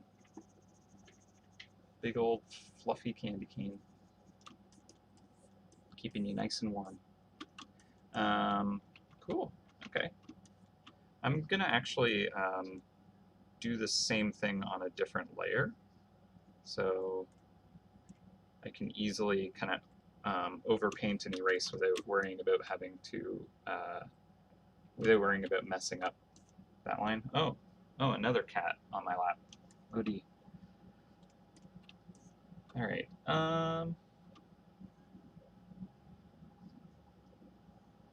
Yeah, okay, so that's an interesting thought. I was thinking, like, what if I do kind of like the whole thing with this candy cane pattern, right? So this would probably have to go in the same direction, wouldn't it? So I'm gonna try this, but I actually like the point you made about having the underside be distinctly different, being a solid pattern or a solid kind of color versus the pattern side does kind of make a interesting, wonderful difference between them. But now I'm wondering, is this surface on the top where there's a pattern, or is it the underside where there isn't?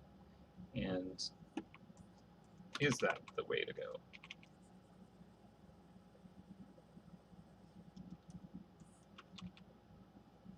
I've not seen too many one-sided scarves. I don't think that they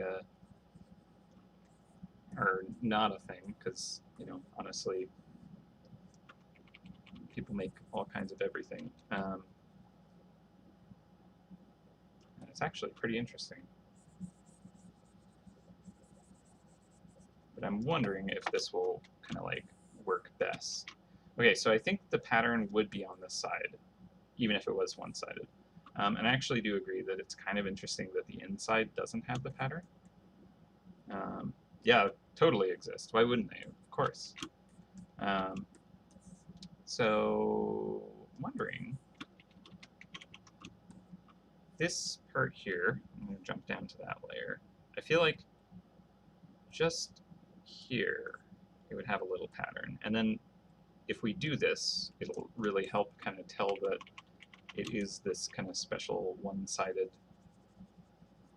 design, which I think is pretty cool, actually. So just kind of folding a bit of itself on itself there. A nice big kind of stripe there, short little stripe, and we'll maybe get like a hint of it right along the edge.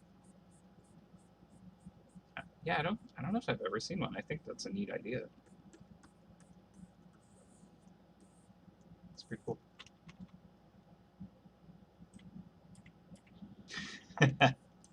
I leave for a bit, you choose weird colors. You're right. I did do that.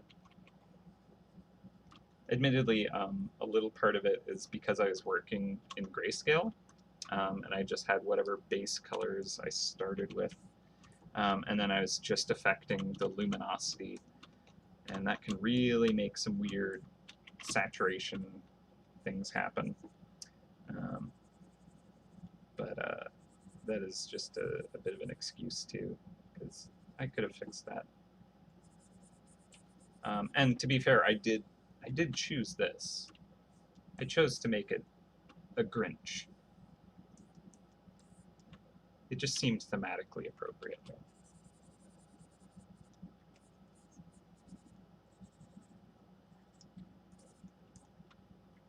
It was the right thing to do. I mean, look at this chaotic energy. Look at this. All the milk and cookies this monster is fueled by. I would definitely choose this outfit.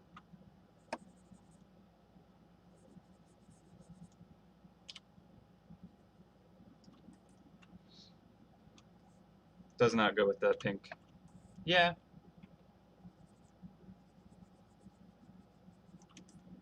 I may be an artist, but I've never been good with color. I'll give you that much. All right, so let's see about shifting that. Maybe going more neutral with the red then might be good, because it's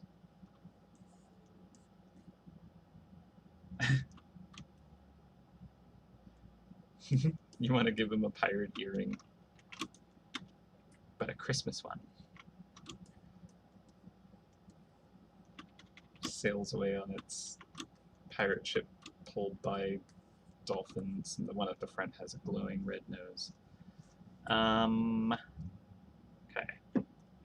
Right, we could go even worse. We could go super saturated Grinch green. So there's that. It's good times. And then the pink on the pants I wasn't actually gonna stick with. So that could help if I maybe have something in between. But yeah, the scarf I could go. Yeah, could be.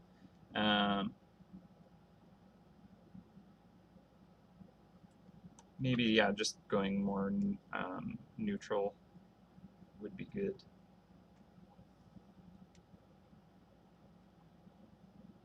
But will it lose the candy cane vibe? I mean, if we go with like a different color candy cane, that could work, right? A butterscotch one.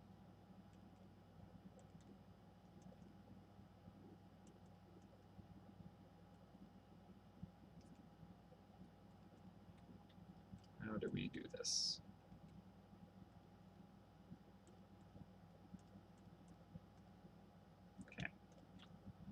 Okay. Let's see. if I do a color layer and just kind of blast it with a color,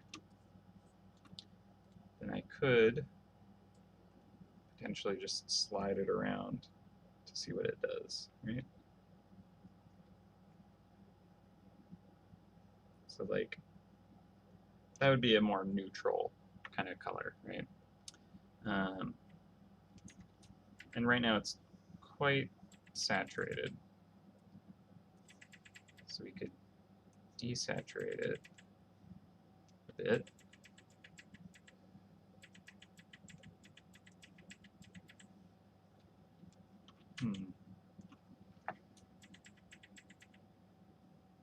Standard red and white candy cane. You just don't like that super vibrant pink? I could do that.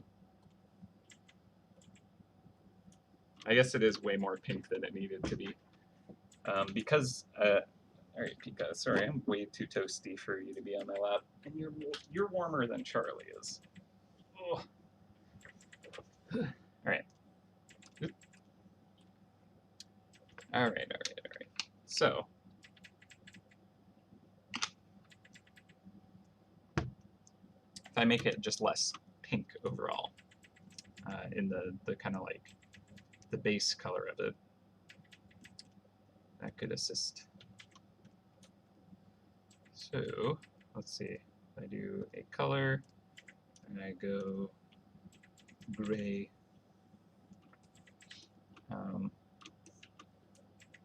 that actually, I think, does quite a bit for it. I'll give a little hint of that pink, maybe.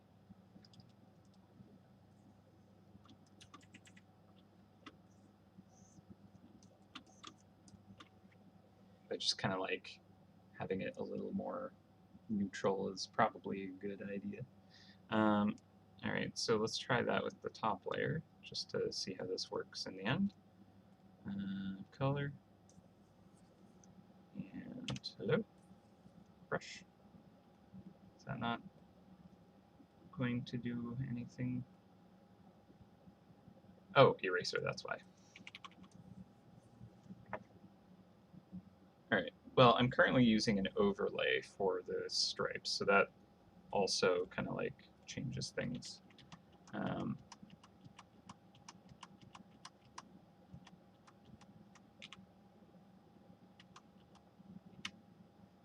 Linear light could work if I brighten it up, I think.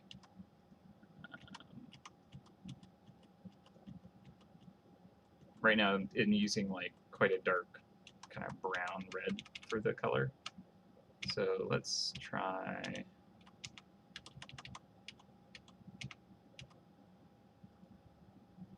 vivid light might work if I just knock that back. Yeah, that might work. That might work. Okay. So linear light was an option as well. Actually, yeah, vivid light looked nicer. It's a little more red in that. So that's pretty okay, but now I'm a little worried about what that's doing for my value blocking, because these stripes are pretty disruptive, right? They're very high contrast, so I might knock that down even further.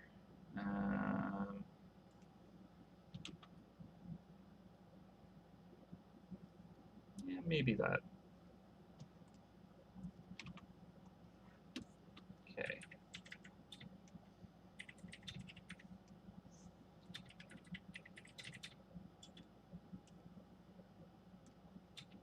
Vivid light.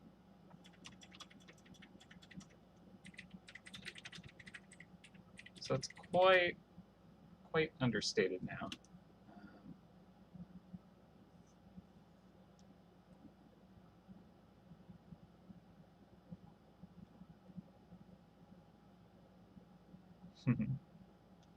Well, purple. I'm sorry about kicking the cat off my lap. I am overheating with them. It's quite warm. the apartment. I apologize for the horror of what I've done. They'll be back though. They always come back.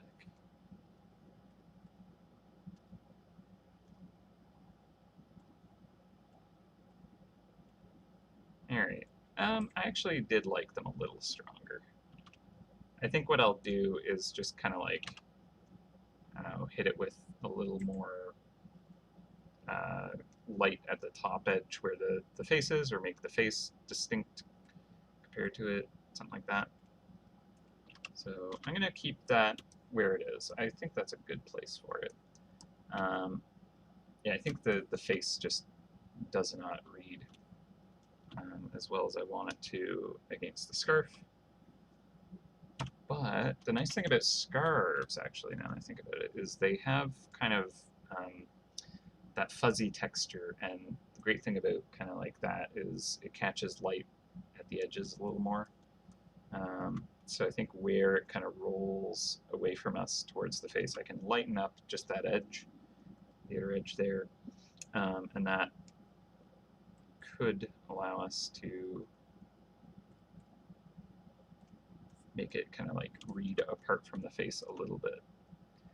So I'll use my occlusion brush, and this is a brush I made that basically is like very, very, very kind of fast fall off, but then it kind of has this crazy curve where it's like super opaque right in the very center, and it falls off really fast and then just kind of slowly kind of fades out.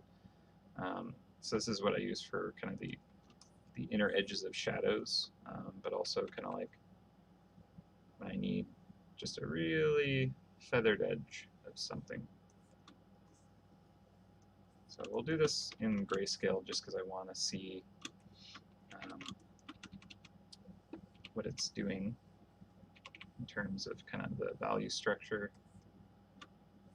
Even give it a little hit right here where it's kind of folding.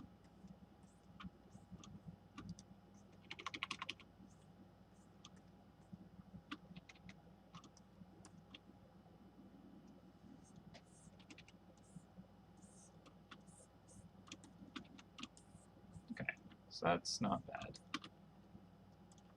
Even go right along that kind of outer edge. That'll even lighten up the white part of the fabric. It's kind of almost like peach fuzz on a face, right? Everybody's got like little hairs on their skin everywhere. And there's lots of interesting kind of like qualities of light for skin, but when kind of a like flesh is kind of, you know, rolling away from your viewpoint, you kind of like get more of those tiny, tiny, tiny hairs kind of lining up against each other and overlapping visually. And the light that kind of like hits those and bounces out kind of like gathers and kind of gets more and more affected. So you get kind of like a softer glow right on the outer edges of skin, which is quite handy even for just kind of making something read. And that's kind of stuff I could do more of with mouse fur and all kinds of stuff. But I kind of just go with what I think looks good most of the time. So I don't always apply such principles, but they can be quite handy. Okay, so let's look at this with color. And this is a little messy right here.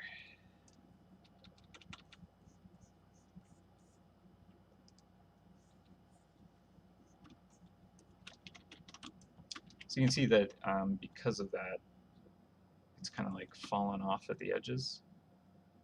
It's probably pretty extreme, but I did want to kind of just make sure that there is a kind of good, clean read against the edge there. Like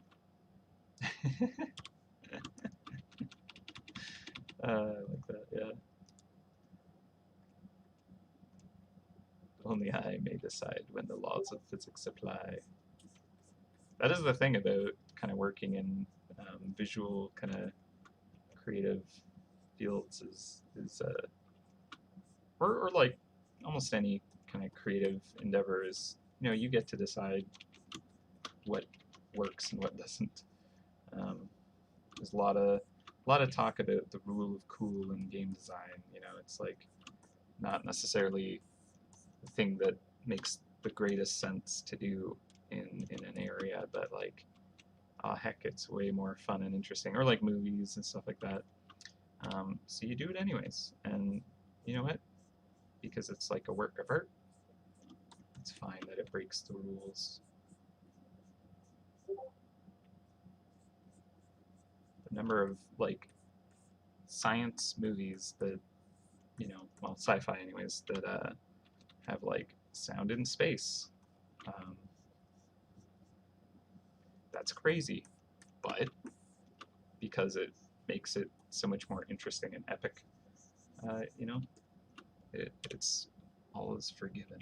Well, maybe not all, but it gets away with it. So if by putting light and shadows in areas that are actually technically incorrect, can potentially make a stronger image if you kind of are not going too crazy with, you know, not using proper principles.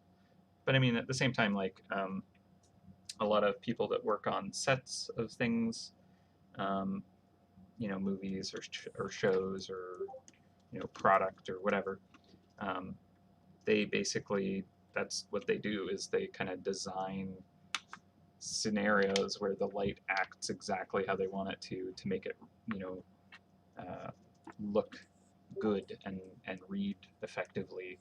And if you ever like look at the behind the scenes of those setups, it's like ridiculous the way the light is configured, and it's like no restaurant or like hallway in a building would be, you know, lit like this at all. You know, that's like ridiculous. There's crazy floodlights on the floor and who knows what, but it's so much more interesting to look at it that way. So there you go. That's why it should be done. Break the rules, but only when you know them.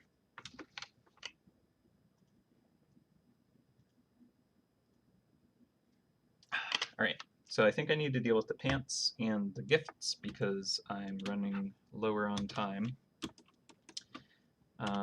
So the pink pants, gotta do something.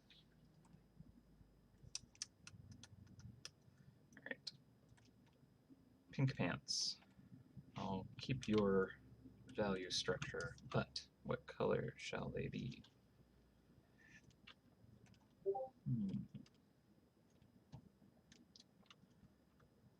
Let's just go with a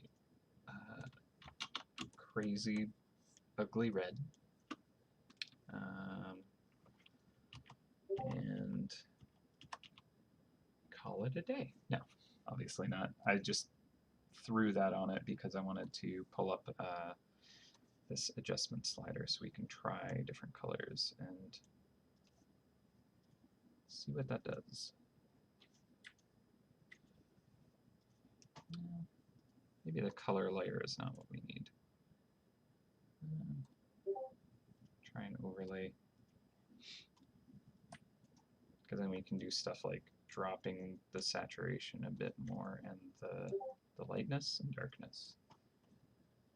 I guess I could do the saturation with the color, but I couldn't adjust the brightness of it. That kind of seems like it might be good to do, because changing the hue can change the brightness. I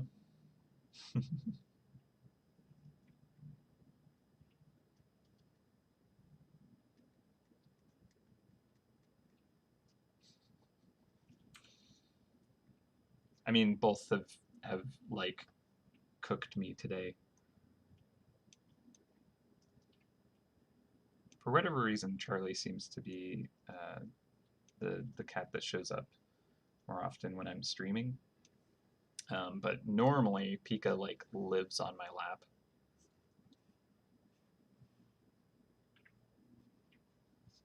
She's the kind of cat that will like follow me around the apartment and just kind of like be like, "Oh, you're going into the bathroom? I'll follow you in there," and then meow at the door as soon as I'm in here to get let out, and then if I'm on the outside, I'll meow to get let in. I just want to be where the door is. That's it. I don't want to be in. I don't want to be out. I want to be where the door is. That's what she does. She's a sweet cat. She gives very good headbutts too.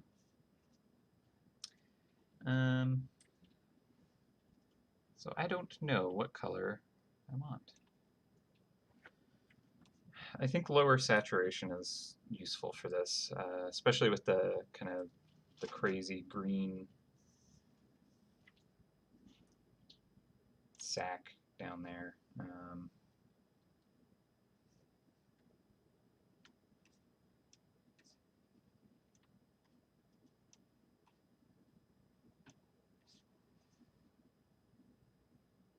Gotta match the green or pink. Yeah, you're probably right. You probably know what's up.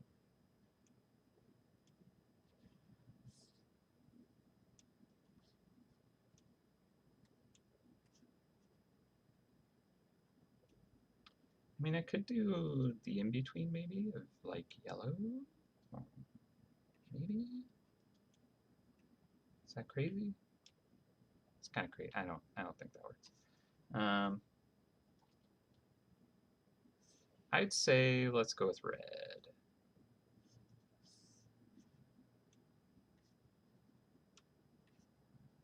Maybe. Oof. All right. I don't know. I think maybe I'll try and go gray. Go with the kind of like the scarf base color. I think that's what I need to do. So if I do a color and yeah, maybe that.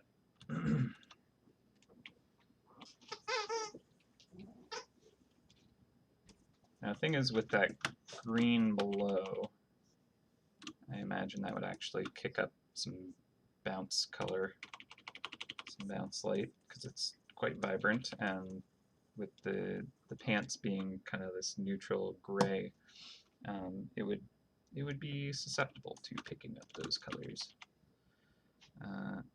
So I guess I'll go with that. Then maybe the shadows need to go a bit darker.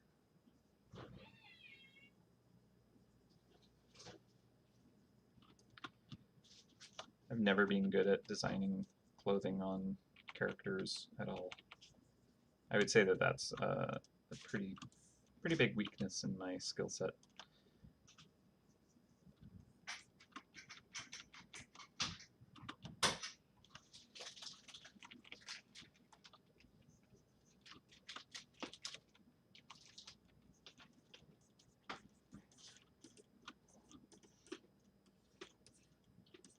Yeah.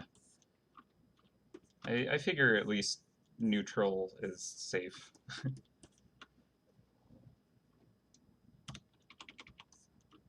That much I know. Generally, if you're getting too crazy with your colors, you need to, make it a little calm. Bring in some reason.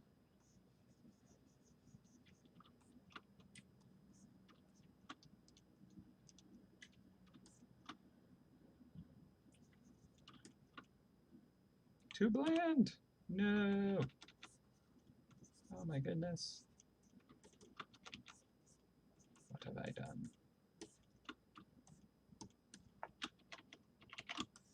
done? Okay. Have you seen that green? You're right, though.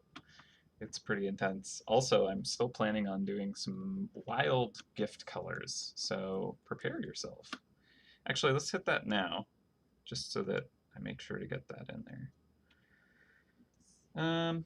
Let's see, that was this layer. Yes. All right, first of all,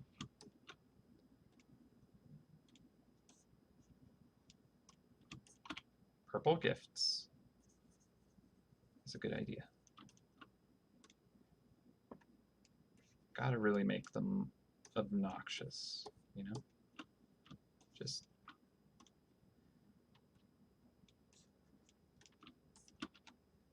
go all the way. I mean, these are supposed to like, you know, you look at the tree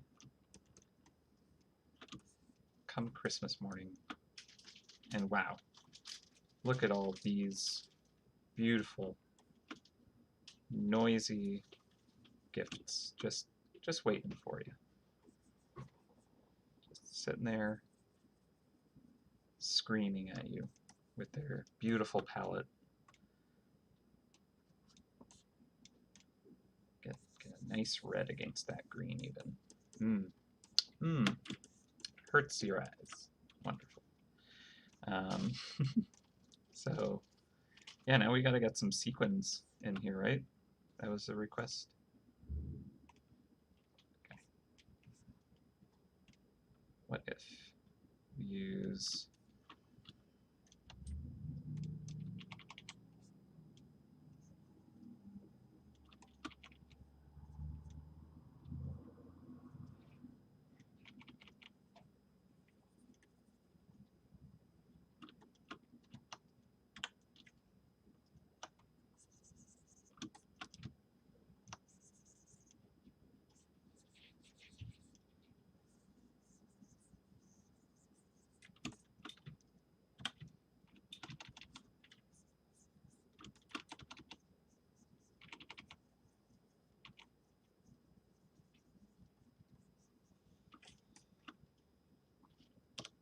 that yellow is just not nice.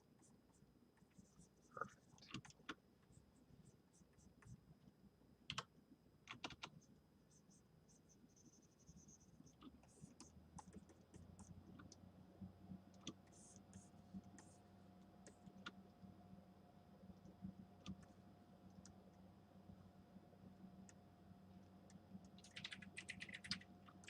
All right. Not purple enough.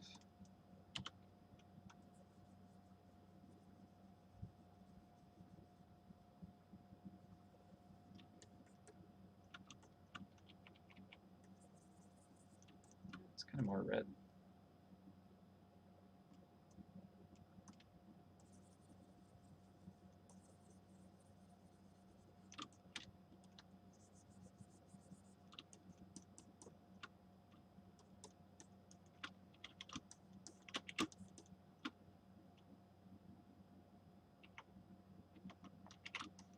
You can't not see that, huh? All right. Now, let's try something. Let's pull out our, let's see, spark brush maybe.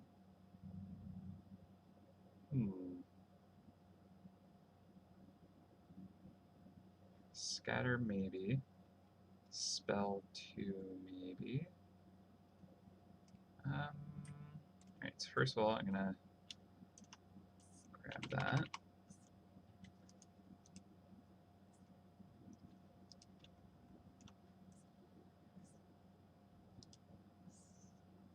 No, I don't think the scratch one is it. Let's see. I think I'll try Spark.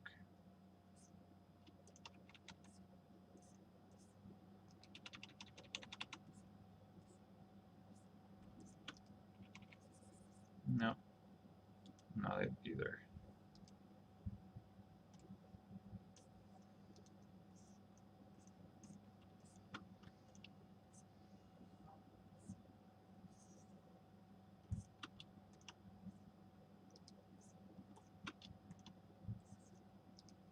I think I just need the stubble brush. Or triangle noise. Ooh, triangle noise. That might be the one.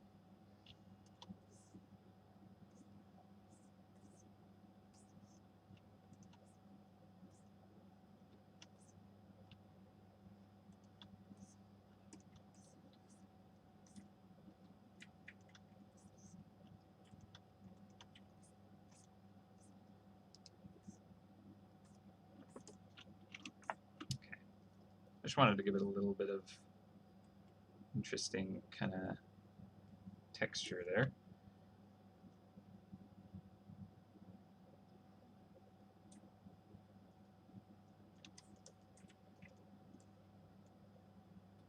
Oh, hey, Pika. She just, like, jumped up onto my lap by headbutting my elbow out of the way. Alright. I've cooled down enough, I guess.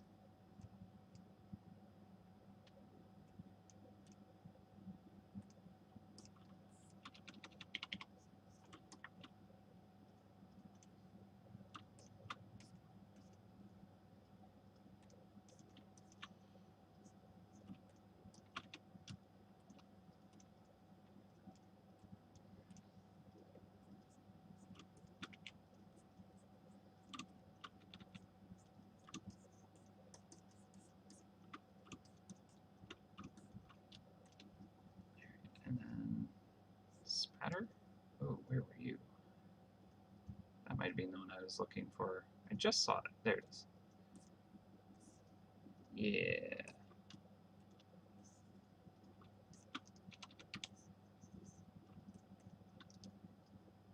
Let's try that on the color dodge layer.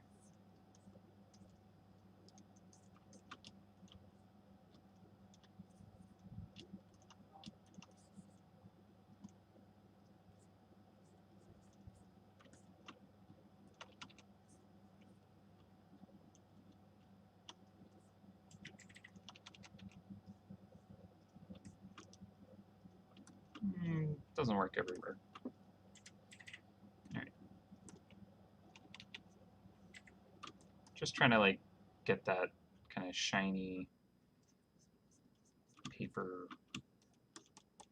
wrapping paper fold kind of look to it.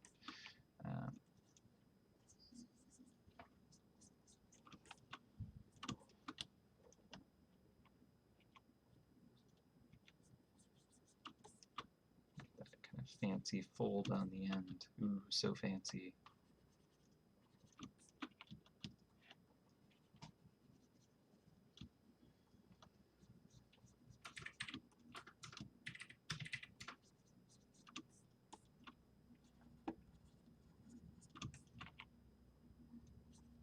I think I kind of lost that whole thread of making it a night scene, huh?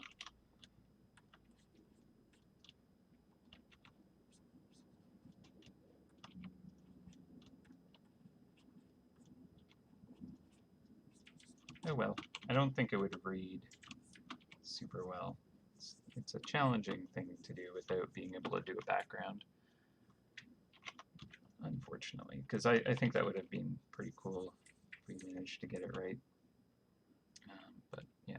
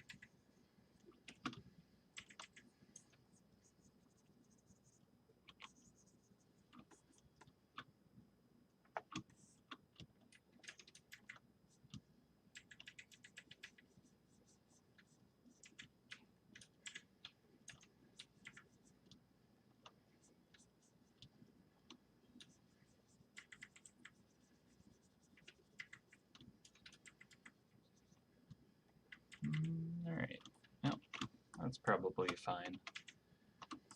Let's see.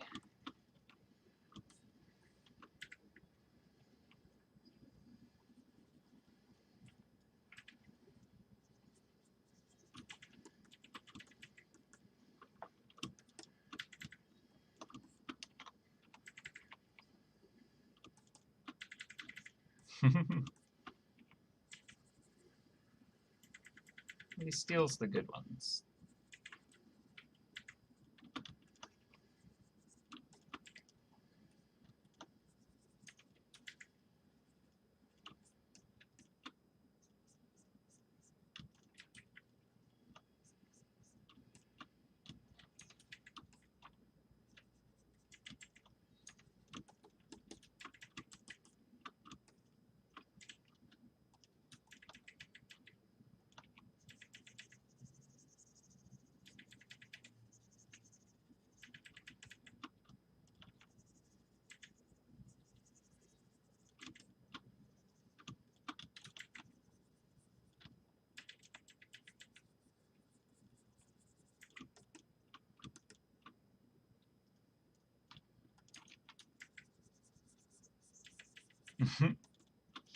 Yeah, individually wrapped pieces of rice.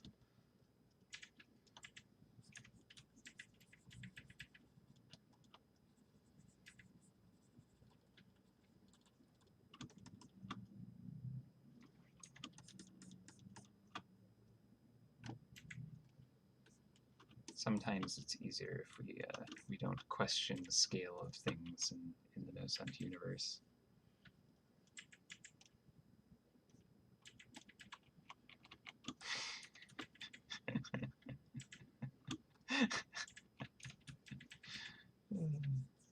Yep. I like it.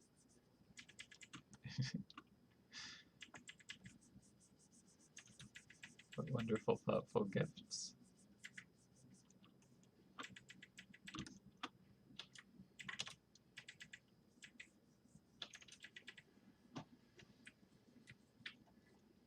Impressive that they were able to wrap them so well, though.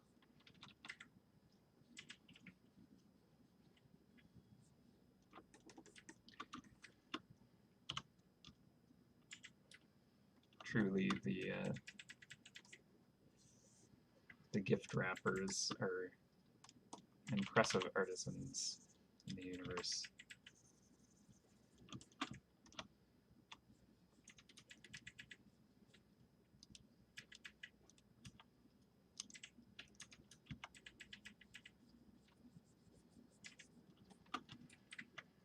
Okay, what? Why did it switch layers? Computer. That is the worst.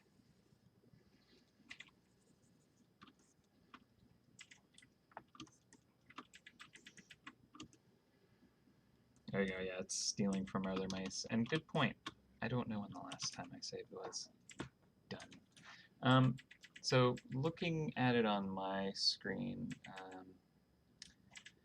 okay, I'll spend a moment more on the gifts, but then I want to deal with the face because it doesn't actually have a strong read for an illustration.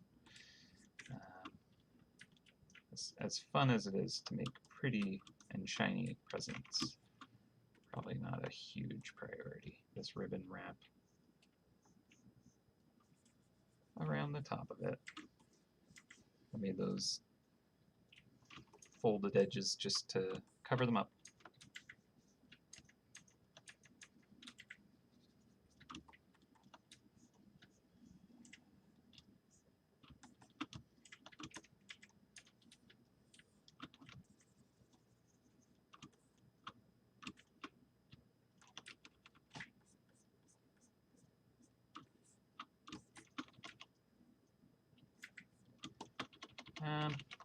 There we go. I think I'll just give this a really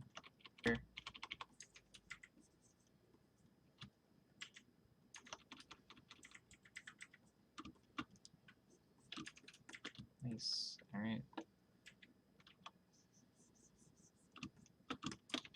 Cool. Probably didn't need to do that. Actually, I don't like it anyways, so I'll undo that.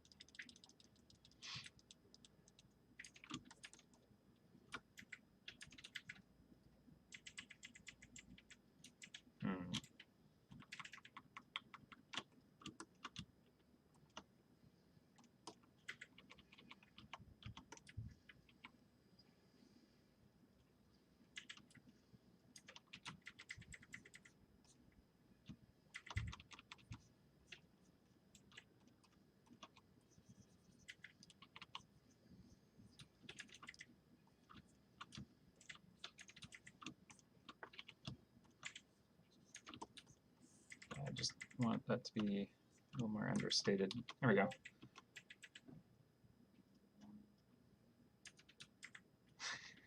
How do I wrap presents? Horribly. No, not like this. As I said, they're truly impressive artisans, being able to wrap impossibly small gifts in such strange, non-Euclidean ways. Who knows how they do it? Apparently it requires a strange energy source and dark matter. Or a wizard did it. Those are generally the answers to all of MouseHunt's mysteries.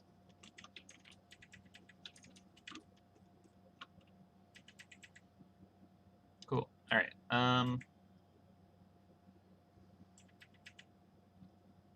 Lots of droids. You got it. Okay, so I want to deal with the face. Let's deal with the face. Hey, face, what's going on? So it's not too apparent on this monitor, but I feel like the read isn't quite as strong because it is all so dark in kind of like the mouth area. I think the eye can use stronger contrast as well. Get that kind of like more instant read from it.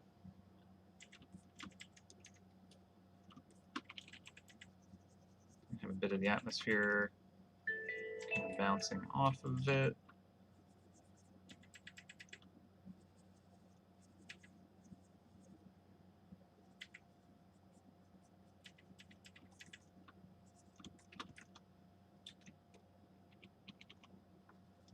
Nice strong specular for that good shininess.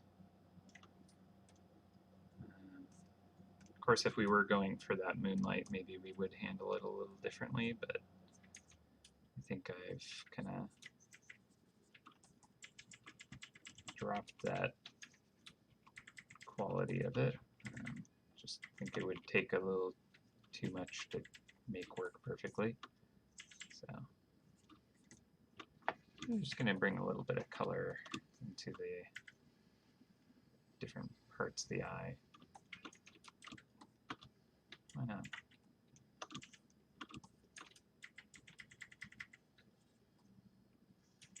Some strange colors in this character's eyes. What has it seen? We'll never tell.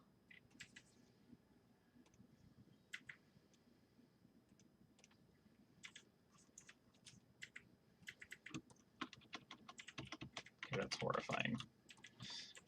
I'm sorry.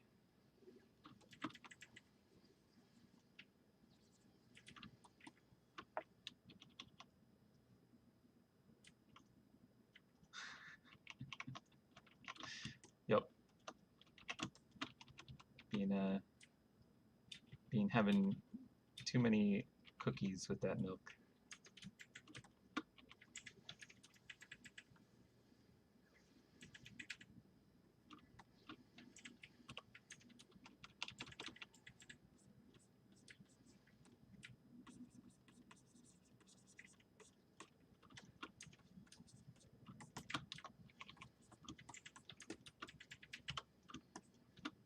got super crazy eyes. I don't even know how I got there. Yeah, the teeth were quite a bit darker because of the night scene. I'm sorry. My leg was falling asleep. I had to adjust. That's another thing about Pika on my lap, is she's a heavy cat. If I like have her on my lap for a good amount of time, which is usually the case, and then I like go to stand up, it can be a bit dangerous.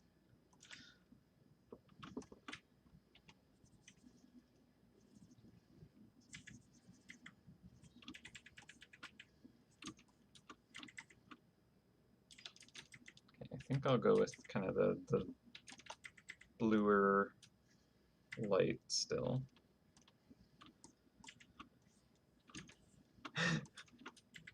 He's kind of lost that cuteness with these crazy eyes, hasn't he? That's what I do. I don't know how I do it, but it's what I do.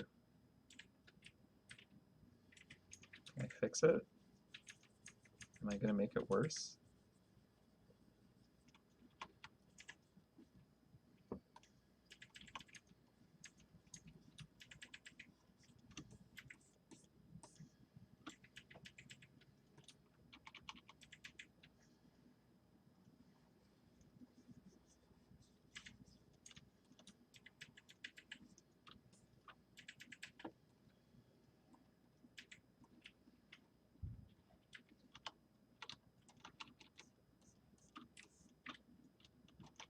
So I do want it to have like fun, cute, happy eyes, right?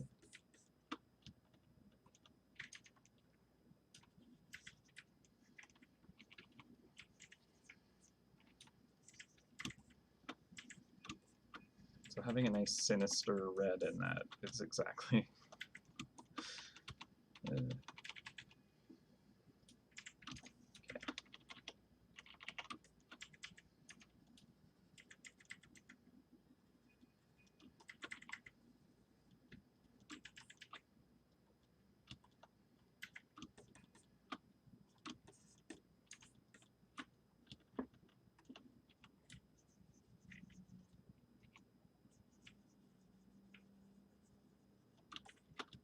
at least that feels a little less crazy. Just a little.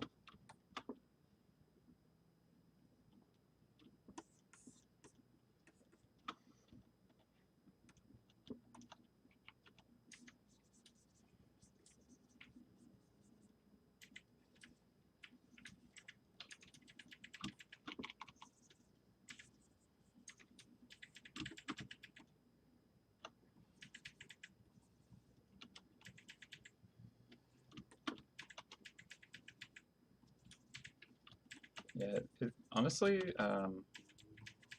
sometimes it takes very, very, very little subtle tweaks to really do some pretty crazy things to an image to really change how it feels.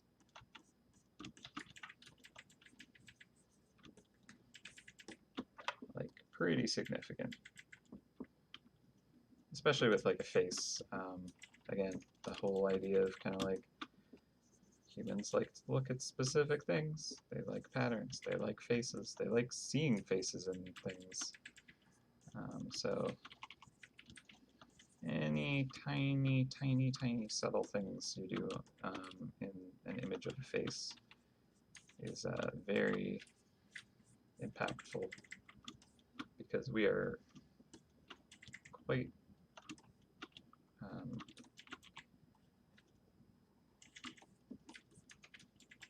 quite effective at just kind of looking at a face and trying to figure out what the heck.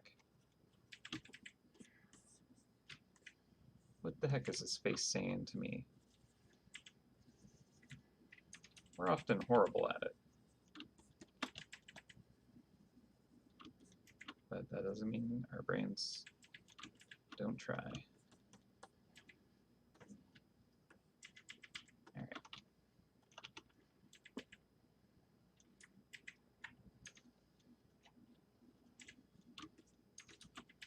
Though I suppose sometimes they don't.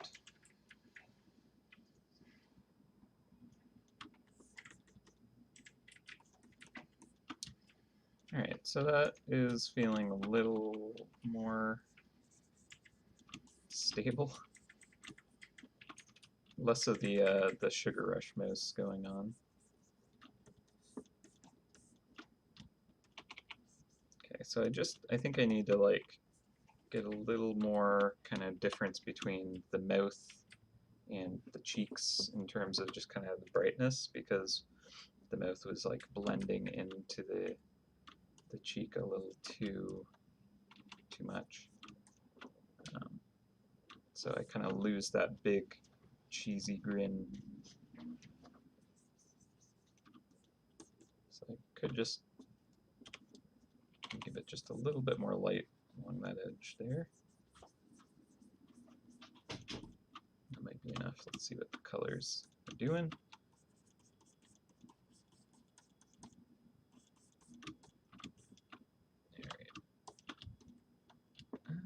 I think I'm going a little too gray as well. Like, one of the reasons why it's so muted down again is because I started with trying to do this moonlight kind of quality. So I think I want to bring in quite a bit more kind of color. I think I'll go into some reds. Actually, I'm going to merge this down, because trying to do a color brush or a special brush on a layer above another is actually not too effective, because it's only really kind of trying to do that on pixels that exist. So instead of, if there isn't pixels on that layer, it's going to try and affect the layer by just throwing the color onto it directly, and so then the way it kind of looks is a bit funky. Doesn't always work. So it's easiest if you just kind of merge those layers, or use just a kind of like color layer, because then it uses the same rules but only against everything below itself, which is what I was doing with like the luminosity layer. If I would use that as a brush on top of a layer,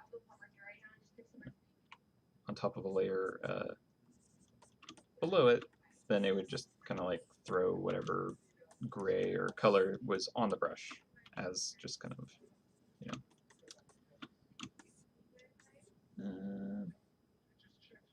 okay. So I need some bounce light from below. It just does not read without it. So again, like, I might not get this strong of a light, but it help.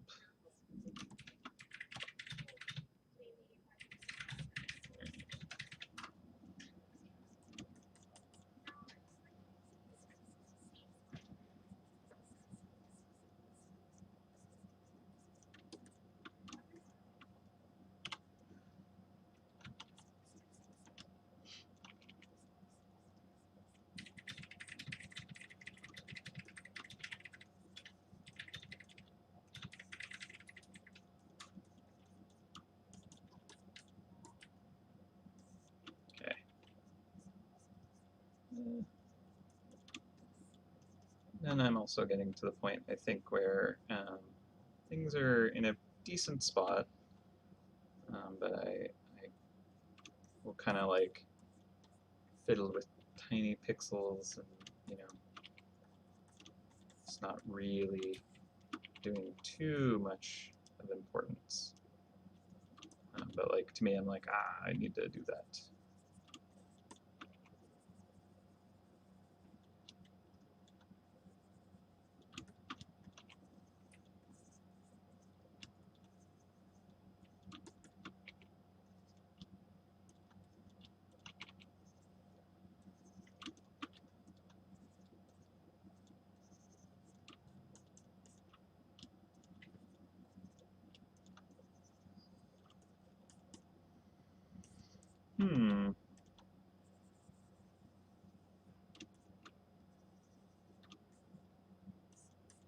Yeah, I don't look at the chat at this point when I'm kind of like caught up in the rendering.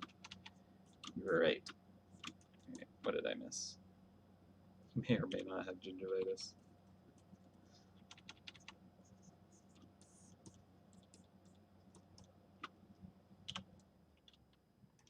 All that soft cheese. It's dangerous. That's all they eat.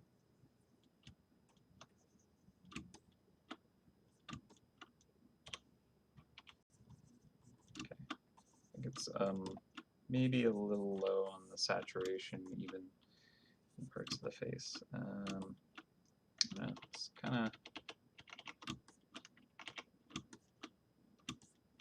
kind of working, kind of not working.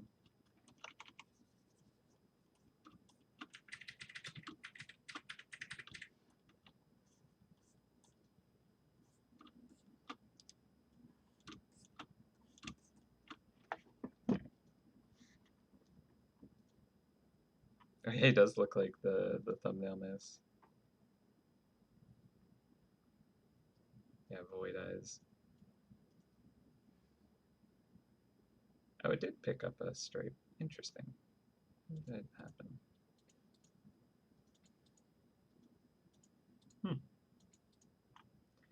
Alas.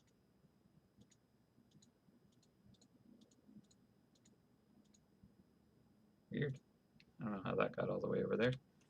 Sometimes I'll like do a stroke off the canvas just to kind of like create a history state in case I kind of like do a thing and then undo. It kind of prevents me from undoing too far without noticing. I kind of just do that subconsciously even, but that's possibly how that happened, or, you know, I just click that without noticing. That can also happen. Alright, so I'm going to actually do a little bit of merging of things. Just because I'm at the point where I'm kind of like able to just do paint over rendering, where I just kind of like use what exists and just kind of push and pull it with the brush directly instead of using kind of special layer types and stuff. I find that can just work effectively at a certain point, so I'm just going to do that. This foot, it's got a lot of kind of like highlighting on the edge, rim light.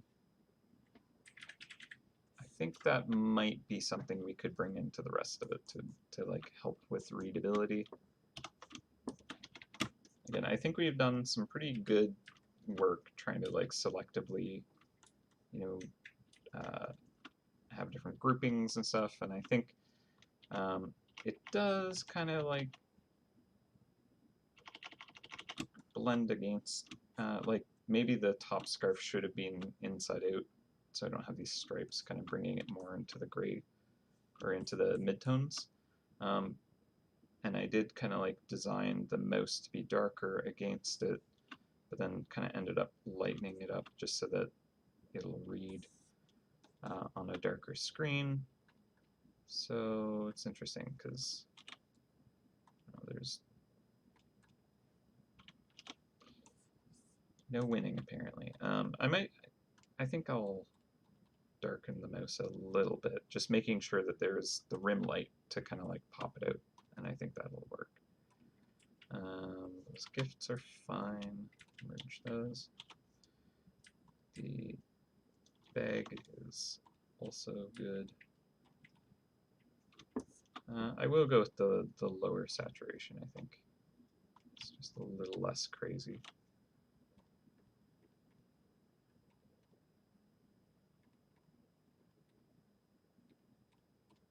Okay. Excellent. Alright, so I do want to work on the mouse more. Alright, so this cheek, I think if I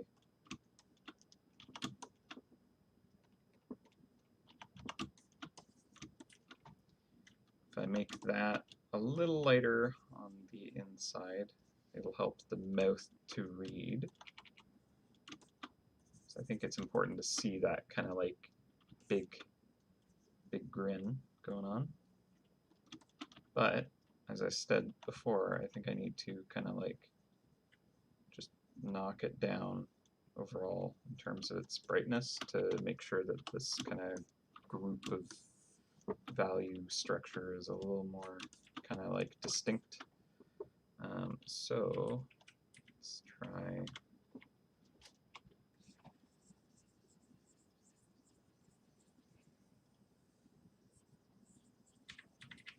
Again, this is kind of how I started doing this process earlier in the drawing, by just kind of throwing a layer over it. And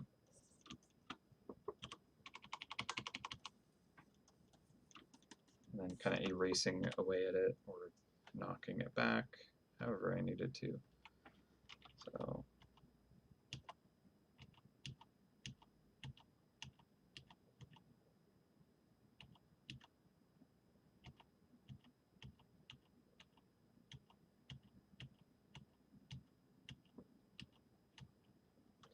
luminosity is often a useful one for this. So I should be looking at this in grayscale here. So I'm trying to kind of like find a point where the scarf and the mouse kind of feel separated a little more. I think around here, but that's for the face. I think the torso might not need to be affected nearly as much. So lighten it up on the hand.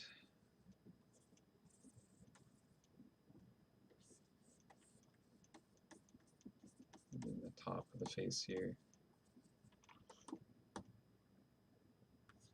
Yeah, it's true. That's why I'm, because they're the same color, that's why I'm trying to use the value to kind of separate them even more. Because that is the thing. Alright, ear, I think I'll go darker, but more saturated. At least the inside of the ear here.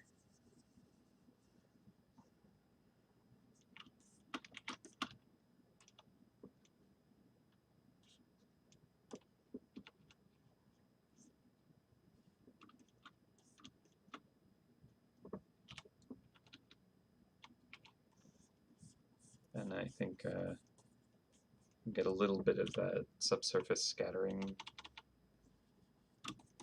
going if I wanted it, which I always do.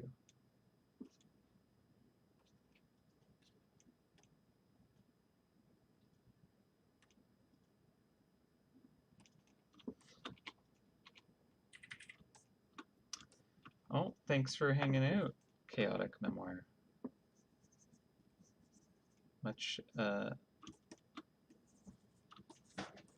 Much goodness to you. Sorry, my brain is like at end of stream, so I think I'll have to wrap up soon anyways. I've kind of gotten to that point where the exhaustion of just kind of streaming all day is kicking my butt. But at least I can still make art.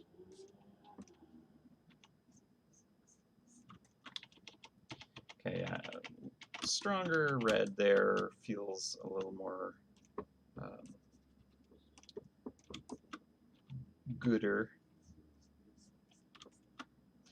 Yeah, I think that at least helps to kind of break it apart a bit. So I'm gonna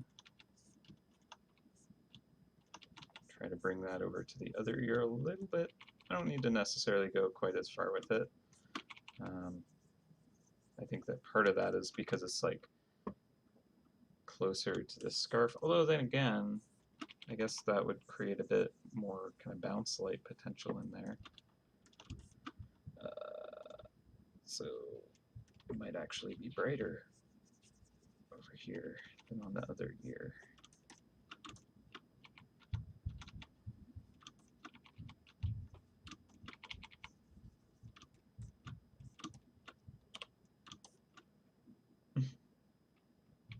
scarf color should be changed a little bit.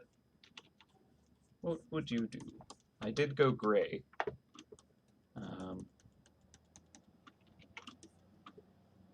Would you like change the stripe color? I did want it to give it that candy cane feel, right? And he's got like ears that have been kind of out in the cold, that kind of like very red, bloodshot ears.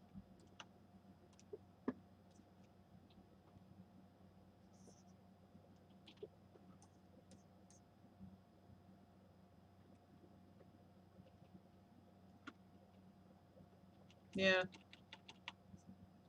I think, yeah, like the candy cane vibe that it gives off is pretty useful, I think, for the character.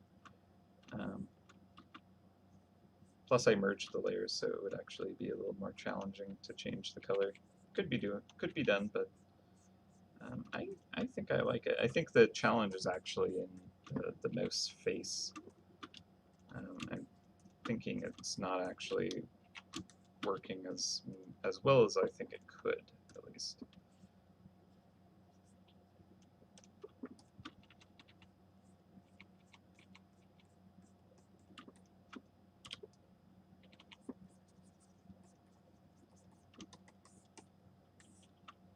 It's so red now.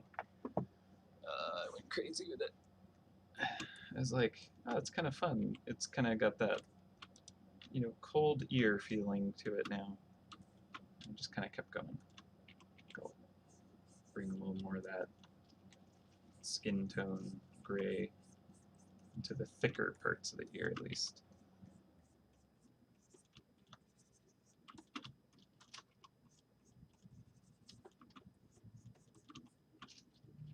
That at least subdues it a bit.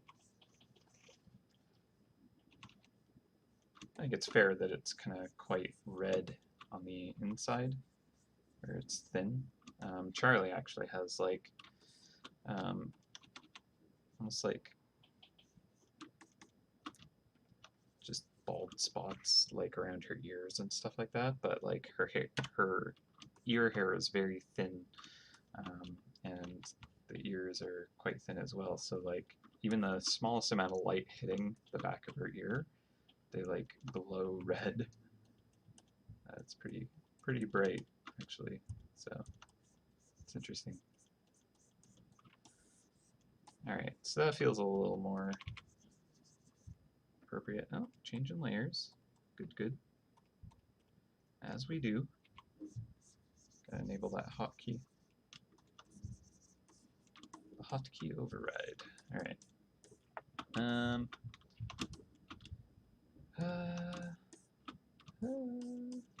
All right. So I think I did want to like make the skin kind of a bit darker still, but if I hit it with some good kind of bounce light, I think that will actually make it read how I wanted it to.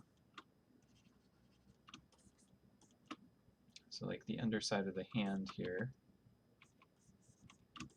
I'm imagining that we do have that kind of snow layer on the ground, and we could actually get some decent bounce light at the right angles.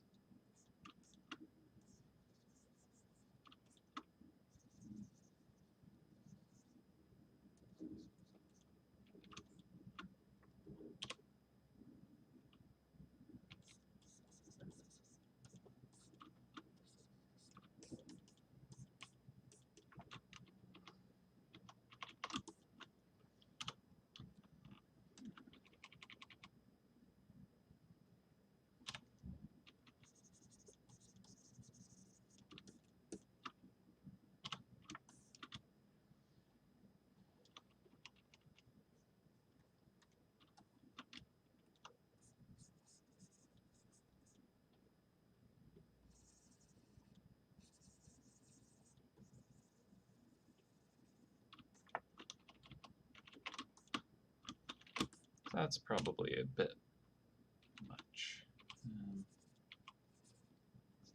rock that back a little bit.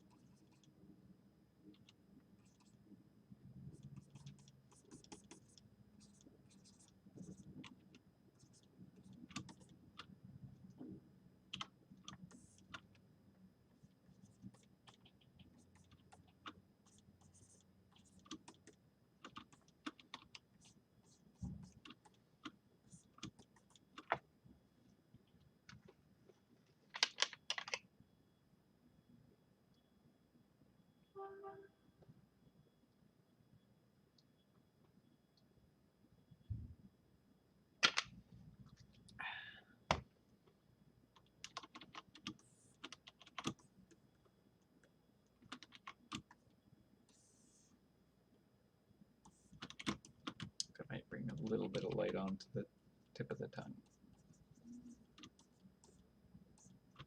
And now it is the MouseHunt icon on mobile.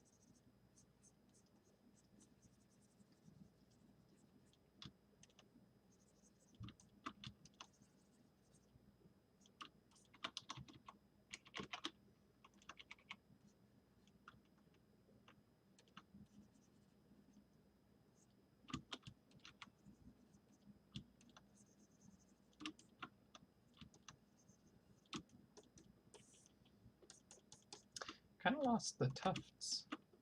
They're there, but like it's not as effective and prominent as I wanted them.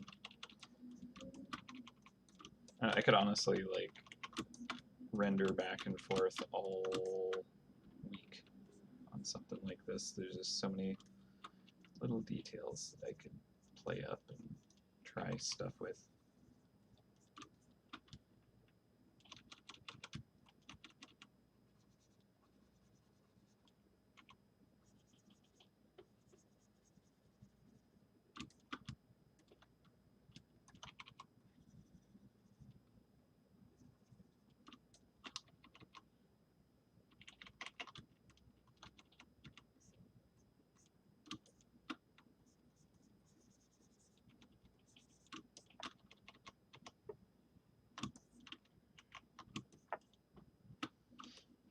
Do the feet.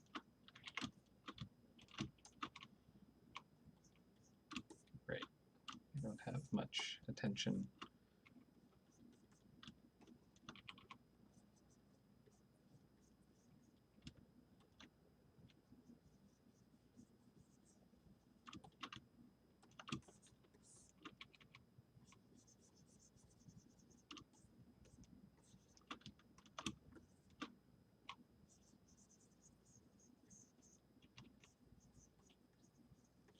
A little stronger color.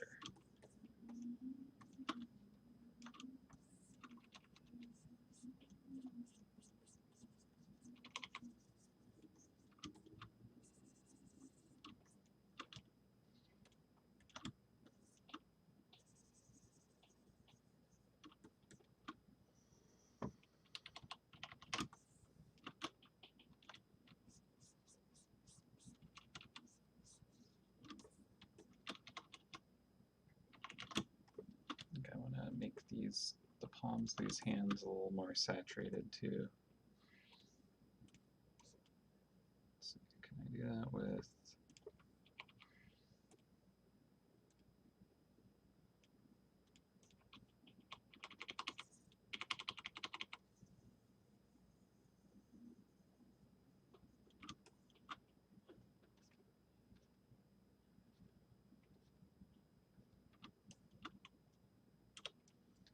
Just a saturation or color layer, sorry.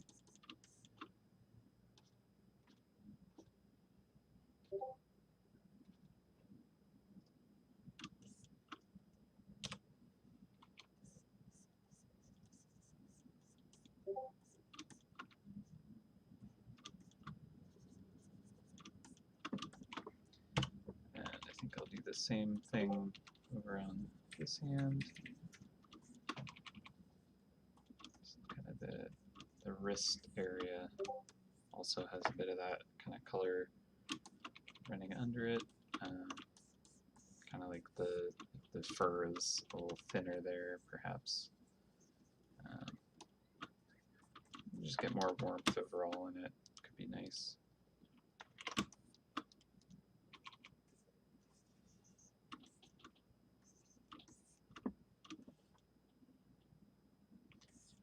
So there's lots of areas that could read stronger in that. All right, so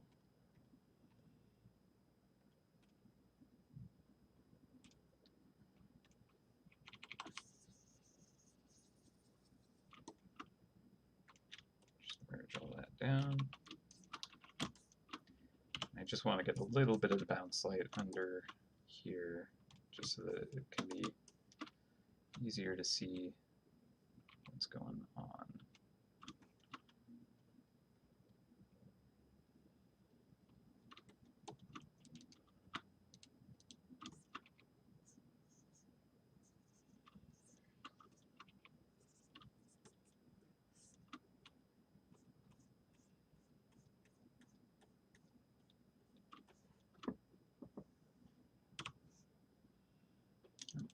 Meant to be doing this on a new layer above it. That way I can kind of quickly drop stuff down and then like make it too strong. Then just use an eraser and kind of pull it back.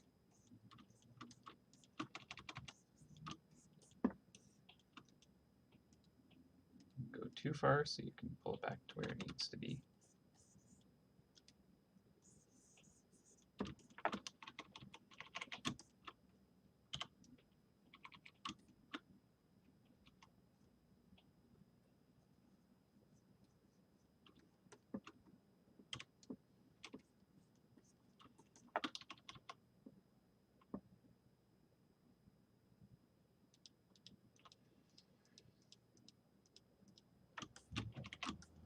Just trying to figure out where the torso versus the arm distinction would be here.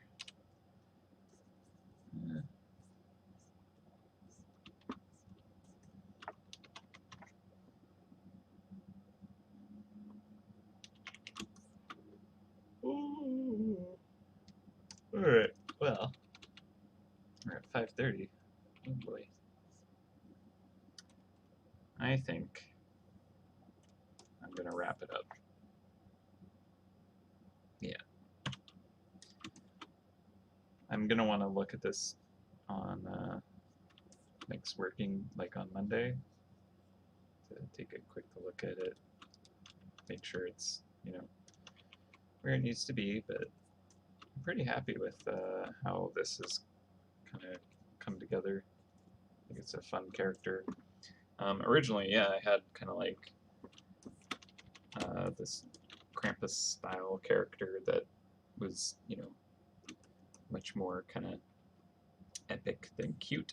And there was a good suggestion, like, hey, maybe maybe a more cute boss would be a good thing to do. I agree completely. So that's what we've attempted here. Hopefully it's being good and effective. I know I had fun with it. So that's good. Alright, let's throw a shadow under all this.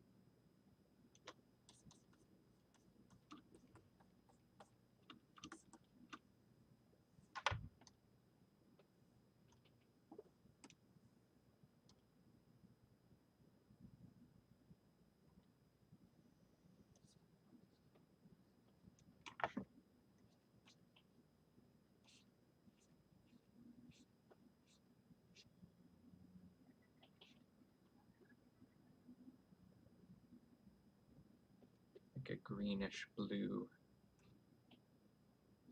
So we had the like green from the bag, and then kind of the blue from the snow and soft moonlight.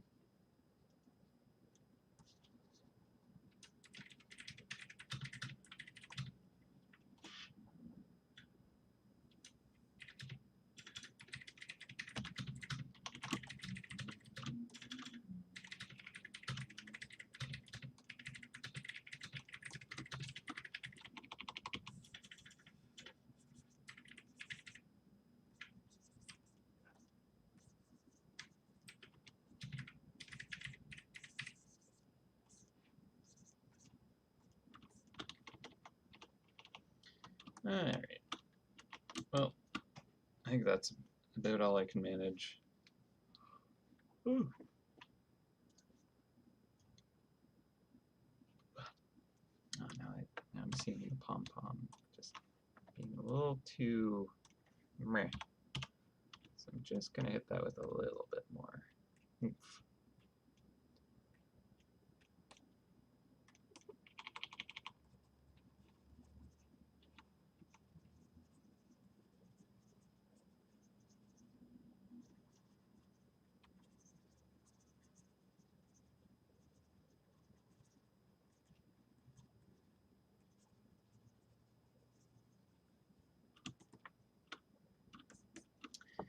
Cool. Alright, light around the edge of the mouth. So I just feel like that grin is kind of important to the character, but I keep losing that. It is necessary for that kind of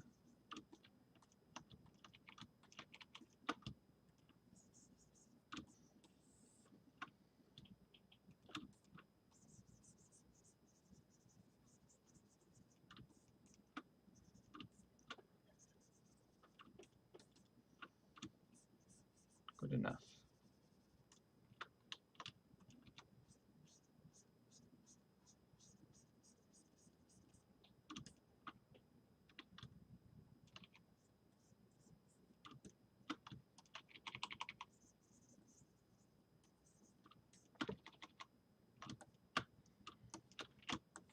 Don't always have it fully zoomed out to get the full picture, so it's kind of important to do.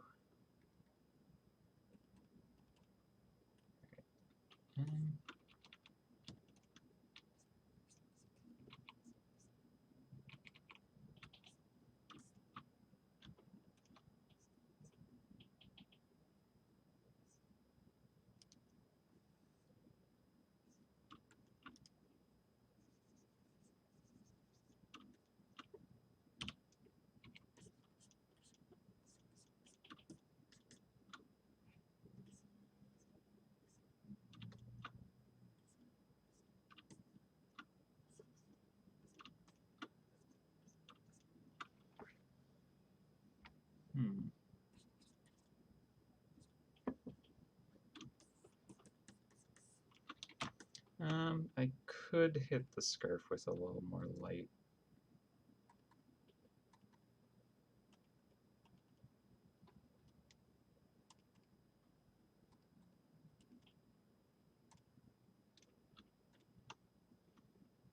Maybe a screen. See what that does.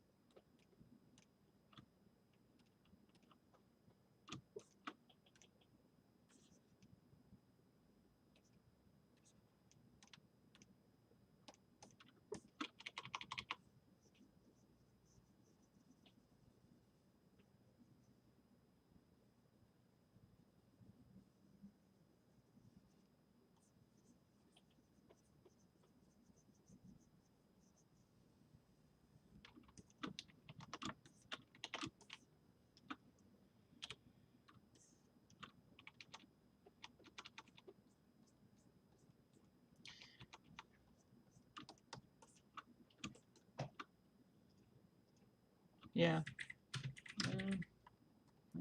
Let's see. I don't think I'm going to change the color, but I'll try.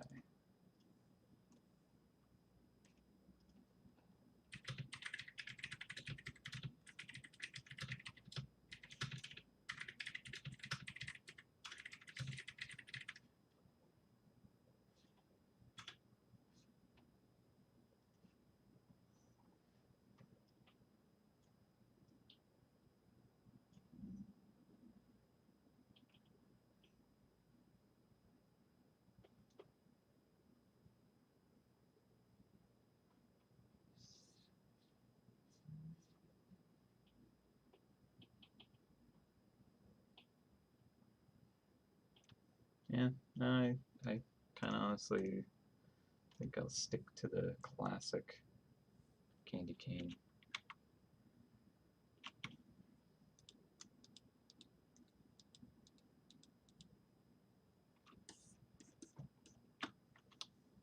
All right, well, I think that I am as far along with this as I can get right now. Honestly, it's at a point where I think I'll need to kind of look at it with fresh eyes to be able to kind of like do anything too productive with it.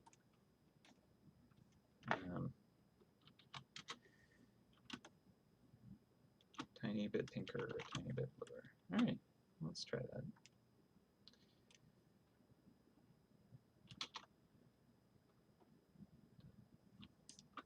All right.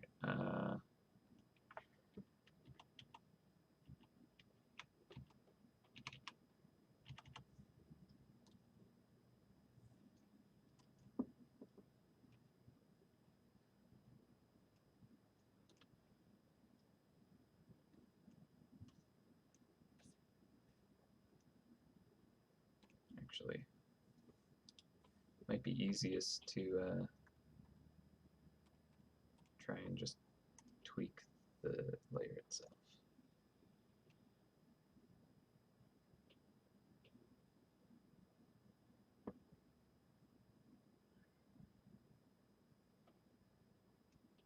So like that.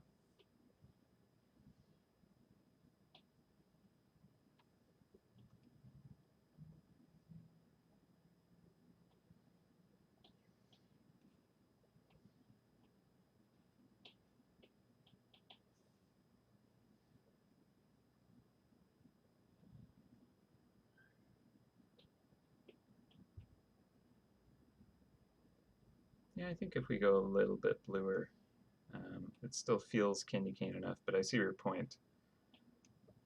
It is kind of a different version of red, at least.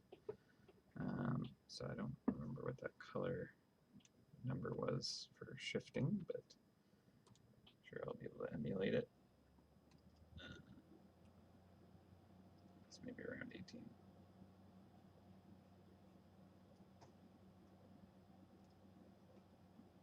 Yeah, good enough. All right. Oh.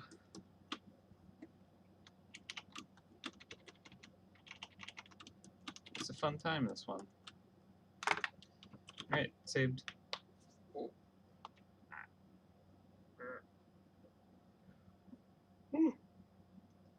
All right, I'm gonna save a copy of that.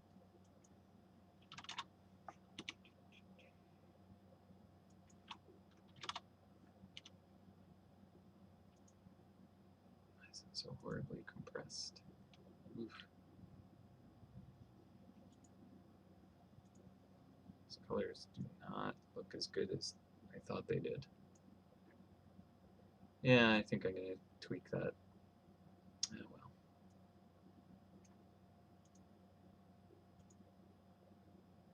It's the challenge of painting it live.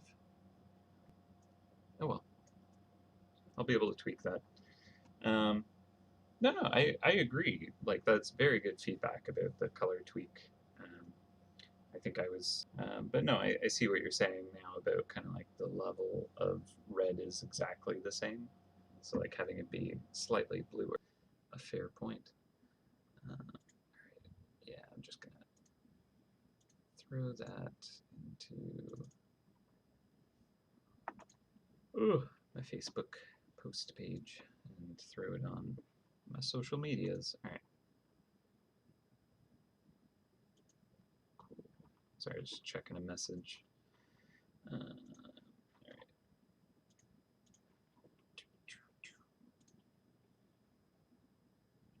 To the social media tabs, which are buried.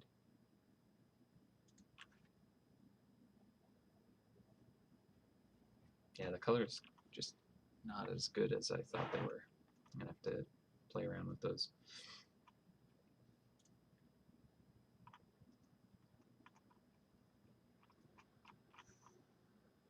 I always forget where they move the buttons to. And photo, there we go. Upload.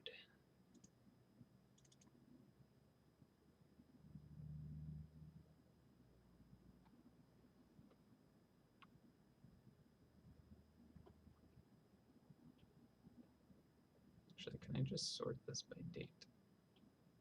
Yes, I can. There we go. Much easier to find. All right.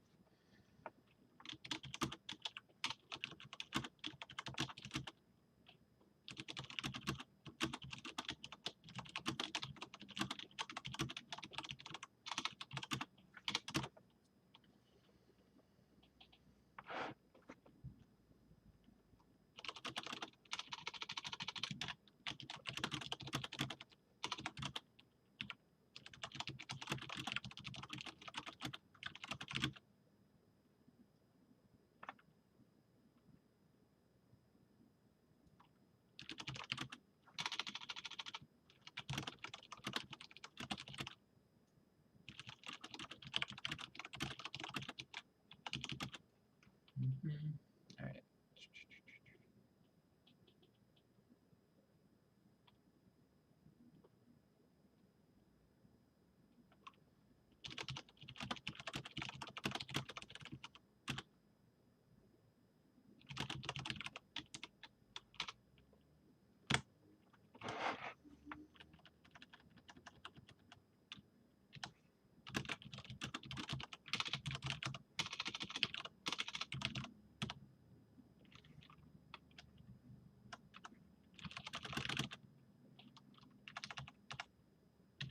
And let's put the Larry link in there. Copy.